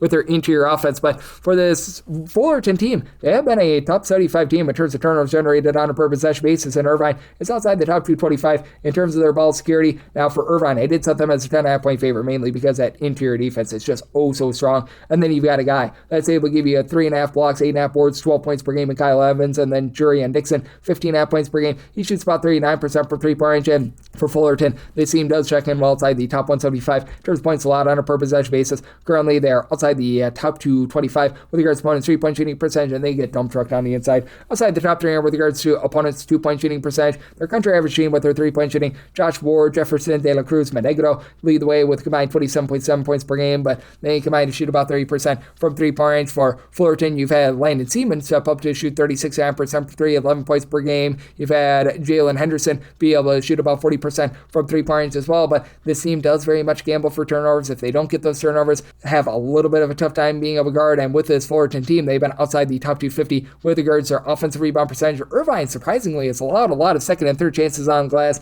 I don't think that Fullerton is going to be able to take advantage, and I do think that Irvine is going to be able to carve the seam up on the inside, so my line at 10.5, so 1-8 with Irvine, and I like the over, so my total 154.5, 783, 784. Nevada is going to be on the road against San Diego State. San Diego State is a favorite here of anywhere between 8.5 to 8 points. So last game, 139 to 140, and made a total of 137. I like the under. Now, San Diego State, if you look at just raw possessions per game, this is a top 100 team in all of college basketball, but that said, the double overtime game against Troy, the triple overtime game against Boise State, that very much is a warped stat. They're more of a country average team with regards to total possessions per game. Nevada is 284th. So the credit of Nevada, top 20 team in terms of road three-point shooting percentage and fewest turnovers on a per possession basis. Where they lose a battle, though, is down low. They're outside the top 320 with their own two-point shooting percentage. Not a bad defensive team, 130th in terms of points allowed on a per possession basis. And San Diego State, they're 24th in the country, once again, in terms of points allowed on a per possession basis. Forte for them has actually been generating turnovers. Top 45 team in terms of turnovers generated on a per possession basis. And I do think that Nevada is going to be able to keep it clean. That's a big reason why I'm in on the points. Corey Camper, along with Tayshaun Comer, have been your main two scorers. Camper has been able to give you about 17.5 points, 2.5 assists, and shoots 45% from three. And then Von Weems has also shot 44% from three, only gets you about 8 points per game. And for Nevada, Nevada. Only one guy on the roster gives you over 4.6 rebounds per game, but that guy would be very rock solid. And Elijah Price, 12.5 points, 1.8 blocks, 8.8 rebounds per game. And then for San Diego State, you've got Magoon Gwath as a 7-footer shooting 50% from three-point range. It's absolutely ridiculous, but it's a San Diego State team that really doesn't give themselves a lot of second and third chances. Outside the top 230 with regards to offensive rebound percentage, they've been a good interior defense. They're a top 40 team with regards to opponents' two-point shooting percentage, but haven't outside the top 100 with their own three-point shooting defense. Now, they shoot 36.5% per three as Reese Dixon Waters along with BJ Davis combined for 23 points per game between the two of them. They shoot about 37% from three, and then Elias Harrington has dealt with a little bit of injury. When he's been out there, he's been a 50% three-point shooter as well, but there's a good chance that he might be missing for this game. And with this Nevada team doing such a great job in terms of taking care of the ball to really undo what is that forte of San Diego State, I think that leads to them slowing things down, being able to stay in it. So semi line at 7,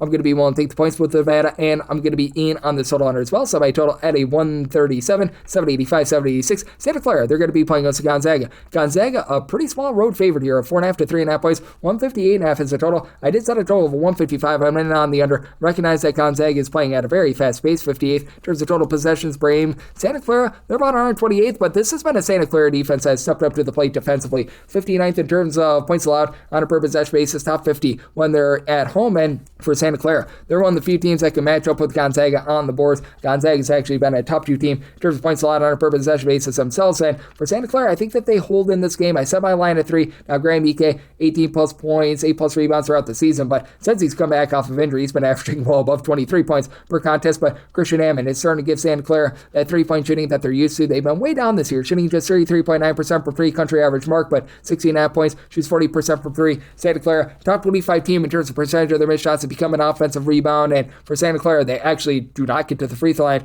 whatsoever, but they make the most of their shots on the inside. They've been a top 40 team with their 2-point shooting percentage, with Elijah Mai give you 13.5 points, 4.5 rebounds per game. Alan Graves is able to give you 7 boards per game, and Braden Huff is still dealing with an injury for Gonzaga. We'll see when/if he's able to come back. And for Gonzaga, they've been able to shoot about 35% from 3. Not great, not awful. Ty Grant Foster gives you a bit of everything. 10, 11 points, 5 boards, a steal, a block per contest, but she's less than 30% from 3. Mario St. Cyprien has been amazing. 46% 3-point shooter, 8.5 points per game. Davis Fogel starting to get some more minutes, rightfully so. And for Gonzaga, they've been dominators on the inside as well. Top 40 team with their own 2-point shooting percentage and opponent's 2-point shooting percentage. One of the best rebound rate teams in all of college basketball. Santa Clara, though, has also been really good on the boards. Jake Ammensinger, he only gives you like 7 or so points per game, but he also gives you 6 plus boards. I think that that's enough for them to remain lively in this game. And if Gonzaga needs to cover at the free throw line, they should succeed. 9.8%. That's outside the top 250 in the country. So set a line of 3. I'm going to be willing to take the points here with Santa Clara, like the underside by total at a 155. This is the last game on the normal Las Vegas betting board before we hit the extra games at a break. 787, 788. You've got Pacific. Let me be specific when I say that they play us the St. Mary's as an underdog. St. Mary's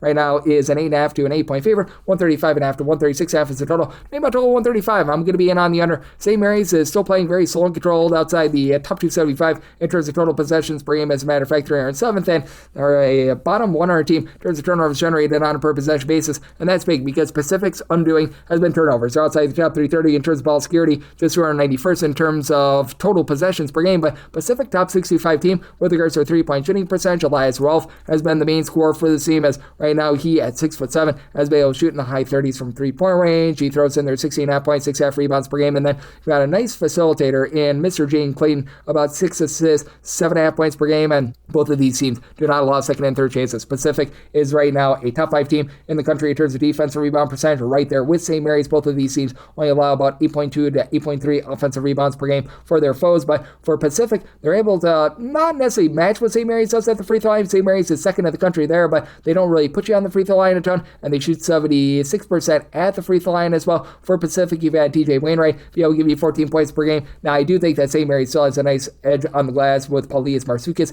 18.5 points, 7 rebounds per game. It is a pair in Mikey Lewis and Joshua Dent then have elevated the backcourt. They combined for 26 points per game between the two of them. They shoot 37% from 3, and St. Mary's up into the top 50 in terms of points scored on a per possession basis, but they are outside the top 200 with their 2-point shooting percentage. Pacific has been a relatively good perimeter defense here at home, and with St. Mary's not really putting you under duress, they themselves turn the ball over 11 times per game. You with having Andrew McKeever give you 9.5 rebounds per game. I think the Pacific holds in there. Set by line at 7, so we'll take the 8+ here with Pacific, like the under, set by total 135, and now we're going to hit a break and the extra games right here on Coach Cousins with myself, Greg Peterson, now a part of the Decent Family Podcast.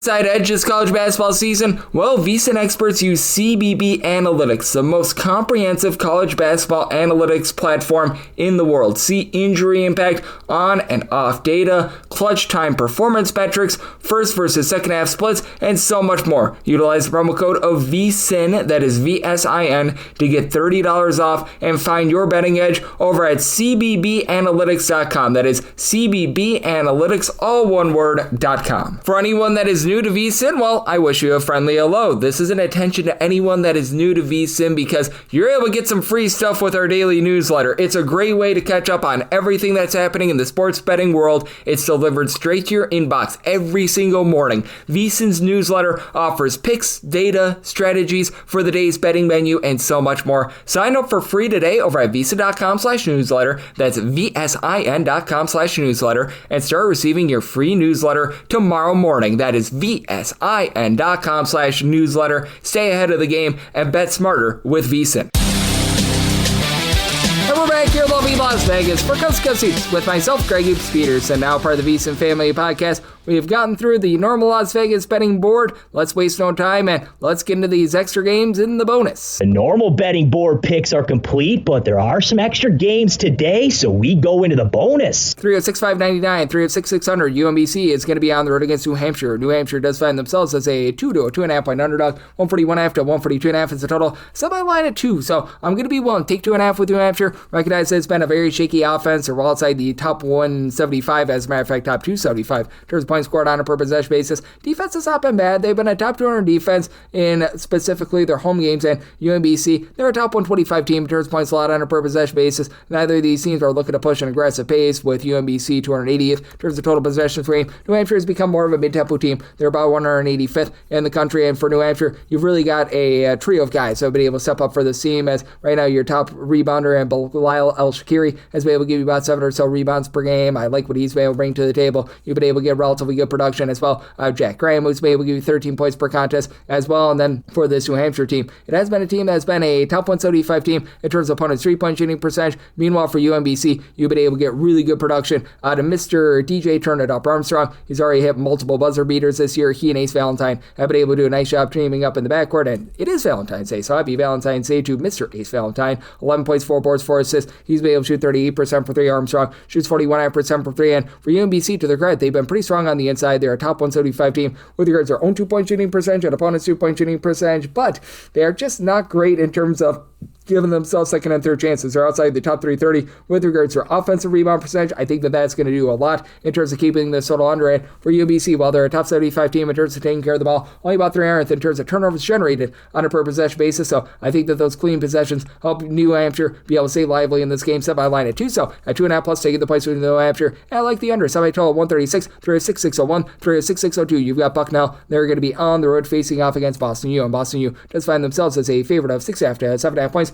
140.5 to 141.5 is the total line. I did set my line at 7. Between laying 7 and taking 7, I would rather probably lay the 6.5 with Boston U, mainly because even though Boston U has been dreadful on defense, they're outside the top 300 in terms of points allowed on a per possession basis. Bucknell, 289th in terms of points allowed on a per possession basis, and I just have no faith whatsoever in this offense. Bucknell's right now shooting 29.9% from 3-point range away from home. That's outside the top 300 in all of college basketball. Amon Doris, who comes over from Germany, about 4 boards, 11 points per game, but they are 323rd. Bucknell is in terms of points scored on a per possession basis. Boston U is a slow team. They're outside the top 320 in terms of total possessions per game, but they're executing on offense. 84th in the country in terms of points scored on a per possession basis. This is a unit that is going to give you a lot of open looks on the inside. For Bucknell, they're about 276 with regards to opponents' 2-point shooting percentage. Boston U, they are hovering right around about 274th, but I do think the Boston U is still going to be able to control the tenor of this game, with them being a top 35 team with regards to their 3-point shooting percentage, headlined by Michael Air McNair, being able to give this team over 42% 3-point shooting, 16.5 points, about 5 boards per contest. Ben Defty at 7 feet tall, 15 points, 7 rebounds per game. Archelaus Spindone for Bucknell has been able to give you double figures, but he and just so many of the other guys for Bucknell, it's like 2/3 of the roster has been banged up. It's been absolutely insane there. And then for this Boston U team, you would deal with the injury to Ben Roy. He's one of your top guys that returned from a season ago. That said, even without him, you've been able to find a lot of guys to be able to mix and match. match. Like Chance Glayden has been the main guy, 14 points. He's been able to shoot 88% of the free throw line, give you 5 assists per game. And for Boston U, they're not going to put you under duress. They're outside the top 350 in terms of turnovers generated on a per possession basis, but top 50 team with their own 2-point shooting percentage. They've been a top 75 team in terms of defensive rebound percentage as well. So no second and third chances for Bucknell. I just think that with how slow this game is, Bucknell not looking to push tempo either. 256 in terms of total possessions per game. That you get an under, so I told 139. So like the under, and with Boston U between 6.5 and 7.5, I would rather lay 6.5 rather than take 7.5. 306, 603, 306, 604. Long Island is on the road against New Haven, and New Haven does find themselves as a underdog here of 7.5 points. So on this game, 130.5 to 131.5. Somebody told I had a 130, so I like the under mainly because New Haven dead last in the country in terms of total possessions per game out of 365 teams. It's a New Haven defense that honestly isn't terrible. 207th in terms of points allowed on a per possession basis, but that does go outside the top 235 when they're at home, and it's a New Haven team that at home is allowing teams to shoot 39% for three-point range. Just absolutely awful there, but they're not going to do their part on offense. New Haven, 349th of the country in terms of points scored on a per possession basis. Have to like what Jabari Fitzpatrick has been able to bring to the table. 12.5 points, 4.5 rebounds per game, and then Andre Pasha, Elon, the Jimmy George, both combined for about 22 points per game, but this team is not shooting it well. They're outside the top 3 with their 3-point shooting percentage and their free throw shooting percentage, or outside the top 2 with their 2-point shooting percentage, outside the top 225 in terms of ball security, and Long Island is a top 75 team in terms of turnovers generated on a per possession basis. Now, this Long Island team is outside the top 3 with regards to defensive rebound percentage, but New Haven is one of the worst teams in the country at being able to hit the glass because they come up from the D2 ranks. They have really no size whatsoever. With Long Island, they're a top 75 team with their 3-point shooting percentage, and in terms of their offensive rebound percentage, now they're dreadful at the free throw line. They shoot 65.5% at the free throw line, but New Haven doesn't put you on the free throw line. And for Long Island, you've got a nice trio. Greg Echo Gordon, 13 points, 5.5 boards, 2.5 assists per game. Malachi Davis, he gives you about 14 points, 3.5 assists, and then Jamal Fuller, 43% 3-point shooter, 16 points per game. You've had Jomo Goings now shoot 38% from 3 points for this Long Island team. I think they go out there and just take it to a New Haven team that, frankly, probably shouldn't have been moved up to the D1 ranks. I set my line at 10. I'm going to be willing to lay with Long Island with how slowly this New Haven team plays. And Long Island has been slowed down in conference play, made by total 130. I'm in on the under. 306, 605, 306, 606. Chicago State, they're on the road against Le Moyne. Le Moyne does find themselves as a 6.5 to a 7.5 point favorite total on this game. 144.5 to 145. Somebody told 145.5. I do like the over. You've got a pair of teams that are relatively up tempo for the conference. Le Moyne, 182nd in terms of total possessions per game. Chicago State is 270th, and Chicago State has been rough with their offense. They're about 340th in terms of points scored on a per possession basis, but for Chicago State, they're a bottom 10 team with regards to their own 2-point shooting percentage and opponents' 2-point shooting percentage.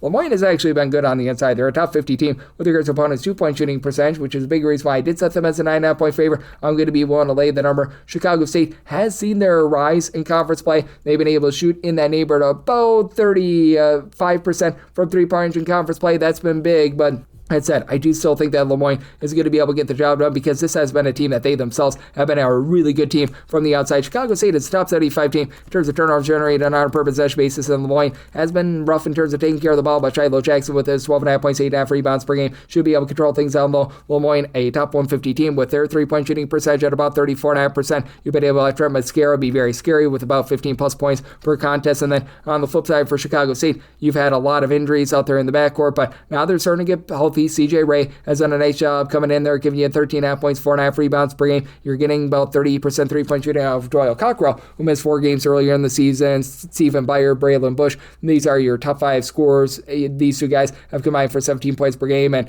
these two guys both missed 6+ games earlier this season. So Chicago State's starting to get a little bit of oomph there, and Chicago State does shoot 75% of the free throw line, but with how weak this team is on the inside, I think that Le Moyne is going to be able to run things inside, and I do think that helps Le Moyne be able to get the job done. Set my line at 9.5. I'm going to be willing to lay with the Le Moyne, 145 or less in on the over. 306, 607, 306, 608. Central Connecticut is going to be on the road against Fairleigh Dickinson. Fairleigh Dickinson hopes to be fairly priced, as they're currently a 1-point favorite in some spots, most other spots, 1.5 point underdog. So on this game, 136.5 to 137.5. Made my total 139.5. I like the over now. Central Connecticut is just 327th in the country in terms of total possessions per game. Fairleigh Dickinson, they are 332nd, so these are two similarly slow teams. But for Central Connecticut, they're really clicking on offense. Top 170 team in terms of points scored on a per possession basis, and both of these teams are outside the top 275 in terms of points allowed on a per possession basis. Central Connecticut, top 150 team with regards to opponents' 2-point shooting percentage, getting land-based from 3-point range. They've been well outside the top 225 in terms of opponents' 3-point shooting percentage, but they themselves, Central Connecticut, top 40 team with their own 3-point shooting percentage. Aaron Smith Jr., 20.5 points, shoots 38.5% from 3, 90% at the free throw line. Jay Rogers, 7.5 assists per game, and it's a Central Connecticut team that's good in terms of taking care of the ball. Top 125 team in terms of fewest turnovers on a per possession basis on offense.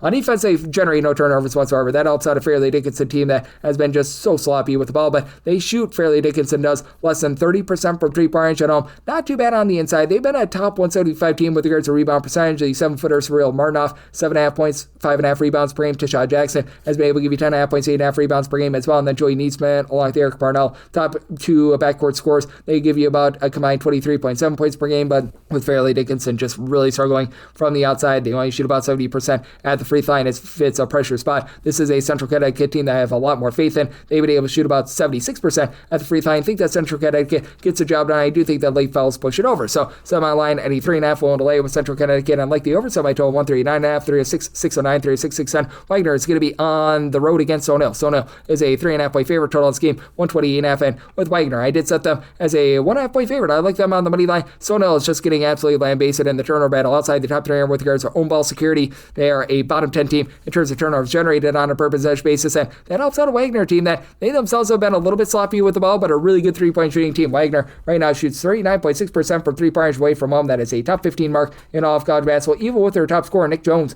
give you 15 points per game. He only shoots 28% from 3. The ancillary guys have stepped up, though. Benio Basil has been able to shoot 45.5% from 3, 8.5 points per game. Eduardo Placer shoots 37% from 3 with about 9.5 points per game. It's a Wagner team that has been pretty solid on the glass. Top 125 team with regards to our overall rebound percentages, despite the fact that their main rebounder in Xavier Finch right now dealing with an injury, but you've been able to have a guy in Brian Akamanu be able to give you about 6.5 points, 4.5 boards. He's just been a little bit of a mixer and shaker for this team. And then on the flip side of things, you've got a Sonal team that they themselves have been a top 150 team with regards to rebound percentage. You've gotten good production on the man from Serbia, Ravan Tudic, who's been able to supply about 7 points, 8.5 rebounds per game. And then Devontae Hackett, he can hack at 11.5 points, 4 boards per game. But with having Will Batchelor still out due to injury, that means that Herman Coffey needs to be the main guy. He shoots 38.5% from 3, 13.5 points per game, but the pressure has gotten to him with regards to the turnovers, and Sonal just not a strong team with regards to their interior offense. They're outside the top 3 with regards to their 2-point shooting percentage. They shoot 69% at the free throw line, and if Wagner is in a little bit of a pressure spot, this is a unit that has been shooting about 70.5% at the free throw line. Not amazing, but with Wagner being a top 175 team with regards to opponents' 2-point shooting percentage as well, I do think that Wagner gets the job done in what should be a pretty slow game. Wagner is outside the top 3 in terms of total possessions per game. You got a Sonal team that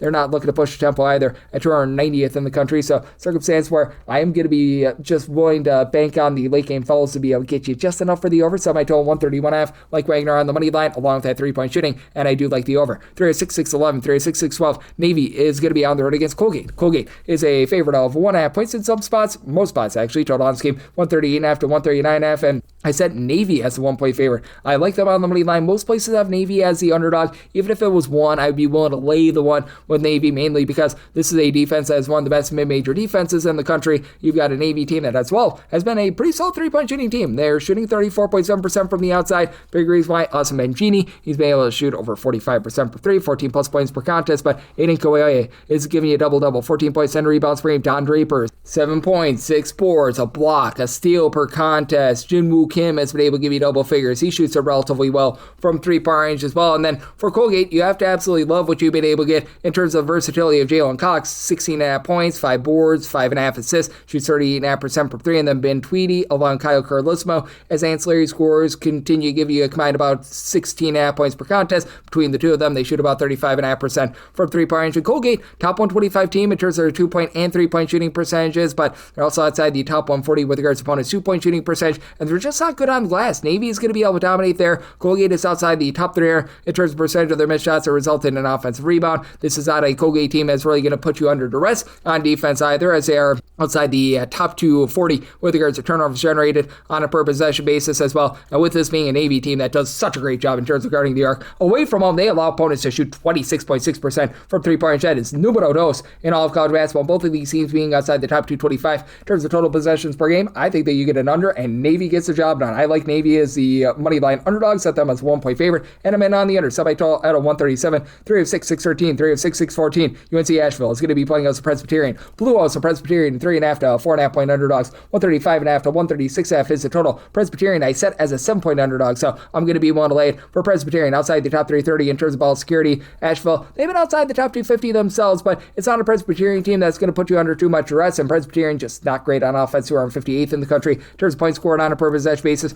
Asheville has been only about 198th, but Asheville is able to bomb it from three. They're shooting over 35.5% as a collective, and other than Carl Parrish, you don't have that for Presbyterian. Now, Presbyterian a little bit better on the boards. You've had Jonah Pierce give you 16.5 points, 9.5 boards, and great name when Jalen Peterson, 10 points, 7 rebounds per game, but Parrish, he shoots 40% from three. Nobody else on the roster shoots above 34% from the outside, and let's say that Presbyterian needs to hit some free throws, and they're a top 75 team in terms of free throw attempts on a per possession basis. They shoot 67.6% the free throw line. That's outside the top 320 in all of college basketball. And they don't really generate a lot of turnovers either. They're outside the top 250 in terms of turnovers generated on a per possession basis. Meanwhile, for Asheville, you've been able to get good production out of Cameron Taylor. Really doesn't bomb it from three, but 18.5 points, 5 boards, 3 assists per game. And then Justin Wright has been Mr. Wright from the outside, shooting 40% for three, 17 points per game. Toya Solomon at 6'9", 7 boards, 16 points. He shoots 37.5% from three. And for this Asheville team, they've been a country average team with regards to their own 2-point shooting percentage and opponent's 2-point shooting percentage, but also for Asheville, top 225 team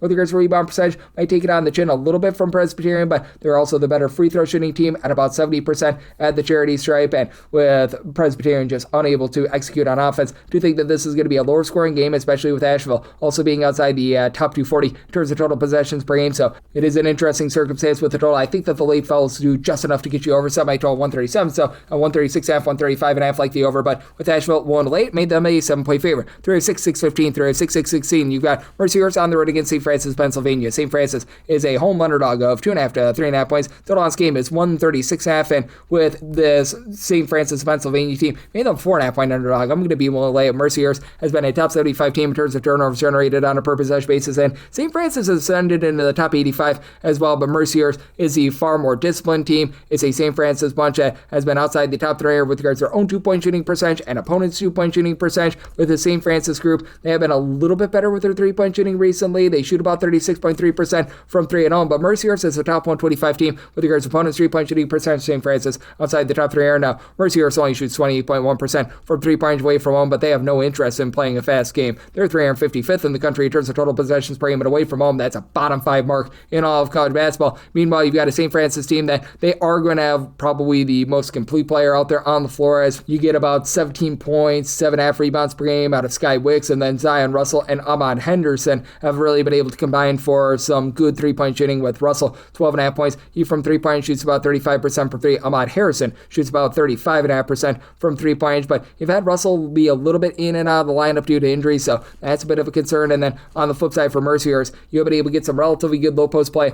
out of Kadir Martin, who's been able to give you 2.5 blocks, 6.5 boards, 7 points per game. Kalis Ivanowskis gives you about 5.5 rebounds per game. And to put it bluntly, Bernie Blunt, he is a really good scorer. He's been able to supply about 16.5 points, shoots about 34.5% from 3 points for Mercyhurst. They've also been a top 125 team with regards to opponents' 2-point shooting percentage. Mercyhurst does not get to the free throw line whatsoever. They only shoot 70% at the charity stripe, but they keep things clean. They're a top 55 team in terms of fewest turnovers on a per possession basis, and in a battle where both of these teams are very good with their defense in terms of generating turnovers, with St. Francis being outside the top 275 with regards to ball security, I think that that's the difference. At St. Francis, they themselves only shoot about 70% at the free throw line. So I did set Mercyhurst as a 4.5 point favorite. I'm going to be willing to lay the number. Semi-total at 136.5. Right now we're seeing 136.5, 137, 137 or higher in on the under, and then I'm willing to lay it with Mercyhurst. 3 of 6, 617, 3 of 6, 618. Army is going to be on the road against American. American is an American size favorite of 9.5 to 10 points. 144.5 is the total line. I said American as a 7.5 point favorite. I'm going to be willing to take the points with Army.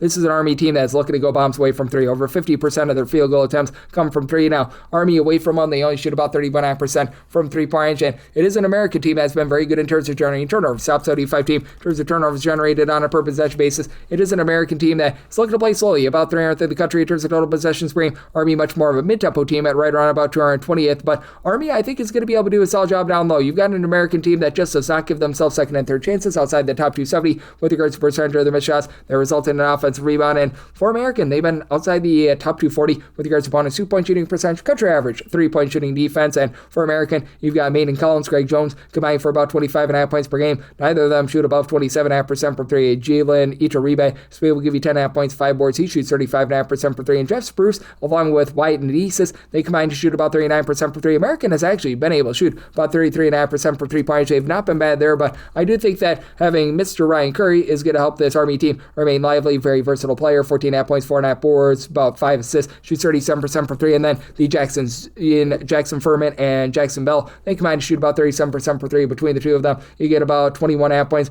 per game, and it's an Army team that has been getting blasted inside. They're outside the top 300 with regards to opponents' 2-point shooting percentage. As a matter of fact, they're outside the top 275 in terms of points allowed on a per possession basis, but they're the better rebound rate team. It's an Army team that really doesn't allow you to get to the free throw line a ton as well. And with this Army team, I do think that they find a few cracks in this American defense to be able to hit a few threes, to be able to hold in this game. I did set my total 141.5. I just don't think you get enough possessions for the over. So in on the under and the points with Army, 306, 619, 306, 620. Stetson is going to be on the road against Florida Gulf Coast. Florida Gulf Coast is a favorite of 9.5 to 10.5 points. 148.5 is the total. And with Florida Gulf Coast, I made them a 7.5 point favorite. So I'm going to be willing to take those points. It's a Stetson group that has been shooting it much better from 3-point here in conference play rather than in non-conference play. Now, we'll say Stetson shoots over 38% from 3-point range. With regards to their home games, away from home, they shoot about 30% from three, and they've been dealing with a little bit of an injury to Jamie Phillips, their top scorer, but Ethan Copeland and Colin Cool in the interim, they've been able to step up for a combined about 28 points per game. Both shoot over 40% from three. Finley Sheridan has been able to shoot about 39% from three. Stetson getting blasted on defense outside the top 320 in terms of points allowed on a per possession basis.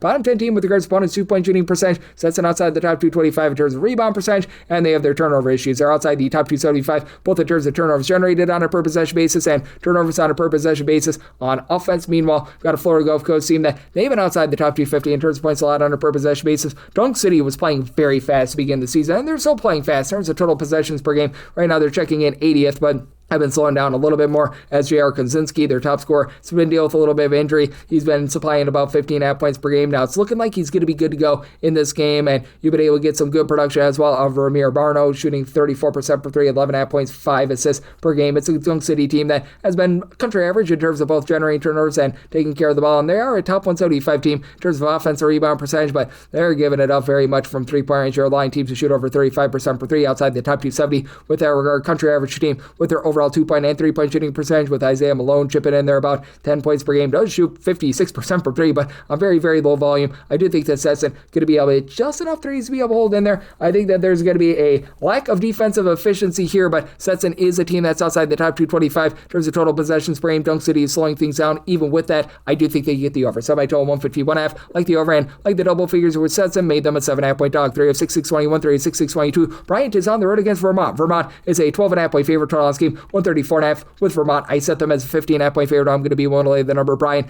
bottom 25 team in terms of points scored on a per possession basis. As a matter of fact, 352nd. And if you look at them in games played away from home out of your 365 Division I teams, right now they are checking in 365th. That is big reason why I'm going to be taking a shot on the under as well. I did set my total at a 133.5 as Bryant, I just don't think he holds up their end of the bargain. And Vermont, top 15 team in terms of defensive rebound percentage. They don't grab any sort of offensive rebounds, but that said, Vermont has been about 107th of the country in terms of points scored on a per possession basis. Jesse Alden at 6'6", he has been incredible. He's been able to shoot in the high 30s from 3-point range, supplies you with about 5.5 rebounds, 16 points per game, and then TJ Hurley, 15 points, shoots 39% per three. They dealt with a little bit of an injury to TJ Long, but he's back, number 3 scorer, who's able to give you about 12.5 points per game. And for this bunch in Vermont, the way that you beat them is from 3-point range. A lot of teams who shoot over 35.5% from 3-point range, but it's a Bryant team that's right now shooting 29% from 3-point range. That's a bottom 30 mark in all of college basketball. Bryant actually not too bad down low. Top 175 team in terms of opponents' 2-point shooting percentage, but they give it up from the outside. It's a Bryant team that's been outside the top 225 in terms of rebound percentage, outside the top 320 with their own turnovers, and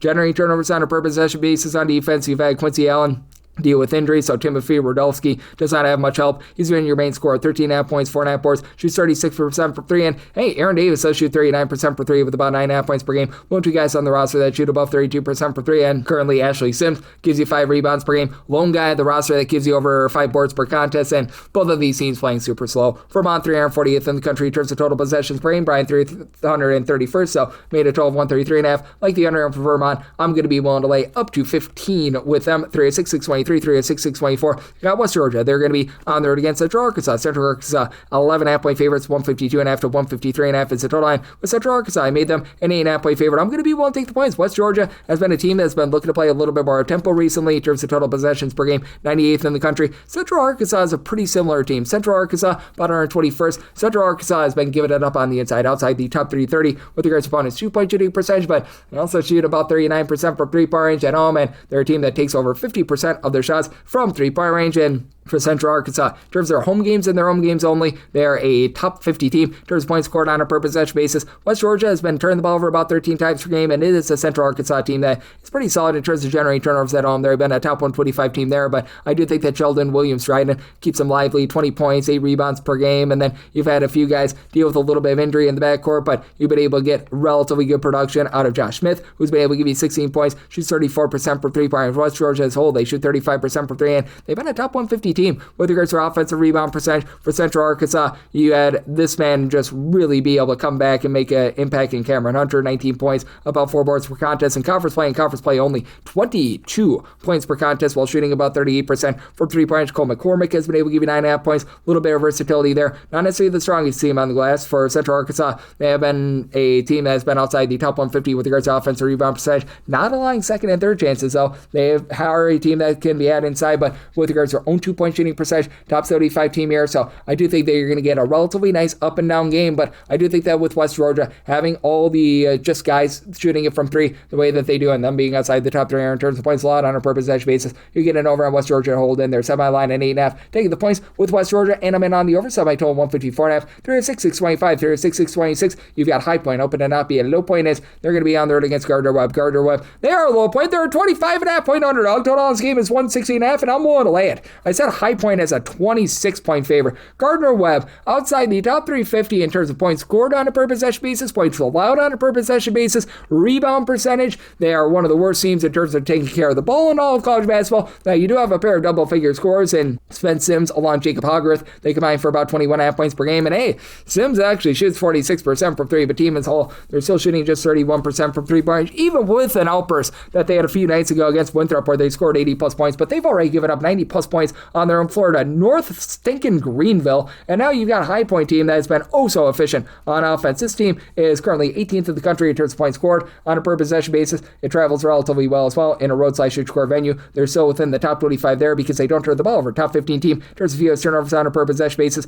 High Point, solid 3-point shooting team at 34.4%, but they have to deal with a little bit of an injury to Cameron Fletcher, but that has not mattered. Scary Terry Anderson has been able to give you 14-plus points per contest, throws in their 5-plus boards, so relatively good versatility there. Conrad Martinez, he's able to give you 10.5 points. He shoots in the high 30s from 3-point. Scotty Washington has stepped up to be able to give you 8 points per game, and it is a High Point team that has been able to do a pretty solid job in terms of being able to guard the arc as well. Top 150 team in terms of opponents' 3-point shooting percentage. They're a top 10 team at getting to the free throw line. They shoot 74% while they're there, and for High Point, they're a top 10 team in terms of turnovers generated on a per possession basis. I think that they go out there, dominate a Gardner-Webb team that is a poop stain on the underpants of college basketball right now. Semi-total 158. I just simply don't think that Gardner-Webb does their part with the total, so in on the under, I'm willing to lay the 25.5 here with High Point. 306, 627, 306, 628. Charleston Southern on the road against Radford. Radford is a 3.5 to a 4.5 point favorite. Total on scheme 162.5, and I made Charleston Southern the 2.5 point favorite. I like them on the money line. It's a Radford team that's 299th in the country in terms of points allowed on a per possession basis at home. At home, they're outside the top 320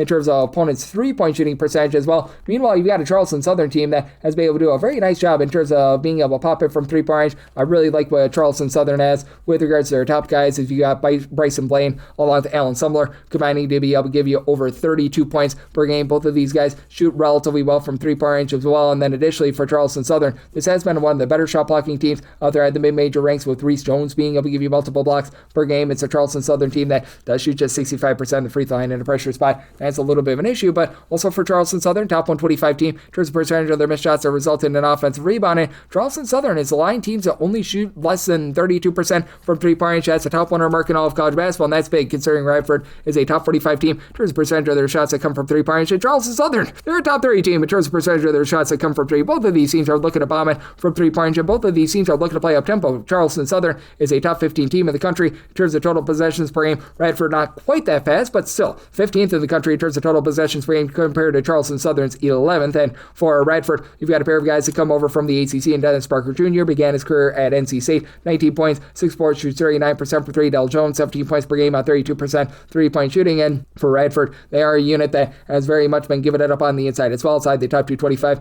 with regards to opponents' 2-point shooting percentage, and they do put you on the free throw line a ton. They're a top 20 team in terms of foul rate, so I do think that this is going to be a nice high-scoring expose that Charleston Southern is able to get the job done in. Did somebody total 162.5. Right now, mostly seeing 162.5. I'm seeing one straight 161. Would be willing to take that over, and Charleston Southern on the money line. 36-629, 36-630. You've got USC Upstate. They're on the road against Longwood. Longwood is a 5.5 to a 6.5 point favorite. 145.5 to 144.5 is the total line. Somebody total 143.5. I like the under. Now, Upstate, top 150 team in terms of total possessions per game. Longwood, neither here nor there with regards to their tempo, about 133rd in terms of total possessions per game. Take out the overtimes, and they're very much a country average team. And for Longwood, they've been a top 50 team in terms of turnovers generated on a per possession basis. They just don't take care of the ball, and they just don't execute around the perimeter, though. Longwood shoots 30.5% from 3. That's outside the top 320 in all of college basketball. They're a bottom 50 team in terms of turnovers on a per possession basis on offense. Not bad on the inside. Top 125 team in terms of 2-point shooting percentage with Elijah Tucker. Give you 12.5 points, 6.5 rebounds per game. Jonah Nazami has been able to give you 11.6 rebounds per game as well. And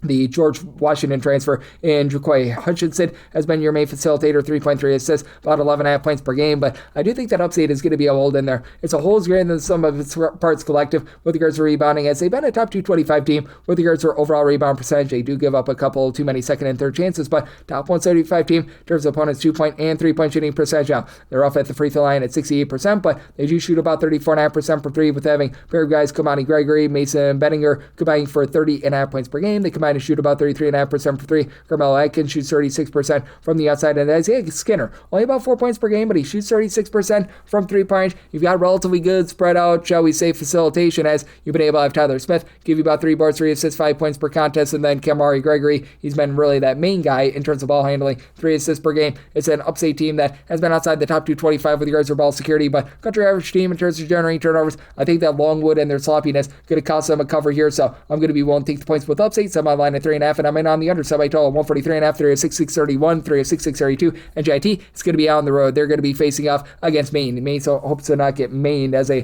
1.5 point home underdog. Total last game 136.5 to 137.5. Where the heck did they get this total from? Maine is 365th out of 365 Division I teams in terms of points scored on a per possession basis. Like, it's actually deplorable what they're producing on offense, and it's not like the NJIT is out there running a track meet. They're 210th in the country in terms of total possessions per game. NJIT is 322nd in terms of points scored on a per possession basis. I recognize that they're not the Mona Lisa Vitos of defense, but hey, Maine has been a top 125 team in terms of points allowed on a per possession basis. They're a top 85 team in terms of turnovers generated on a per possession basis as well, but NJIT has been much better with their offense here in conference play. In non-conference play, they were absolutely terrible. Now, Sebastian Robinson in conference play, 18.5 points per game. He dealt with injury towards the beginning part of the season. Melvin Ikwanboli has been a nice addition as well. He down low is able to give you about 7.5 points, 5.5 rebounds per game after he was missing towards the beginning part of the season. Now, NJIT is about 307th in the country in terms of rebound percentage. Maine is 364th. I mean, Ace Flag is certainly not Cooper right now. He's giving you like 4 boards and a few points per contest. Just leaves a lot to be desired there. Maine, again, they're doing a solid job in terms of generating turnovers, but they themselves are not taking care of the ball. They're outside the top 290 in terms of turnovers on a per possession basis, and let's say you get into a pressure spot, Maine is shooting a hearty 64.5% the free throw line. That's a bottom 10 mark in all of college basketball. TJBL, 12.5 points, 4.5 boards, shoots 37% for 3. Nobody else on the roster shoots above 32% for 3. Nobody else gives you double figures, even with Makai Gray along with Logan Carey combining to give you about 18 points per game. I think that's going to be tough for Maine, and I just flat out don't think that they score enough points to get the job done. Semi-line at 4.5. I like NJIT here, laying the small number, and like the under, semi-total 128.5, 306-633, 306-634. Florida A&M is going to be on the road against Jackson State. Jackson State does find themselves as a slim underdog here of 1 to 1.5 points. 146.5 is the total line. Set a total of a 146. I'm in on the under now. You do have a Jackson State team that's been looking to fly in terms of total possessions per game. They check in 53rd in the country. Florida now 75th, and Jackson State bottom 15 team in terms of points allowed on a per possession basis, and they're really bottom 50 in just about everything in all of college basketball, aside from free throw shooting. They're okay at the free throw line. Florida A&M, they are not good at the free throw line, but I did set Florida A&M as a 2-point favorite. Florida A&M has picked it up with their 3-point shooting at about 33.5%. That's a top 205 mark in the country, and Florida A&M is a bottom 30 team in terms of turnovers on a per possession basis on offense, but defensively, they've actually been quite good in terms of generating turnovers. This Florida A&M team right now is 53rd in the country in terms of turnovers generated on a per possession basis, and Jackson State is not that. Jackson State right now, they are well outside the top 200 in all of college basketball with that regard. As a matter of fact, they're hovering right around about 280th, even with having Deshaun Ruffin be able to give you 20-plus points per contest. You just don't have anything down low with this team either, and I recognize that for Florida A&M, they're outside the top 300 with regards to their own rebound percentage, but Micah Octave, after he dealt with injury in the non-conference portion, he's been able to give you about 8 boards, double-figure amount of points. I think you've got Jamie Mitchell, Dorian McMillan for this Jackson State team, combining for about 26 points per game. Between the two of them, about 9.5 rebounds per game, but outside of Ruffin, Mitchell, and McMillan, nobody else on the roster gives you over 6 points per game. You've got absolutely no depth whatsoever, and then for Florida A&M, you've been able to get good production out of Jaquan Sanders, Tyler Shirley in the backcourt. Shirley, they give you a combined about 22.5 points per game, and Sanders shoots 37% from three-pointers. It's a Florida A&M team that here in conference play is shooting 35.5% from three. They've also been second in terms of two-point shooting percentage out there in the SWAC as well. In conference play, they shoot closer to 72.5% at the free throw line. They've been a different team here in the second half of the season under Charlie Ward. I think that he's figuring it out as a coach. You've got Caleb Washington giving you some facilitation with about 8 points, pair of assists per contest, even though Florida A&M still very sloppy with the ball. Jackson State is as well, and the difference is Florida A&M actually generates those turnovers. So solid a total of 146, 146.5, like the under, and I like Florida A&M here, 1 to lay up to 1.5 with them. 36-635, 36-636. North Florida is going to be on the road against Jacksonville. Jacksonville does find themselves as a favorite here of 7.5 points. 154.5 is the total line, which Jacksonville made them a 5.5 point favorite. I'm going to be willing to take the points. North Florida, I recognize that this is a team that they turn the ball over about 13 times per contest in terms of points scored on a per possession basis, so they're still a top 185 team in the country. Jacksonville just has not gotten anything going. 284 in terms of points scored on a per possession basis, and they're outside the top 3 in terms of points allowed on a per possession basis. Like, this is supposed to be a team that's relatively solid in the low post. They're supposed to be able to do an okay job on defense and then leave something to be desired with regards to their outside shooting. They're just leaving something to be desired everywhere. For this Jacksonville team, they're outside the top 225 in terms of ball security. They're outside the top 250 in terms of generating turnovers. Now, they should have an edge down low. They're a top 125 team in terms of defensive rebound percentage, and North Florida, they're a bottom 5 team in terms of percentage of opponents' missed shots that turn into an offensive rebound, but not like Jacksonville is doing a great job in terms of pulling in the boards either. You've got Donovan Rivers and Jason Thirdkill, who give you between 4.6 and 4.7 rebounds per game apiece. Nobody else gives you over 3.2 rebounds per game. You have one double-figure scorer in Hayden Wood, 10.5 points. He does shoot 39% from three-point range, but that's about it. And then for North Florida, Cameron Orioles giving you great versatility. 20.5 points, 4.5 assists. He's been able to shoot at a clip of about 42% from three-point. They can get to the free throw line. North Florida, 78%. The charity stripe, top 20 mark in all of college basketball there. And for North Florida, this three-point shooting has actually traveled relatively well. Overall for the season, they shoot about 36.5% from three-point, and obviously they typically do a little bit better job on offense when they're at home rather than away from home, but still, they shoot 36% from three-point range and away from home with having Dalton Gaiman along with Kent Jackson combined shoot about 36.5% from three between the two of them, 25-plus points per contest. Devin Hines has dealt with a little bit of injury and has been a little bit of a disappointment, but overall, even though North Florida is going to get bludgeoned down low, I do think that they hold in this game, and I do think that it's going to be very interesting with North Florida being a top 40 team. In terms of total possessions per game with regards to the total, I set mine at a 153.5. I just don't think that Jacksonville does enough for the total, so I'm willing to take the points with North Florida, set them as a 5.5 point dog, and on the under 36-637, 36-638. Albany is going to be on the road against Binghamton. Binghamton is a 5.5 point home underdog. 137.5 to 138 is the total, and for Albany, I did set them as a 5.5 point favorite, so we're going to be waiting on a little bit of line move. I'm seeing a few fives popping up as well, and with 5, I'd be willing to lay with Albany. Now, Albany has been one of the more rough free throw shooting teams in all of college basketball, but for Binghamton, they're just so banged up. Demetrius Lilly was their double-double machine. He's out for the season. You've had Jeremiah Quigley be able to give you 6 assists per game, but this team is outside the top 275 with regards to turnovers on a per possession basis on offense, and outside the top 3 in terms of generating turnovers on defense. Meanwhile, for Albany, they are shooting just at 65% of the free throw line. That's rough. But Binghamton, they have not been able to shoot it well from 2-point range or 3-point range outside the top 250 with both those respects, and Albany has been a top 125 team with their 2-point shooting percentage. Now they're outside the top 250 in terms of opponents' 3-point shooting percentage, but Binghamton can't shoot from 3. Amir Lindsey, 17 points per game. He's the top scorer in this game. Jaden Kempson has done a nice job being able to give you about 10 points, 4 boards per contest. Was dealing with a little bit of injury, but should be able to go here, and he's been able to score in double figures in each of the last 2 games. So then you've got Okuchi Okeke, who's been able to give you 6.5 boards, a little bit over a block per contest as well, and I think that Binghamton is going to have a really tough time in terms of being a matchup with that, as you've got Zyler Beverly give you about 12 points, throws in there about 5 rebounds per game as well, and then Wesley Peterson, great name, game, shoots about 35.5% from three, but Binghamton, their metrics right now are just a big giant sea of red with so many guys being banged up for the team. They've had to really slow down their tempo, and they're a bottom 15 team in the country in terms of percentage of their missed shots that become an offensive rebound as well. For Binghamton, in terms of total possessions, bringing about 281st in the country. They'd like to play a little bit faster, and for Albany, this is not a team that's really going to push tempo either at 288th in terms of total possessions per game, so I think they get a little bit of a low-scoring bleeder of a game. Semi-total at 135.5, I'm willing to lay up to 5 with Albany, and I like the under. Semi-total at a 135.5, 306, 639, 306, 640. You've got Bethune-Cookman, and they're going to be on the road against Alcorn State. Alcorn State is a home underdog of 7.5 points, so this game 144.5, semi-line at 9.5. I'm going to be willing to lay the number for Bethune-Cookman. They've got the Dr. Bradley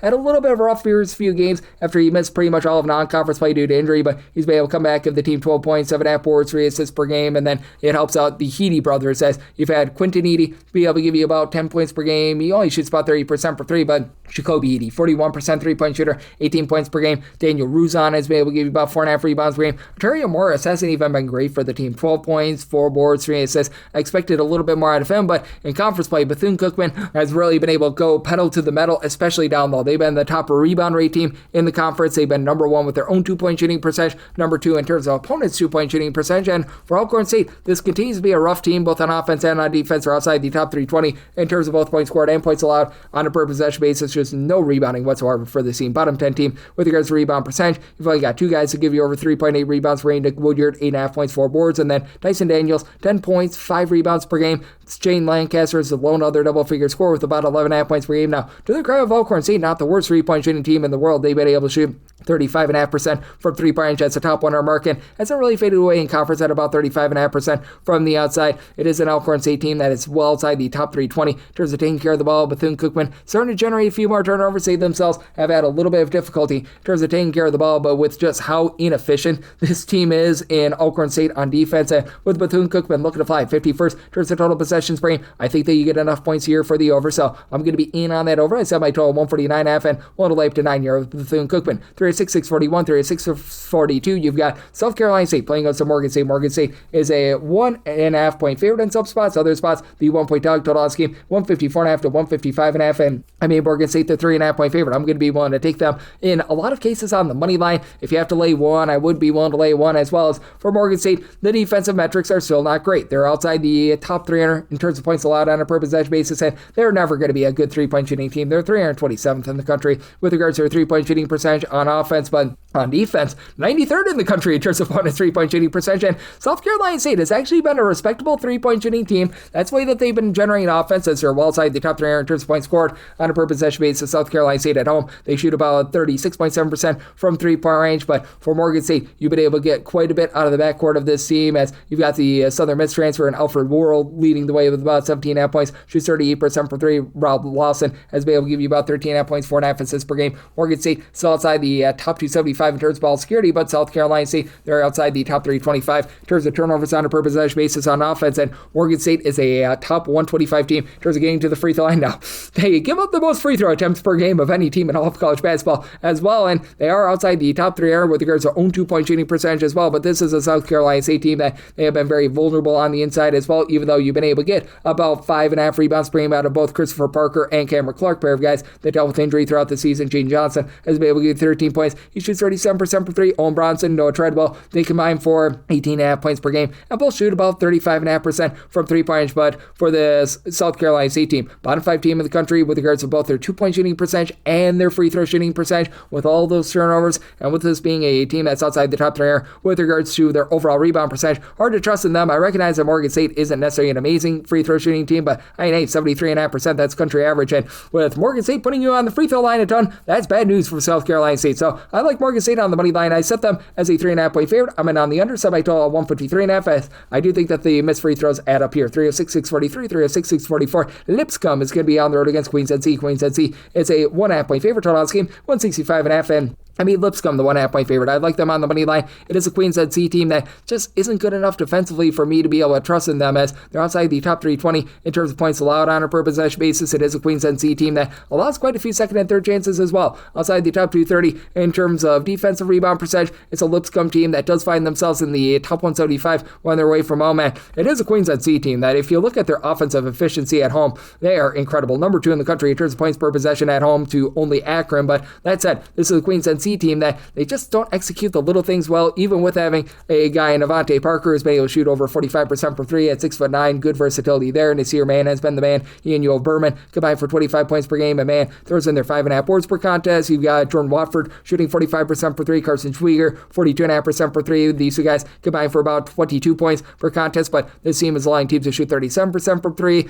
Along with that, they're outside the top 320 with regards to opponents' 2-point shooting percentage, and this is a Lipscomb team that has done a nice job in terms of taking care of the ball. Top 175 team in terms of fewest turnovers on a per possession basis. Let's say that you're in a tight spot. For Lipscomb, they shoot 77% free throw line, top 30 mark in the country, and they're a top 50 team with their own 37% 3-point shooting, with Grant Asman at 6'9", 6'10", give you 14.5 points, 6 boards. He shoots 40% from 3. Charlie Williams at about 6'10", shoots 35% from 3 with about 11 points per game. And Mateo Esmeraldo running good clean offense, 7 assists to about 1.7 turnovers per game, 10.5 points per game. Lipscomb, a top 150 team with their 2-point shooting percentage as well, and they're okay in terms of guarding the 3-point line, a little bit below country average. Not going to do an amazing job on the glass, but I do think that with the inefficiency of this Queens NC defense, Lipscomb is able to get the job done. I did set my total at a 165.5. Right now, I'm mostly seeing 165 to 165.5. 165 is my max buy point on the over, so 165 or less, like the over, and Lipscomb on the money line. 306 to 645, 306 646. Maryland Eastern Shore is going to be on the road facing off against Howard. Howard's a 11.5 point favorite, so this game was 131.5.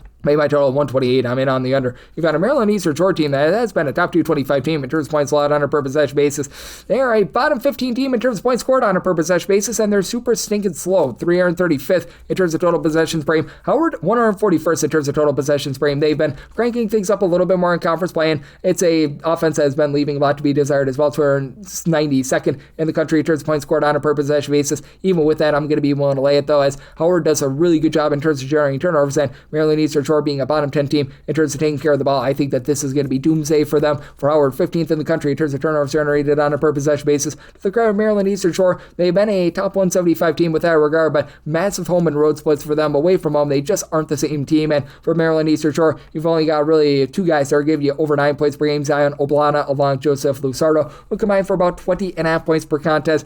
With Lusardo, he actually shoots about 40% per 3, but team as a whole shoots 29.9% per 3. That's a bottom 30 mark in all of college basketball.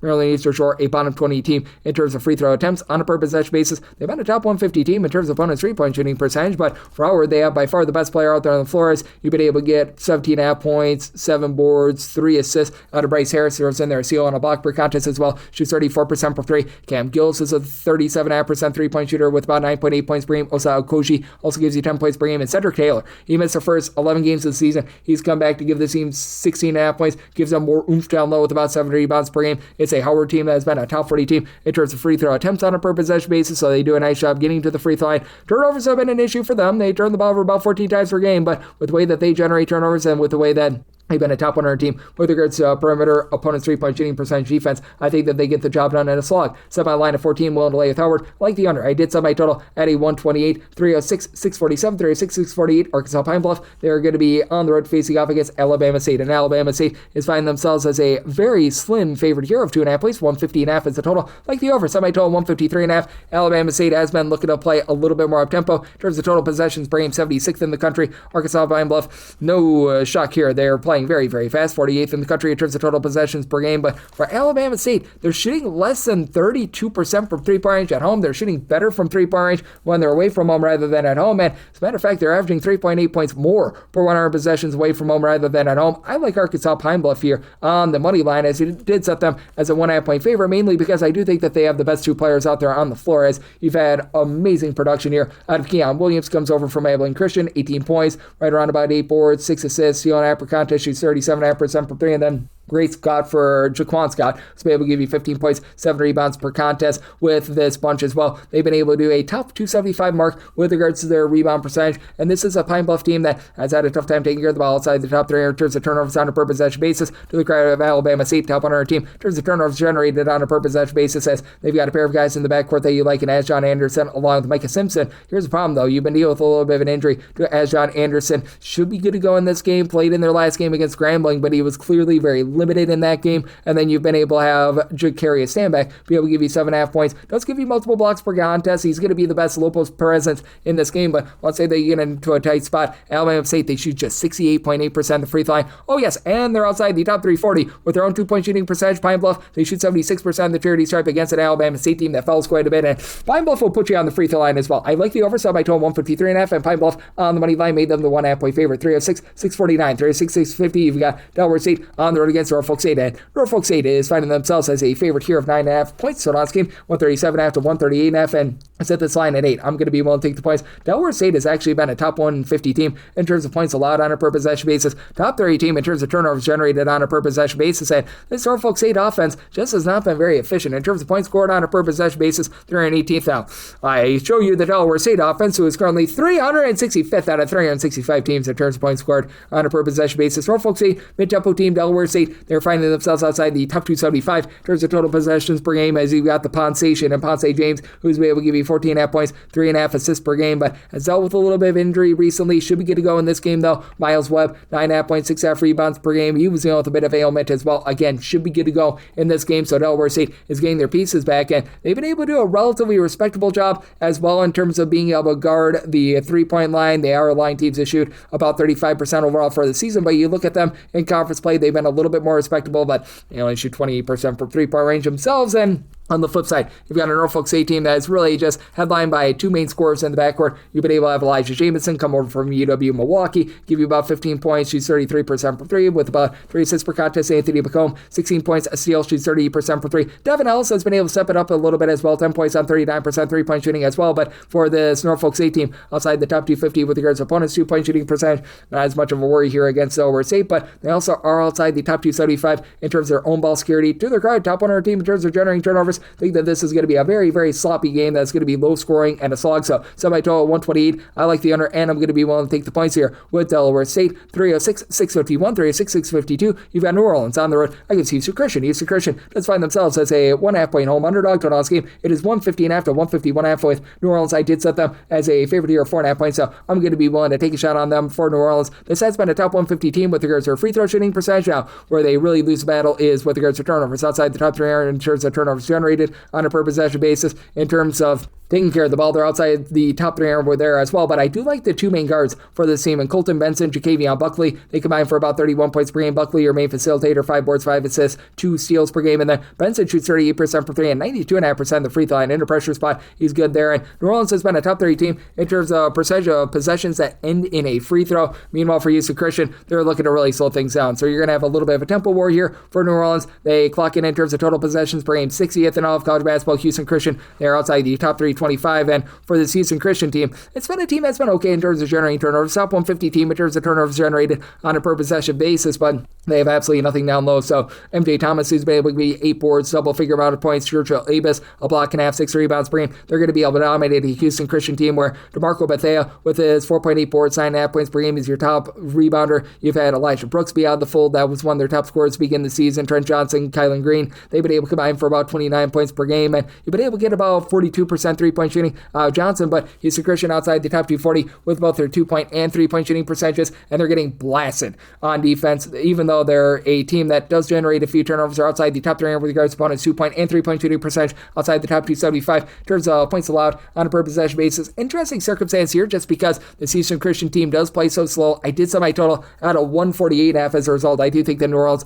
is going to be able to go out there and be able to win this game from within. I just don't think they can get enough possessions for the over, so like the under, and I'm going to be willing to lay with New Orleans. 306, 653, 306, 654. You've got Lamar on the road against Texas A&M Corpus Christi. Corpus Christi is a 3.5 point favorite. Total on game, 136.5 to 137.5. Made my line for I'm going to be willing to lay with Corpus Christi. Now, the roll that I see you've got with Corpus Christi, they're outside the top 320 with regards to their free throw shooting percentage, but it is a Corpus Christi team that's been able to knock down a few threes. Now, they're just 316th in the country in terms of points scored on a per possession basis. Lamar is more around about 220th, and Lamar does have some good versatility, as this has been a top 125 team with regards to their three-point shooting percentage. You've got Andrew Holyfield at 6'10", supplying 13 points, 4.5 boards. He shoots 33.5% for three, and Rob Lee, 44% three-point shooter, 16 points per game for Lamar in a pressure spot. They shoot more around about 71.5% at the free throw line. That's country average mark, and for Lamar, they've been a top 150 team in terms of generating turnovers, but they've also been outside the top 200 with regards to ball security, and I do think that Corpus Christi is going to do an amazing job in terms of generating turnovers. Now, what this Lamar team does a really good job of on defense is being able to guard inside. They've been a top 100 team with regards to opponents' two-point shooting percentage, but for this Corpus Christi team as well, they've been a top 125 team with regards to rebound percentages. You've got Sheldon Williams being able to give you 12.7 rebounds per game, shoots in the mid-30s from three. Nicholas Shunboyo has been able to shoot 37% from three, along with Mason Gibson. These two guys combined for about 22.5 points per game, again with Corpus Christi. The free throw shooting is rough, and they have been outside the top 225 with regards to their just overall two-point shooting percentage as well. But with this team doing such an excellent job being able to generate those turnovers, being 28th in the country with this regard, I do think that that wins out in this spot, and it keeps it relatively low scoring with both of these teams. Not necessarily looking to gun it for Corpus Christi in terms of total possessions per game. This team is checking in about 236th in the country. Lamar is outside the top 275, so I did set a total here of a 134. I'm going to be willing to take a shot on the under, and I'm willing to lay the 3.5 here with Corpus Christi. 36-65, 36-66. You've got Penn St on the road against NC Central. NC Central 11.5 point favorites, 143.5 to 144.5 is the total. Maybe my total 144.5, 144 or less. I'm going to be in on the over now. This NC Central team brutal with their offense, 324th in terms of points scored on a per possession basis, and not even a fast team, 273rd in terms of total possessions per game. I'm just sat out on the Penn State defense. Penn State, a bottom 5 team in all of college basketball in terms of points allowed on a per possession basis, and they're a relatively mid-tempo team. They've cranked it up a little bit more, and they're starting to get a little bit more ever since you've had Demontre Hall come off of injuries, up to 9.5 points per game. He's a lone guy on the roster, gives you over 8 points per game, and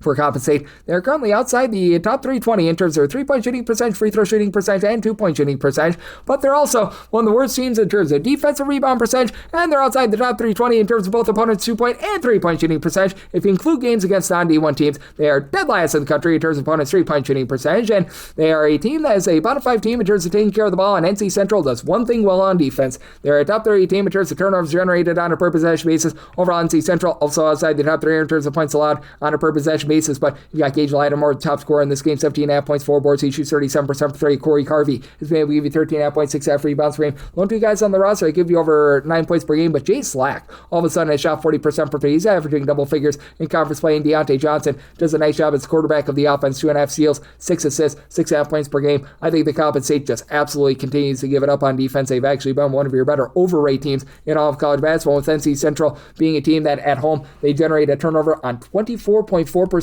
of opponents' possessions. That is a top 5 mark in the country. I do think they get some nice domination. We'll lay up to 12 with NC Central, made them 12.5 point favorite, and made my total 144.5. So at the 143.5, 144, and on the over 3 of 6, 657, 3 of 6, 658. You've got Southeast Louisiana, and they're going to be on the road facing up against Northwestern St. Northwestern State is a 1.5 point favorite total on this game, 129.5 to 130.5. Made Northwestern State the 2 point favorite. I'm going to be one to lay the number. I just do not trust this Southeast Louisiana offense whatsoever. 335th in the country in terms of points scored on a per possession basis. Bottom 30 team with regards to their 3-point shooting percentage. Now, I will say this for Southeast Louisiana. They've been able to have a pair of guys that have been able to step it up, give you double figures, and Jeremy Alizi, who's been giving you 10.6 points per contest, 10.6 points out of Jeremy Gaines as well. Gaines has been that top rebounder with about 6 boards per contest and a block per game, and then Alizi, he's able to give you about 5 rebounds per game. They combine to shoot less than 13.5% from 3-point range. Makai Miles does shoot 39% for 3, 8.5 points per game, and to the credit of Southeast Louisiana, pretty solid in terms of generating turnovers, top 75 unit in terms of turnovers generated on a per possession basis, but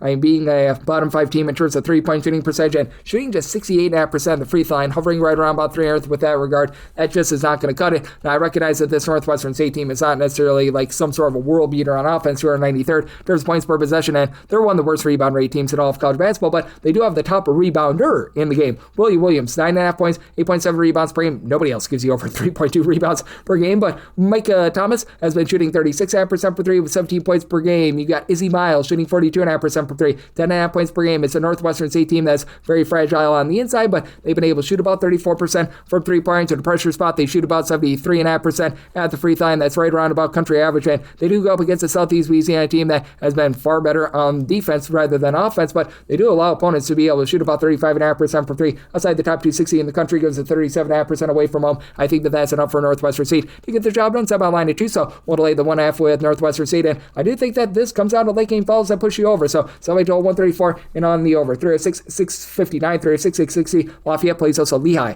Lehigh is an underdog of 1.5 to 2.5 points. Total on this game 138.5 to 139.5. Made Lehigh the 1-point favorite. I'm going to be one to take them on the money line. Now Lehigh outside the top 330 with regards to rebound percentage. Lafayette isn't a whole heck of a lot better, and this is a Lehigh team that's been just 267th in terms of points scored on a per possession basis. Lafayette is 305th. Lafayette just really relies upon two main scorers. Caleb Williams, no, not the quarterback of the Bears. He's been really leading the way, giving you about 16 points, 3.5 assists per game, and does shoot about 35% per three. Andrew Phillips, 14.5 points, 4.5 rebounds per game, and then you had Christian Humphrey Rembert be able to supply about 6.5 rebounds per game, but even though this team rebounds a little bit better than Lehigh, this is still a team that's outside the top 250 with regards to rebound percentage, and they just give it up with regards to percentages outside the top 240 with regards to 2-point and 3-point shooting percentage on defense, and they just do not get it done on offense. On their just low post play, down low, they're outside the top 330 with regards to 2-point shooting percentage. Lehigh is the top 10 team in the country in terms of percentage of opponents' field goals that come from 2-point range. They force you inside, and then for Lehigh, you've got Nasir Whitlock, give you 20.5 points, 3 assists, shoots 43% from 3. Hank Alvey is able to give you about 14 points, 2 blocks, shoots 45.5% from 3. Joshua Ingram throws in their 10.5 points per game. Even though this team does not rebound, they've been able to do a solid job with being a country average team with their 2-point shooting percentage, top 175 team with regards to their 3-point shooting percentage. They shoot about 72% in the free throw line and a little bit of pressure spot. They've been outside the top 250 in terms of ball security. Lafayette outside the top 250 in terms of generating turnovers, and they shoot 68% in the free throw line. Like Lehigh here on the money line, made them a 1-point favorite and made this total a 139. So between a 138.5 to a 139.5, honestly, would rather have a 139.5 to the under rather than the over. 306, 661, 306, 662. You've had Texas Southern playing against Grambling. Grambling is a 1 to 1.5 point favorite. 141 to 141.5 is the total, and I mean Grambling the favorite of 4.5 points. I'm going to be willing to take them. Grambling has been a top 25 team in terms of turnovers generated on a per possession basis, albeit they're also outside the top 320 with regards to ball security. That has led to them being 313th in the country in terms of points scored on a per possession basis, but they actually score 3.9 points more per 100 possessions when they're away from home rather than at home. And Texas Southern 306th in terms of points per possession. Now, we'll say that for Texas Southern, they've been able to do an okay job in terms of guarding the arc, especially at home. They're aligned teams to shoot just 30% from 3-point range, and I do think that you're going to get a lot of sloppiness in this game, but I do think that Lake Game Fells push you over, and Texas Southern is a team that's looking to play at a fast pace, 62nd in terms of total possessions per game, but I think that Roderick Coffey for Grambling is going to be the difference. He follows his coach on over from Florida A&M and Patrick Crary, and for Coffey, 10.5 points, 4.8 boards, 4 assists. He's been able to shoot about 40% or so from 3-point range, and then you've had Darius Ward chip in their 10.5 points per game, Jamal Mutlieb and Antonio Munoz. They combine for about 22.5 points per game for Grambling. This has been a top 225 team with regards to rebound percentage as well, and they do a nice job holding up down low. They've been a top 150 team with regards to opponents' 2-point and 3-point shooting percentage. Texas Southern has been well outside the top 250 in terms of points allowed on a per possession basis, and for Texas Southern, they're outside the top 320 in terms of ball security, 14 turnovers per game. They've been quite a bit better here in conference play as they've dealt with so many injuries as pretty much all but one. Their top 6 scorers has missed multiple games this season. Bryce Roberts, 12.5 points. He's been able to shoot 36% for 3. Zaire Hayes, 39% 3-point shooter with 10 points per game. And then Troy Hupseed, double-double machine. A block, 15 points, 10 rebounds. He does shoot about 31.5% from 3, but team just shoots 71% of the free throw line. I do think that the turnovers are going to get to them. I do, though, think that you get enough possessions for the over, and I think that Grambling finds a way to be able to get the job done at a little bit of a pressure spot, despite the fact that this is a team that they themselves have their turnover issues, as they do shoot 73% at the free throw line. So, make Grambling the 4.5 point favorite. I'm going to be willing to take a shot on them, and I like the over. Semi-total at a 142.5, 306, 663, 306, 664. You've got Alabama A&M playing against Mississippi Valley State. Mississippi Valley State is a underdog of 16.5 to 17.5 points. 137.5 is the total, and for Mississippi Valley State, made them 14.5 point underdog. I'm going to be willing to take the points. Now, Mississippi Valley State, bottom 15 team in terms of rebound percentage, points scored, and points allowed on a per possession basis, but they've got perhaps the best scorer in this game, Michael James, who's been able to give you 20.5 points, 2.5 assists per game, and they have Daniel Mayfield, who missed 5 games due to injury back. He's a lone guy in the roster. He gives you over 4.6 rebounds per game with 13.6 half rebounds per game, and Lamont Sams all of a sudden has been able to give you a little bit more in conference play, 14 points, 7.5 rebounds per game, so he's really been able to uplift this team down low. Now, we'll say that he's been dealing with quite a bit of injury recently, so that's been a bit of an issue, and I'm thinking that he's going to be out of the fold once again, or else I would have been able to give them a little bit of a higher grade, but but that's it for Alabama A&M. This is a top 125 team with regards to defensive rebound percentage, but they just don't execute on offense. They're shooting about 33% from three, outside the top 225 there. They're outside the top 300 with their own 2-point shooting percentage. Now, we'll say for Alabama A&M, top 175 team in terms of points allowed on a per possession basis, and it's a quite slow team as they do have a lot of the Grambling roots in them, as Dante Jackson comes over from Grambling, brings with him his top scoring kid, Navius Dozier,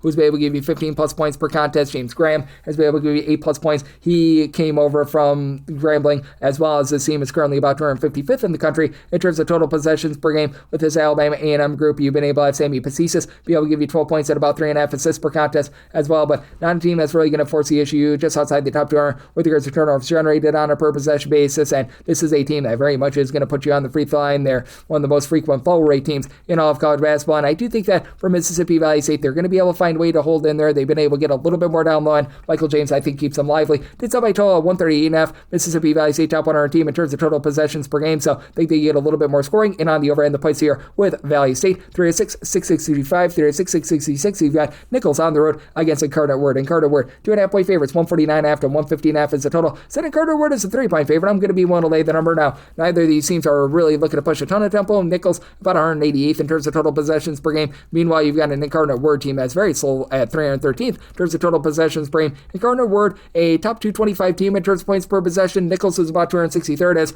Nichols has been really good in terms of generating turnovers. Top 20 team in terms of turnovers generated on a per possession basis. If they don't generate a turnover, though, they leave themselves very vulnerable. They are allowing teams to shoot about 35.5% for 3-point range. That comes at 37.8% away from home. That's outside the top 275, and this team is going to get absolutely blowtorched down low as well. In terms of opponents' 2-point shooting percentage, Nichols has been far worse there, and really both of these teams are giving it up on the inside. For Incarnate Word, 332nd. With regards to opponents' 2-point shooting percentage, Nichols 340th, but I just don't think that you get enough possessions for the over, especially with Nichols being able to generate turnovers. But Incarnate Word, top 125 team in terms of few turnovers on a per possession basis. Taj Shavetsky, Davion Bailey, they combine for about 34 points per game, both shooting the high 30s from 3-point range. And then on the flip side, you've got Jalik Dunkley along Jalen Surreals for this Nichols team, combining for about 26.5 points per game. They combine to shoot about 35.5% from 3. Sincere Malone, probably the best stat sheet sufferer in this game, 11.5 points, 3 assists, 4 boards, shoots 32.5% from 3-point range. But it's also a Nichols team that if you need them to hit free throws to be able to cover a number, they shoot 66.1% the free throw line, bottom 20 mark in the country. Incarnate Word, more around about 71%, not amazing, but that'll fly.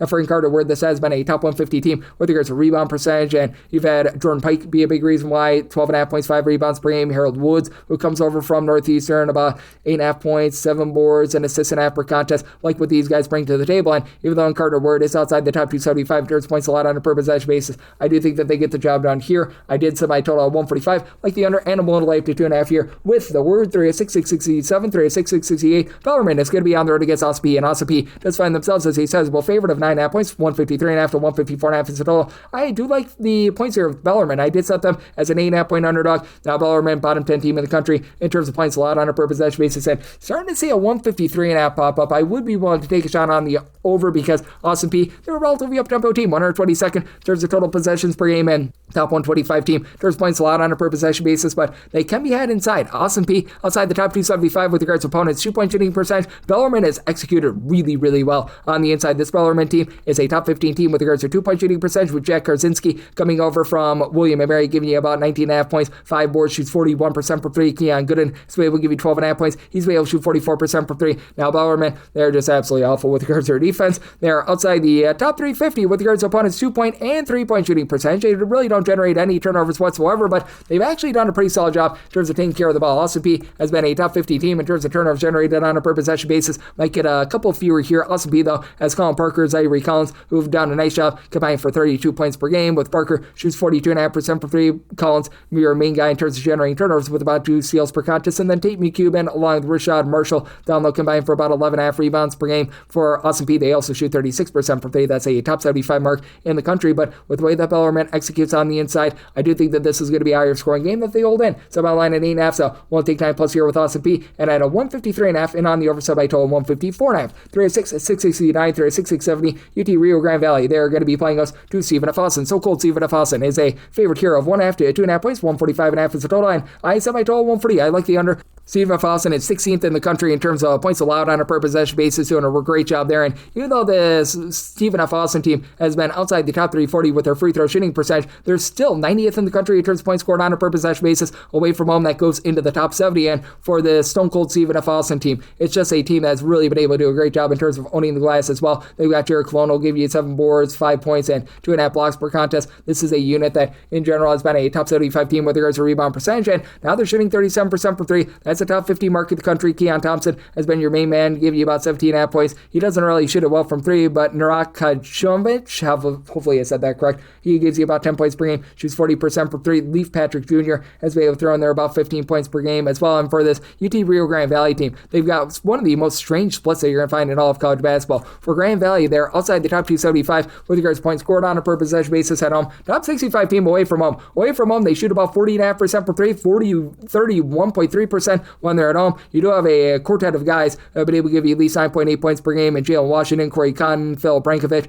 and then Marvin McGee. And pretty much all these guys, aside from Washington, give you between 4.5 and 5 rebounds per game. As Grand Valley has been a solid team with this regard. They're a team that's been a top 125 team with their own 2-point shooting percentage and opponents' 2-point shooting percentage, and they're top 100 team in terms of opponents' 3-point shooting percentage as well. But they are a bunch that they do give up second and third chances outside the top 10 with regards to defensive rebound percentage, and the turnovers have been getting to them outside the top 230 with regards to turnovers on a per possession basis, even though you've got Always Right, great name, give you 2.5 assists per game, doing a nice job as a little bit of a quarterback of the offense. But even with Stephen F. Austin having their major issues in terms of their free throw shooting percentage, I do think that with this Grand Valley team just being so inconsistent with their offense at home and Stephen F. Austin being outside the top 275 in terms of total possessions per game, they get the job done in a lower scoring game. Set my line at 5, 1 to lay with Stephen F. Austin, and I'm in on the under. This will be the last game that I hit before our final break. 306-671, 306-672. You've got Southern on the road against Prairie View. Southern's the favorite of 3.5 points on this game. It is 161.5, and I set Prairie View as a very slim 1.5 point favorite. I like them on the money line. Both of these teams are looking to specialize in terms of generating turnovers, and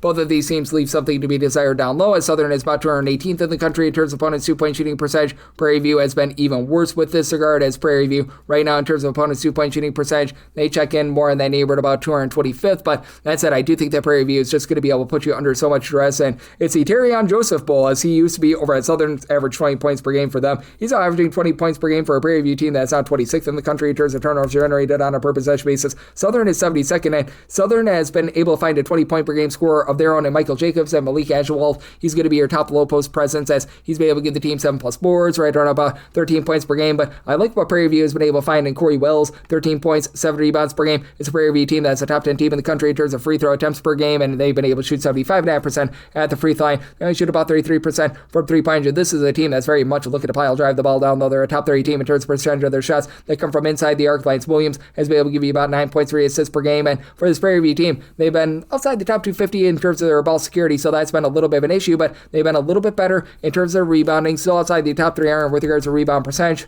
On the flip side, you've got a Southern team that obviously has Agewald doing a solid job for them, but this is still a team that they themselves are giving up a few too many second and third chances outside the top 150 in terms of rebound percentage. Cameron Broy has been dealing with an injury. He was given the team 8 points, high 30s 3-point shooting, and then you've got Damari Jones, who's been able to supply about 10.5 points, does give you about 7 rebounds per game as well. But for Southern, you can't trust them in a nip and tuck spot. They shoot just 69.5% the free throw line, one of the most frequent foul teams in all of college basketball, with Prairie View shooting from the free throw line the way that they do. I do think that they get the job done. Both of these teams in the top 50 in terms of total possessions per game, but I think that the turnovers cost you the over. So I told 116.5, so in on the under, and I'm going to be willing to take Prairie View on the money line. We are going to hit our final break, and we've got one game left to hit on the flip side right here on Coast to Coast Hoops, by myself, Greg Peterson, now a part of the Beast and Family Podcast.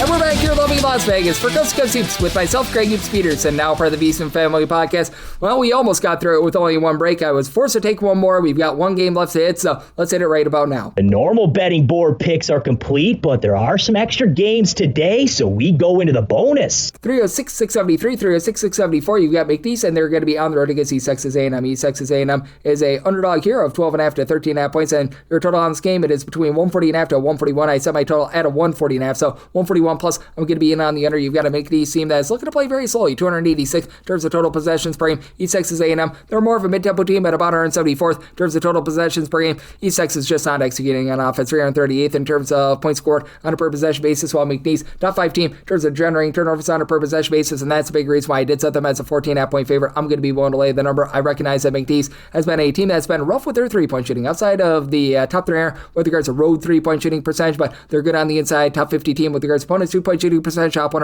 with their own 2-point shooting percentage. Larry Johnson, no relation to the Chiefs running backs of team points per contest, and then you got Tyson Archie, Javon Garcia, combined shoot about 36.5% for 3. These two guys combined to be able to give you about 25 points per game. And East Texas A&M, to their credit, they've been a top 150 team in terms of turnovers generated on a per possession basis, and you've got Gianni Hunt, who he is so old that he was on that Elite 8 team of Oregon State way back in the day, and he's been able to do an okay job for this team. 10 points, about 4.8 assists per game. Ronnie Harrison is your top scorer with about 15 points per contest, but East Texas A&M, they're facing a McNeese team that is willing to foul, and they shoot about 68% the free throw line. That is 300th in all of college basketball. They're outside the top 250 with their own 3-point shooting percentage. And Noah Pagano has been able to give you 9.5 points, shoots in the mid-30s from 3, same with Damian Garcia, but I do think that's going to be an uphill battle with the way that this team has been turning the ball over 13.5 times per game. That's outside the top 3 in all of college basketball, and with this team in East Texas A&M just really not doing a great job from the outside as well. They're outside the top 275 with regards to opponents' 3-point shooting percentage, and with Gawari Duel having all sorts of versatility, 4+ assists, generates multiple steals per game. I think the McNeese